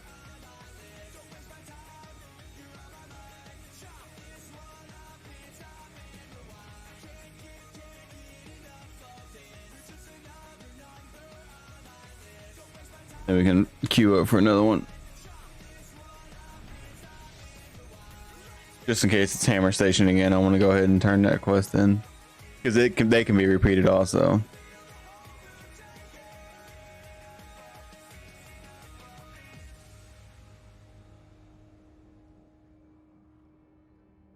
Oh, well, I'm not even at the fleet. How did I get over here? Stupid flashpoint sent me to. It's like, what? This isn't the fleet. This isn't taking me where I needed to go. Ah.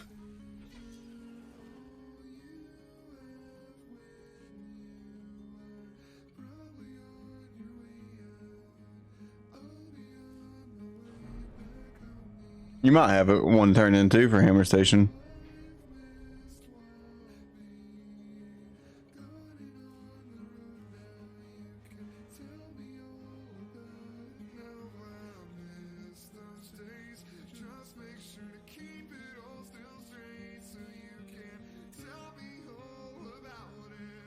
think where Joseph streamed, it was earlier today.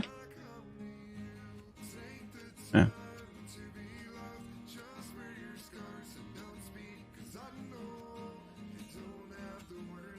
I think I was at the birthday party.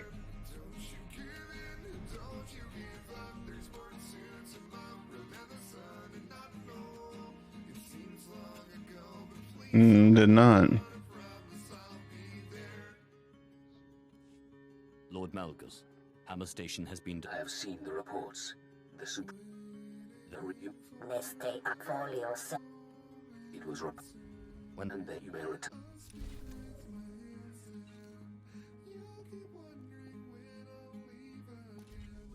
All right. Go for one more. You want to make sure you're not set for heals one more time?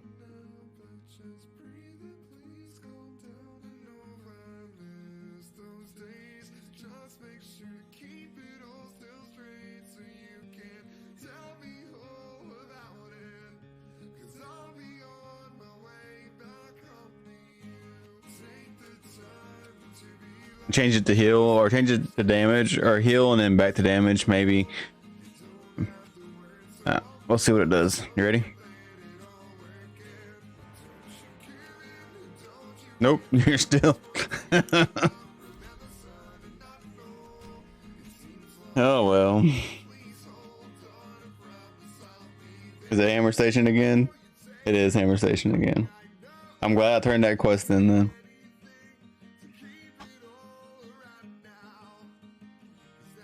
You can double dip on it now.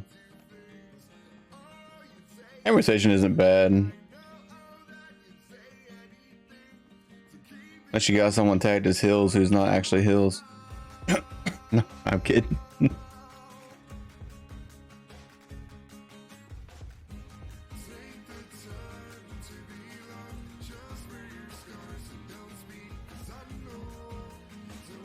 Yeah, I'm really looking forward to getting them lights and all that too, and putting some changing the light color and all that. I think that'd be kind of fun.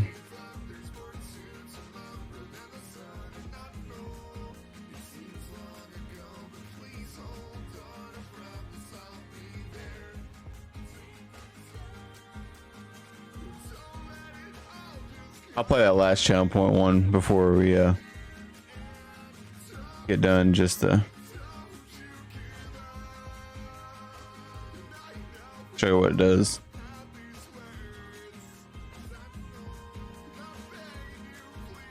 And then I'm gonna work on some more.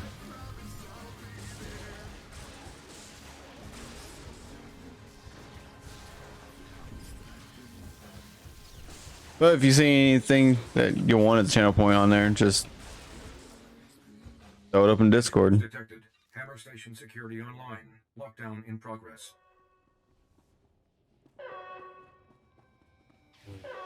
All the ones that are in there I've custom made, so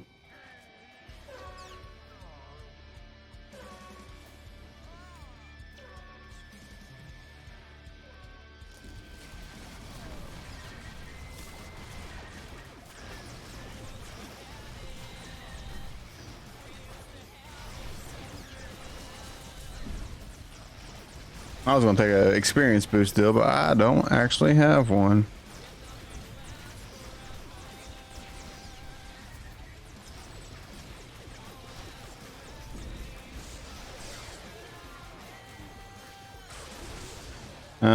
Let's see. I could probably, if it'll let me. I don't know if it'll let me in here. No, not while you're in Group Finder. And so I could probably swap the hills if need be, but in a Group Finder you can't swap.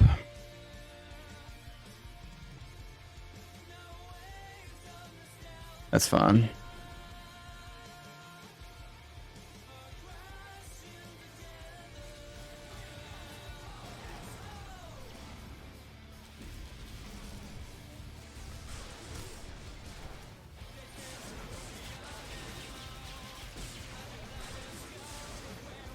Yeah, I think tomorrow I'm gonna work on looking up a druid build and trying to learn how to do a druid god, and then that'll probably take like an hour or two to do one of them, build a paragon board for it, and then play some more of this, and then Tuesday I'll do a sort. Wednesday is gonna be my birthday, so I think I'm just gonna play a game. Take it easy, relax. Yep. Yeah. Just play some D3. Last time they ever played D3 before D4 comes out. Oh no, crap. Tomorrow we're doing a little cookout, and yeah, I probably do need to go to bed soon. We're doing a little barbecue tomorrow with my wife's mom and dad and all of them for my birthday.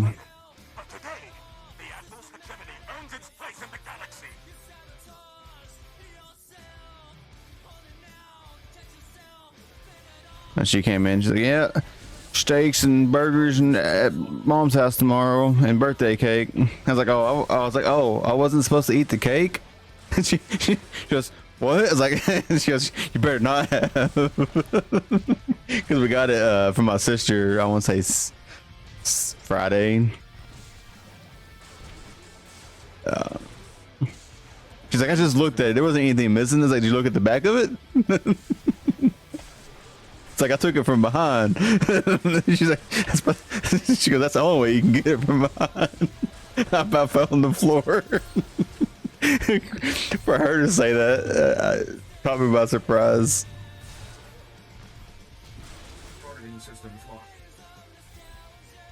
Who is that? It's almost dead up there. Like Kyren. Like Kyren, don't die.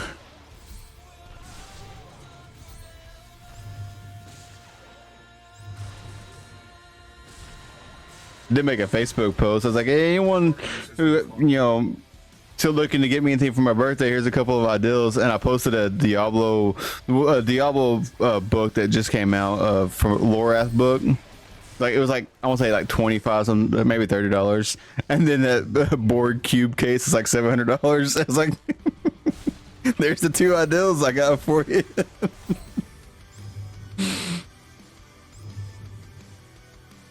Yeah, it has to be these.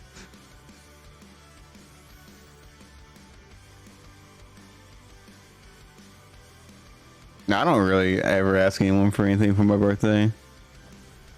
I'll be 35. I buy myself what I want during the year. It's even hard for my wife to buy me anything for my birthday because of that reason. Something comes up that I want, I get it. I mean, what can I get you for your birthday? I'm like, oh, I don't know. I've already gotten everything I've been wanting.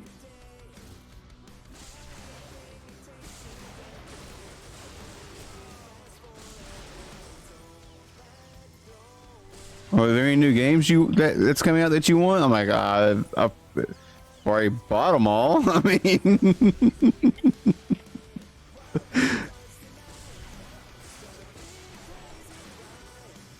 I am looking forward to that collector's edition box coming in. I don't know when it'll be.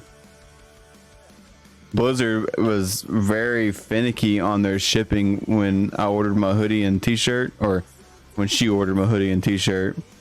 Like, she ordered it and shipping is like, oh yeah, it'll be there in like, you know, 7 to 10 days or whatever it was. It was like 2 months later and it still hadn't even shipped yet, let alone, you know, arrived. She actually had to cancel part of the order because it just never would ship. I got the hoodie, I got the shirt, I got the socks, all that stuff, but then there was like 2 more shirts that she had ordered that had just never shipped. And she paid for overnight shipping on all of them.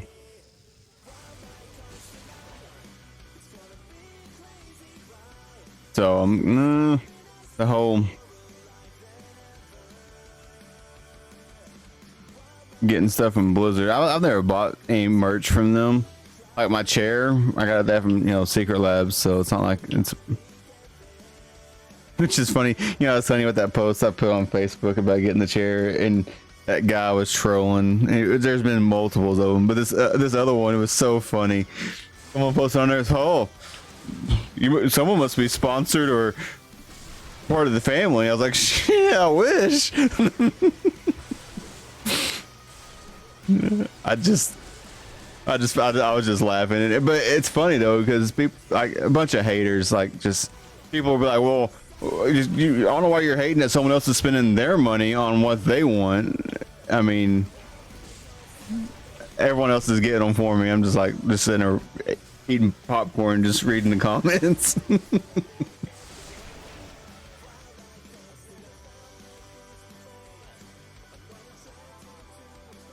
I did. I did. I made a comment on there. I was like, yeah, here's my Twitch link for all you haters that think I'm a sponsor / part of the family.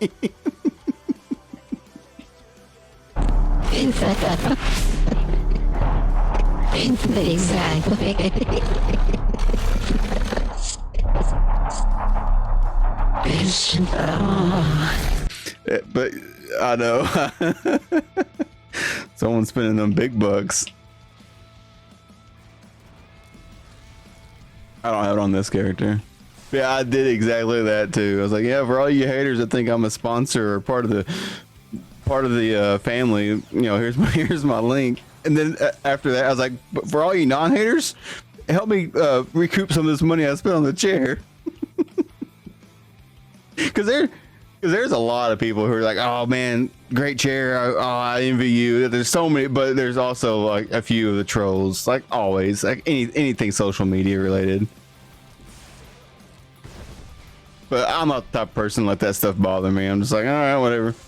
Everyone has their own opinion. I mean, if I wouldn't have got this chair, I was going to get the Stormtrooper chair that they have, so.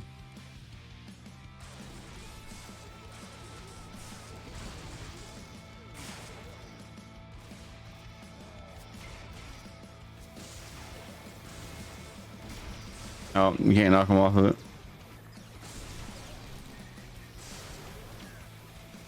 I need to add some more voices in there. There's so many of them on there.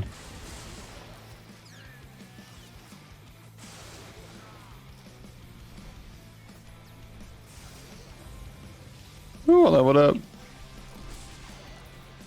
That's probably another thing I'll work on. And that's so easy too. All I gotta do is just copy that action and then just change the voice in it and then rename it. So simple.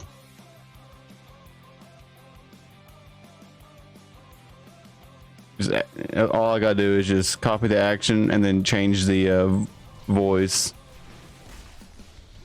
that it chooses.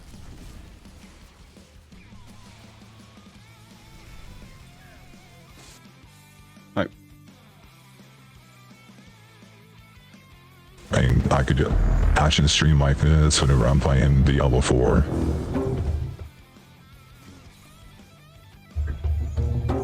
Blood and thunder.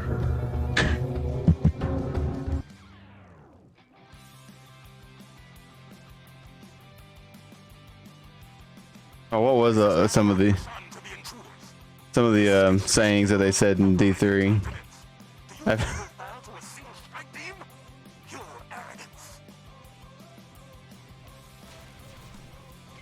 Me too. I used to know them.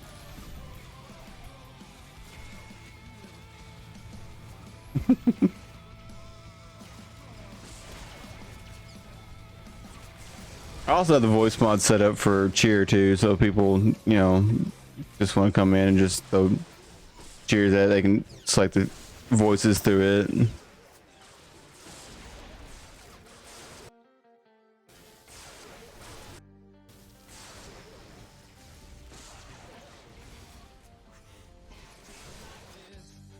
I always sound like a baby. Alright, here's one for you. Oh, T-Pain.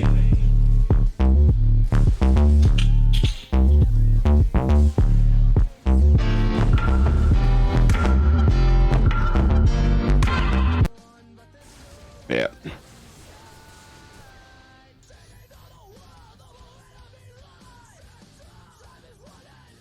Because I can change them manually on the app. I just don't know what the price I'm at. I mean, thousands, that's quite a few channel points.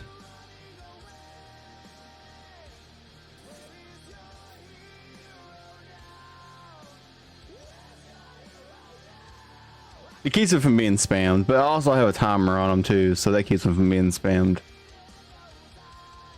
Everything has at least a 30 to 45 second timer on it, so it can't just be spammed nonstop. And even if it is spammed nonstop, like they're set up on a queue system, so even if you spam the 100 ones like over and over, like let's say they didn't have a queue on it or a cooldown, you can spam them over and over, but it's going to play one, wait 5 seconds, play the next one in queue, wait, play the next one in queue.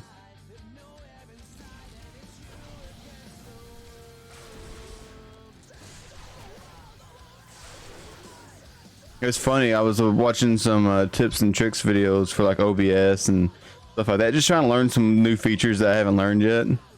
And it's like 5 top things that every streamer should be doing and blah blah blah. And I didn't learn anything in the video. I was already doing everything in it. I was like, man, I need some new tips and new tricks. Come on.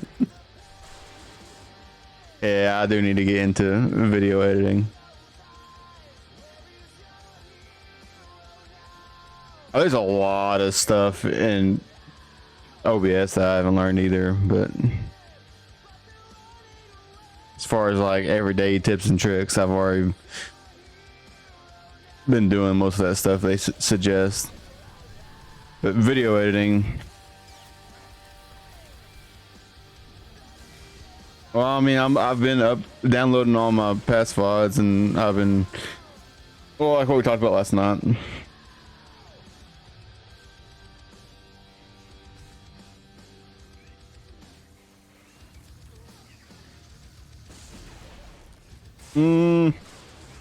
Yeah, I've done a little bit of that in the past when Age of Empires 4 came out, but I was not in the right headspace for it, I think, was the issue. I am now. Like, this is my jam. I'm having a blast doing it. Yeah, dude, you're dead. Run around the corner and there's another droid. Hey, come here. Come here, feller.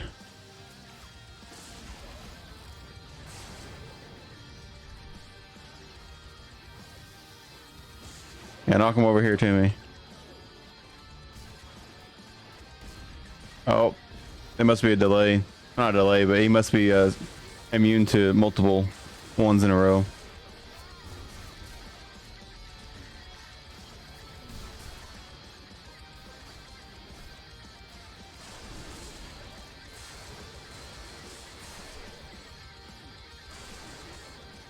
I guess I'll throw some hots up on these guys and some bubbles. They just want to stand there and just...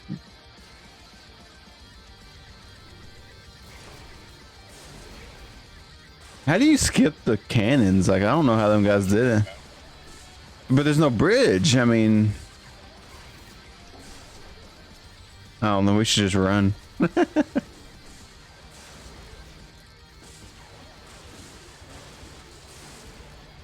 Yeah.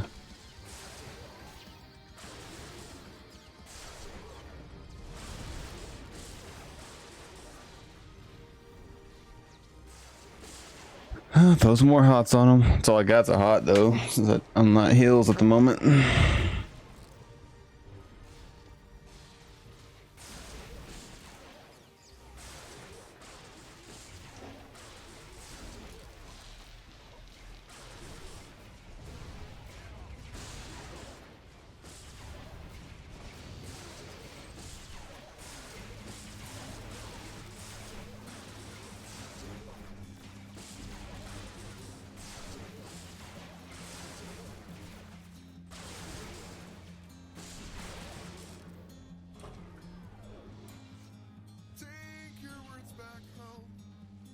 Waiting for a bridge to come back. I'm getting a little healing in.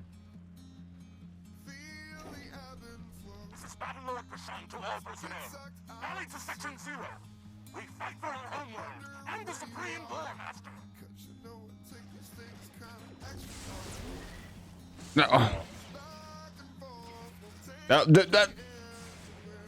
Okay. That works also. I thought he was gonna stand there. Also thought he was just gonna fall with the bridge whenever it disappeared. Oh, that'd been funny.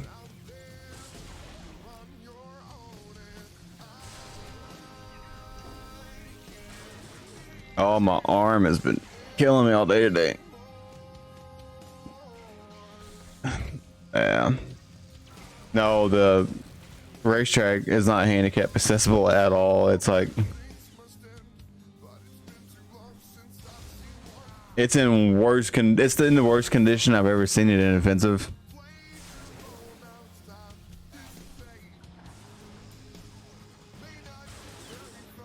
But Faithlin, even if she'd been in a wheelchair, she definitely wouldn't be able to do it. She's been using a walker, the dirt track. It's in the worst shape I've ever seen it in.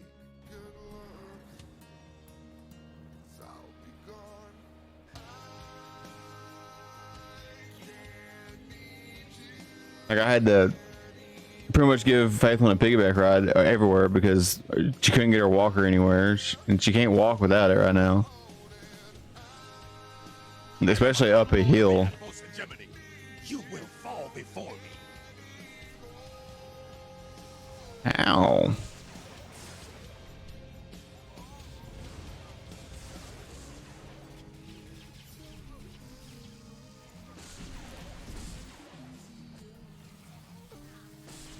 Yeah, no, I may start messing around with YouTube a little bit more. See how it goes.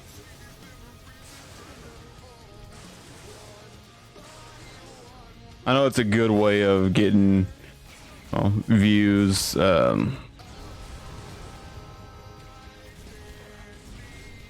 can get YouTube to start growing. It can help out here too.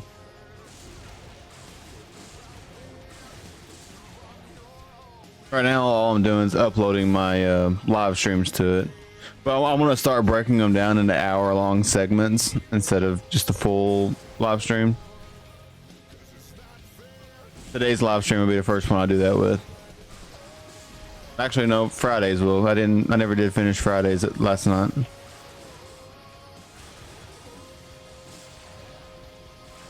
I don't think I did anyway.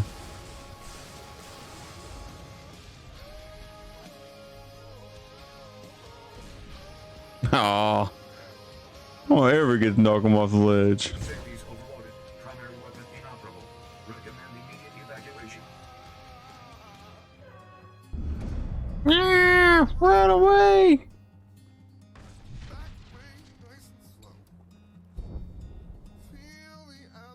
Run away, little girl.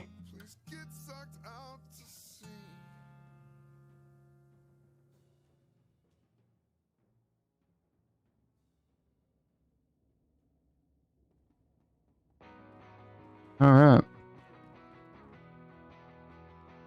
Lord Malgus, Hammer Station has been destroyed. I have seen the suit. It was so long as outlived.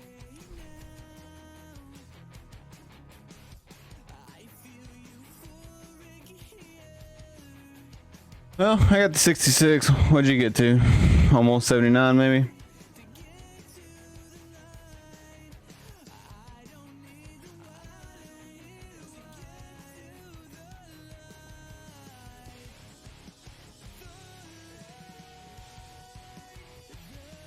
Depending if I want to do one more. Yeah, that always goes though. One more and it's going to be 10 o'clock. And it's going to be 10 o'clock. Yeah.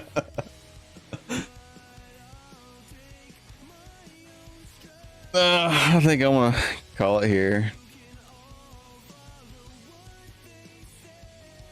Like Joseph does. A little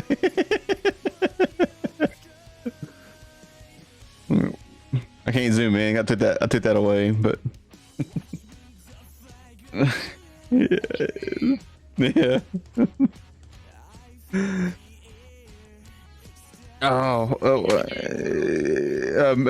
A minute with me is a minute you can be doing anything else. I mean, good intentions. It's just, I mean, he's got his little YouTube speeches on par. I'll give him that. I mean, he's got them down. He's got them memorized. I mean, that's the way to do it until you actually have it memorized. But yeah.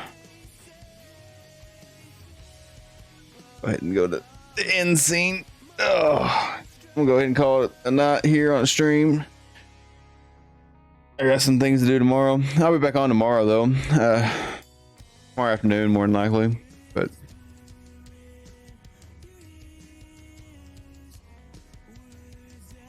for those of you who followed, thank you. Thanks for the subs, Offensive. You know, I mean, you gifted one and subbed yourself, so thanks. Yep, thanks for the follows, thanks for the subs. I'll be doing some D4 content first thing on tomorrow night's stream, and then I'll go back to more Star Wars. So if you want to see some more D4 stuff, you know where I'll be. Just, you know, if you haven't followed, hit that follow button so you know when I go live. Other than that, that's all I got.